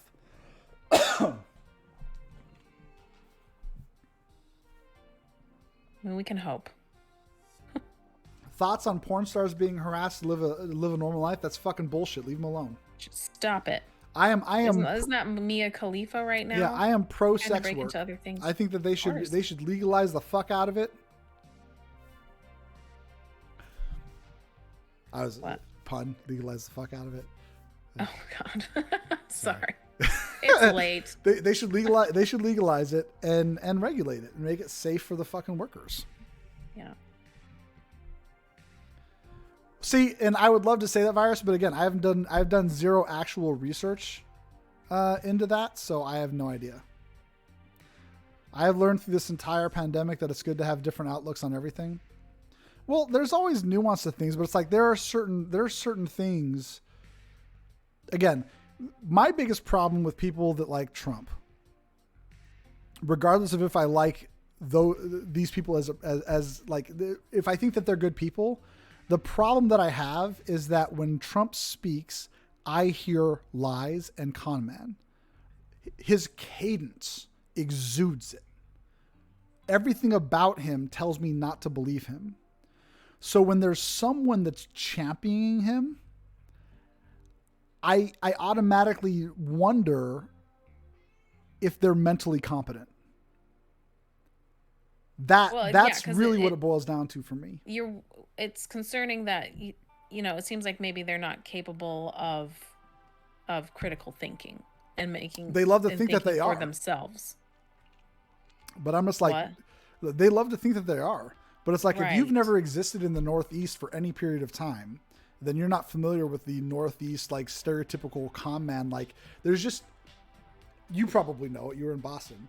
But I lived there for 5 years. I met a whole bunch of Trumps. It's just, yeah, it's like oversell, under deliver the entire, and it's just an attitude. There's how they speak, like even just the language that they use and how they use it. Like it's a fucking massive red flag, and you see it coming from the moment they say, "Hey, can I talk to you for a second?" You're like, no to every fucking thing you're about to say. There's a really cool song about how he's a con man. If you haven't heard it before, it's by Destot. It's called Kitty Kitty. Oh, it's a good song. You should check it out. It's pretty cool talking about him being. It's funny. Yeah, it's a really good song. We'll have to catch up on. I had COVID too, Kingdom. Oh, I just got over it. Yeah. For the first time, I had it in June. Yeah, I had it just this June. Thought I was gonna make it, but I didn't. Gotcha, Mast. Yeah, absolutely. Like, I would hope that if we had a Carrington event hit, that society would realize that we really are a social fucking creature and we need to bond together to survive. But the problem is that there's still gonna be a lot of people that are gonna hold on to the old idea of, conquer and fucking hoard and all that stuff. Ooh, that's a topic we can talk to. What? There's a black creator on TikTok that talked about the culture of white people as violence. Did we talk about that? No. We'll talk pin in that. We'll definitely talk about that. Because I had to think about that for a second, and I was like, oh yeah, I went back deep on it. Yeah. Don't get offended. Just hear me out. But let's catch up on chat first.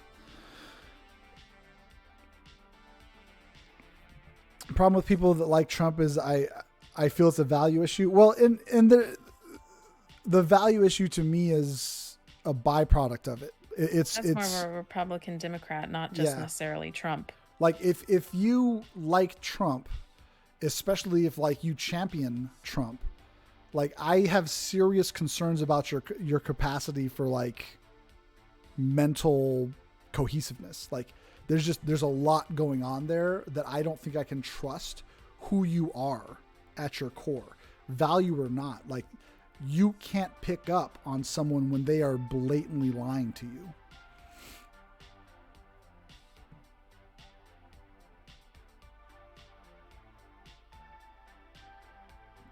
Do you think Merrick Garland is going to file charges against Trump for January? I hope so. I think we fucking need to.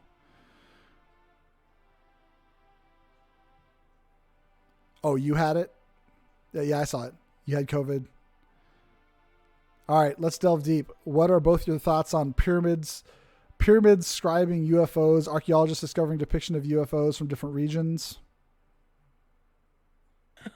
You got an opinion?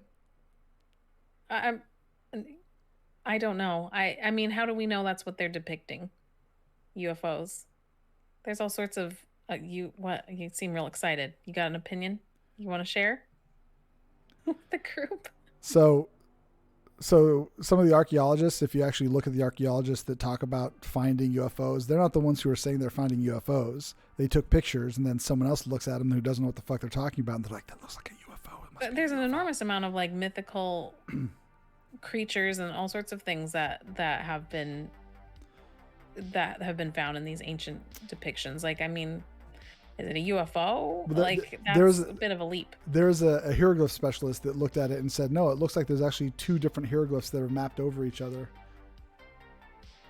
And it looks like it depicts a flying object, but it's actually two separate. And then she pulled out the two different ones, and it's like, yeah, when you overlay it, it's like exactly that. What a weird thing. It's like when the experts are involved, tends seem to melt away. Yeah. So now UFOs, we have that going on where there's a lot of people, like credible sources. I'm prior Navy. You got a fucking Navy commander coming out saying that he saw something he couldn't explain. And then the Navy came out and fucking verified, yeah, that's some weird shit. We've been picking them up on radars for the past couple of weeks. Like, we don't know what's going on. They're at 70,000 feet, then they're at fucking 80. Like, what's happening? I don't know. Like, I would love to believe in aliens, but honestly, like, if there's anything biologic in them, I would be surprised. Like, to me, if it is alien, it's a fucking drone. You don't think that there's other organic life out there? I don't know. That could come visit. I would love to believe. This is another just the odds are there's kind tons of it. Kind of. So you've heard of Drake's equation? Is that the how many planets are habitable in a star zone and how many stars there are in a galaxy, and they're like, there should be millions and millions. Well, the problem is that we've had a universe for 13.9 billion years. Now, we've only been transmitting for a little over 100 years for someone to be able to hear us, and radio waves do eventually get garbled amongst the cosmic background. So we'll assume that it's perfect radio waves for 100 years. So out 100 light years from our position, that's how big our bubble is that someone around us could find us. Just 100 light years. It's not very big. So we've got that 100 years. The problem is time. Let's assume for just a moment, that we transmit for 10,000 years. Not 100, 10,000. Let me pull out my trusty little calculator here. So we'll go 13. That's 13 million, 13 billion, and then we'll divide by 10,000. So 1,390,000 potential gaps, basically. So every single alien species would have to have survived long enough for 10,000 years. And they 1,390,000 times potential for the gaps never to meet. And that's assuming you're in the same area of the universe.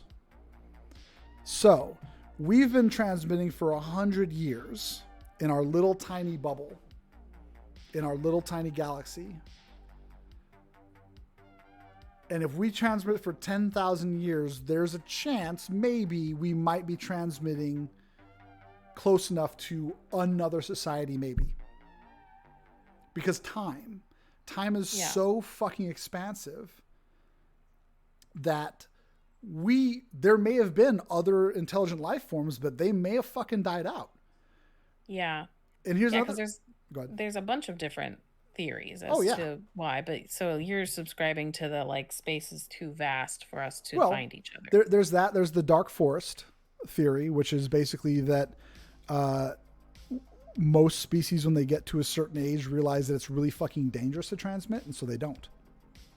Yeah. What we've noticed is that as we moved into the digital age, we actually transmit significantly less. So as technology changes, they may not be transmitting in a form that we can pick them up at right now. Because maybe their technology went to a way that we don't currently have technology that can receive it. So the Great Filter, we don't know if we're ahead of the Great Filter or behind it. Like, there's so many different factors. Like, I would love to believe, but I do believe that I am a person that is based heavily in evidence. And there is a lot of evidence and a lot of theory that suggests that there could very well be millions and millions and millions, but the universe is vast. And even 10,000 years, there are stars substantially further away than 10,000 light years from us. So we may not be picking up anything that's known simply because they died out before they lived for 10,000 years of transmission. Well, what about advanced species? Wouldn't they have a greater capability of picking up on something or Sure. to travel somewhere where they could pick up. They'd be able to cover a lot more. And why would So they? then that Why would would mean they? we don't have advanced. There's maybe not alien species that are more advanced than we are. That's true. Yeah, absolutely. And that's one of the options. Yeah, and what's great is we've got the James Webb Telescope right now that might be able to actually take pictures of planets, exoplanets, and maybe we'll see a planet with some shit on it. I doubt it, but maybe That'd be exciting. Yeah, I mean, there's got to be other life out there. Right. It's just too incredibly vast. But yeah, like you're saying, it could be just it's too big. There could be life. There could be life 10,000 years away from us, and we'll just never know because we'll die out before. It just makes you transmission think gets like it's surprising that there's not life that's more advanced than we are. That can close those gaps a little bit. Well, but then that would be presumptuous of us to think that we're anything special. We're just a bunch of primates that like to watch fucking Kim Kardashian. Like, I wouldn't want to come here. And maybe that's why they don't make themselves super known, and we've just kind of seen them here and there. These guys blow each other up, and they look at big butts. I don't know if we can trust these things. They don't think it's worth even like announcing their presence. They just come and pick us up every once in a while, toss us back down. How do we learn? All right, let's get. Yeah. So Motto did the UFOs. Meerkat said, "How do we learn to know if people are lying to us?" That's kind of the trick of lying, is that it's very difficult to learn sometimes. I mean, you can't always. If they're really good. Some people are just bad at lying, and Trump's then you're like, good. oh, yeah, Trump. He's a terrible liar.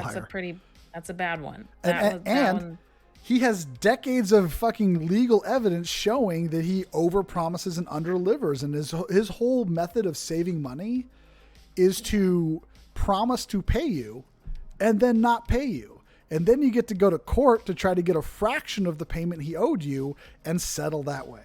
And that way he saves money. Like literally documentation that is online showing these court cases. And like, no, he seems like a pretty stand-up fellow. Okay. Yeah.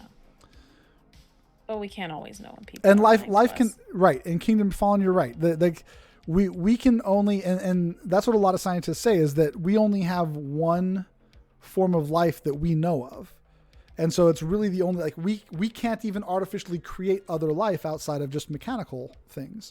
So we have no concept of what some other life forms could be. Like we have our own hypothesis of it, and we're like, there's no way life can stream from that.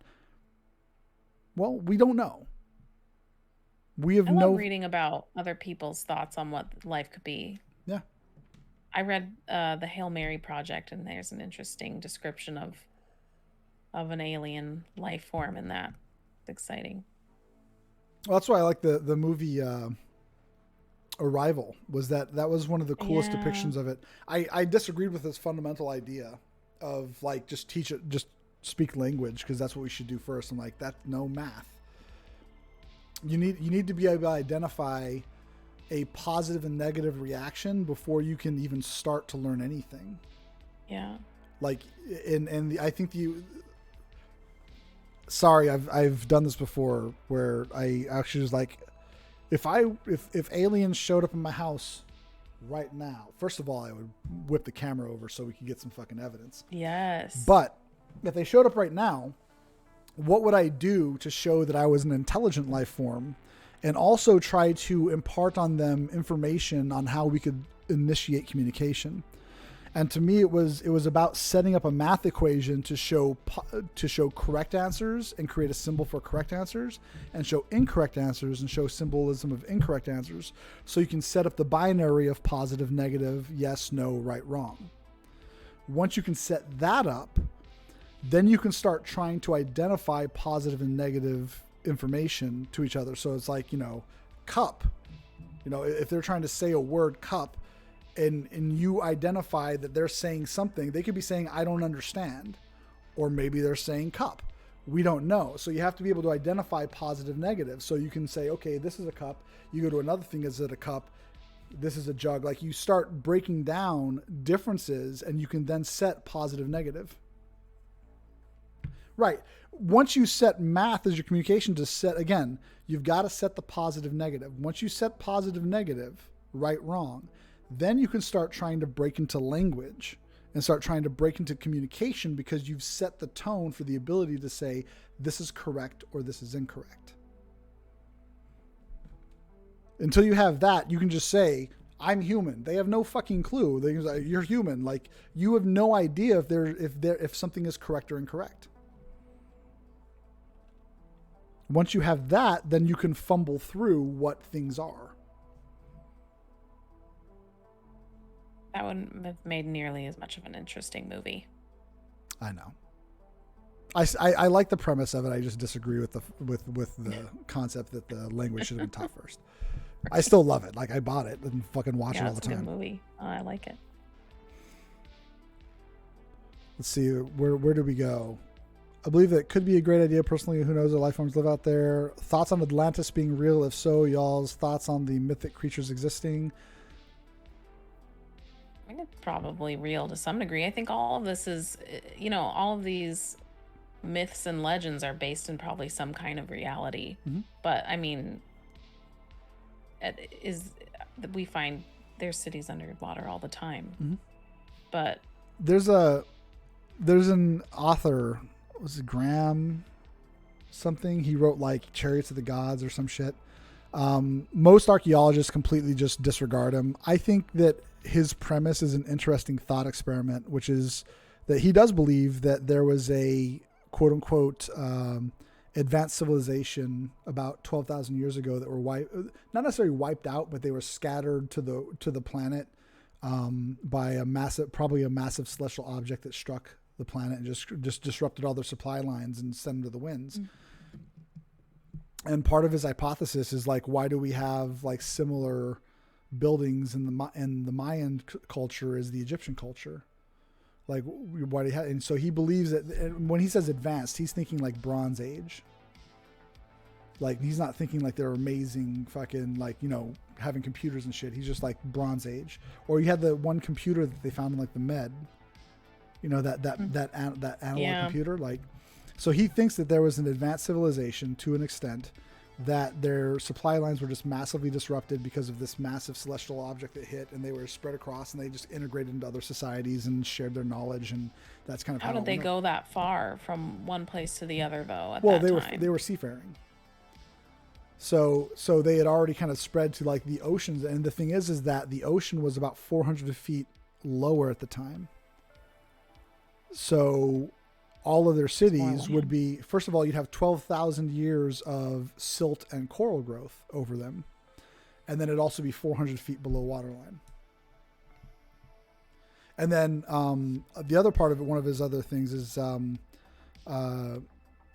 he believes that there's probably evidence somewhere hidden underneath the Sahara Desert, but no one is going to go out there on a whim. It's just, there's no money in it. So, So he has some interesting postulations, but there's no direct evidence to support it. But he's based it off of like mythology and things like that. Like, why are there these consistent fears that are taught throughout various religions and histories and things like that? And it's like, it's interesting, and I would like to keep an open mind about it. I don't ever think that when a scientist says it's impossible, that's a good scientist. I think it's probably a better way to say it. Like, I consider myself an atheist. I don't believe in a God, but I don't tell anyone that there isn't a God, because lack of evidence for something doesn't prove lack of an existence of something. It just means you don't have evidence. Evidence is key. So if you're going to state an assertion, you have to have evidence for that assertion. If you don't have evidence for it, and someone says, I believe God's real, I can say, show me the evidence. You don't have evidence for it, but I also don't have evidence to disprove you. So I can't say, no, your God isn't real. I can just say, I don't believe in your God, because the evidence is not compelling for me. Yeah, I mean, there's no evidence that their God is real either, right. though. I mean, absolutely. There maybe is a God, but it's not theirs. Right, but that's exactly it. Like, the evidence isn't there either way. So I can't tell you with absolute certainty that there is no God. I can't. But if we're all in the Matrix, then God is the architect. There you go. So that's one of the reasons why, when these ideas are brought up, I generally tend not to just take a hard line on it, because it's like, it's interesting. But until there's actual evidence, yeah. there's not really a way to go either. There's not really any way to go. Yeah, what's the harm in keeping an open mind about it? I mean, there's time and time again throughout history that we find things that just seem completely impossible, or just no one would have believed until we find evidence of it. So why be absolutely sure about something just because we don't have evidence? Right. Well, and the problem is like when you have a scientist that's like not snarky, but just like very arrogant in their answer, is just like no, like that puts people off on science. Like it's a bad look for science, because and it's a scientific principle that you can't disregard something without evidence. So you can't just flat out say that doesn't exist because we don't have evidence for it. But you can say like interesting idea. Unfortunately, the evidence doesn't support it. You know, if you have some information on where we could gather the evidence that might support your claim, then, and you can come up with the funding, then maybe we can go ahead and try to figure this out. But until those things happen, the evidence that we have right now doesn't support your claim. Yeah. What about hydrogen on demand instead of gas? I have no idea. Like, I understand that you can use hydrogen for fuel, but I have no idea where that's at. Why some Lumina predates Atlantis and revenants can be seen with Hawaii and the chain islands connected to it.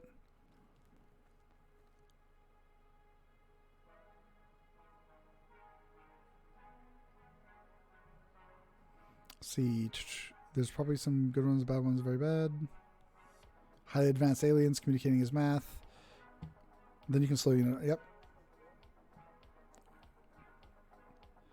According to some, why Lumina predates Atlantis and revenants can be... I have no idea what's going on with that sentence, Kingdom. Asking old girl. Her name is Allison, if you're talking to her, not old girl. Maybe I should put an overlay where it has like your name there. Like, I mean, old girl's pretty exciting.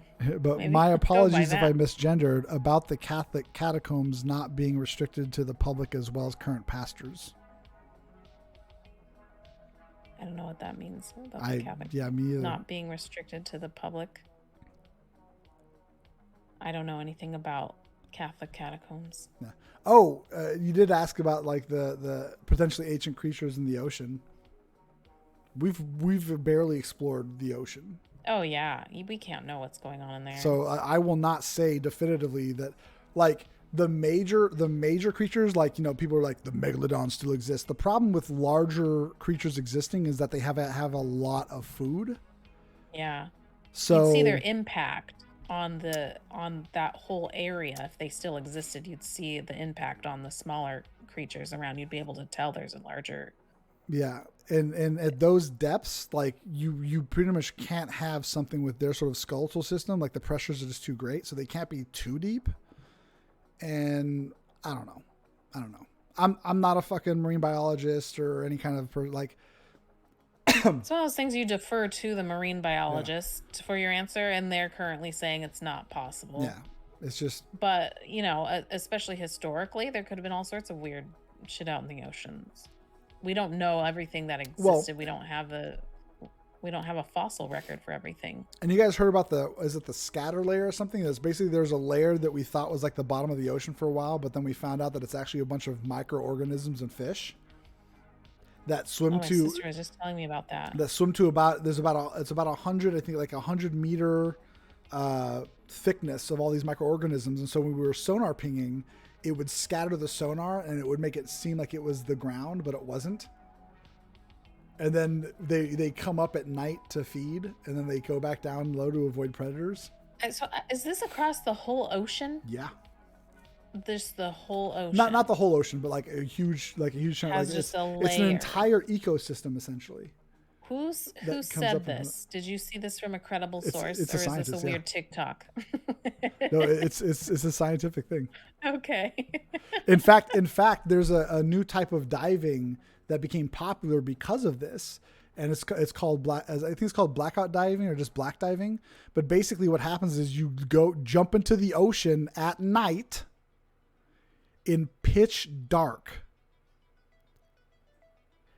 and then you turn your lights on real quick and you shine them around to hit all these creatures, and then you turn the lights off again and the bioluminescence fires up. And you just see all these like alien creatures swimming around you. Bioluminescent. Yeah. I mean, what is it? Just everything? What like, specific? I've seen videos of this, creatures? and it's just fucking just all kinds of shit all over the place. Just weird shit glowing in the fucking dark water. That's weird. I'm not doing it. No. The legend of Lemuria is one of ancient lost civilization which existed prior to and during the time of Atlantis. Physically, it's believed that it existed largely in the southern Pacific between North America and Asia, Australia.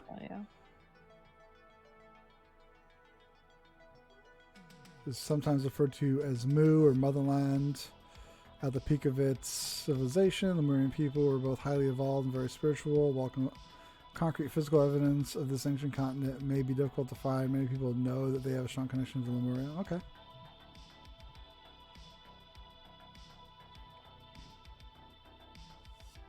Oh, where you're from, old girl means the current female in question. As for the catacombs, the Romans kept the library and a secret society to keep those secrets under wrap. But we're still trying to understand what the question is. Like, what are you directing towards her? Or did she say something that implied Catholic Church? I think that's where our confusion is. So while he's typing that out, so there's a sailing channel I follow that this guy was solo in like the Bahamas or some shit, and a lightning strike hit his fucking mast, and he didn't have his ground correctly set, so it shot out through his shaft on his propeller, and it caused a crack in his hull, and it was leaking water. And so he found it, and he was like, oh shit, he couldn't reach it. So he was going to have to take this like really weird fucking like waterproofing putty and get outside under the hull to stuff it in and let it fucking cure in to seal so that he would stay afloat and he could get the safety to, but it happened at like 2 a.m. So he jumps into his dinghy and he's jumping in the water with his flashlight trying to identify it. And he's got his GoPro on because he's a YouTuber. And he's jumping out of the water, grabbing some stuff, jumping in, jumping out, jumping in, jumping out, jumping in. He goes back through the footage and he finds out that there's a fucking shark that was like swimming right next to him multiple times. And he was in such a panic mode to get the shit out. He didn't even have a clue that it was happening. But he was like, yeah, because I was jumping in and out of the water. He was making such a loud noise that the shark was just like, what's going on over here, buddy? And he had no idea. And we're talking like was swimming right next to him under his dinghy right when he jumped in. You're trying to convince me that riding around in a boat all over the world is a good idea, and then tell me that story? Good Lord. Oh my God, I was like, dude. All right, Kingdom, take care, man. We probably should go to bed too. It's fucking... I feel like I can barely think. I'm very tired. Well, I'll wait for you to post, Motto. Let us know what you're doing, and then we're probably gonna have to call it a night, man. It's been a night. Way past my bedtime. I was gonna game tonight, and here we are, 4 hours and 22 minutes later. Ooh, 4:30. Regarding the church, the Pope undergoes an oath like the U.S. president. I believe the leak happened in 2006. I'm asking. Oh, you're asking if we know about it? No, I hadn't heard anything about it. No. So like secret catacombs and secret shit. Maybe we'll have to keep a list of just like all this secret shit. Yeah, that, like, there's people so will bring much it up. stuff I want to research after this evening. I'm just like, I don't know about anything. Yeah, clearly. Meerkat, thanks for stopping by.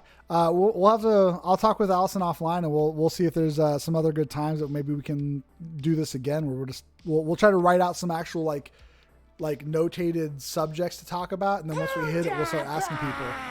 Hey, thanks for that follow there, Motto. Takeaways from this, where I'm just like, I need to research so much stuff. Well, and so what you can do is you can come back to my channel because I did say this should save the VOD, and then the VOD will have a chat replay. Okay, so you can actually go through, skip the VOD, and then it'll update the chat, and then you can go through and find what people are saying. Yeah. Oh, it's been interesting. Cool. Well, thanks for all the info, guys. Thanks for stopping by. Thanks for all the follows. You guys have a good night. And I'll probably be gaming on here tomorrow sometime. And then, like I said, I'll talk to Allison offline, and we'll see about probably doing this again. You guys have a good night. All right, good night. Take care, guys.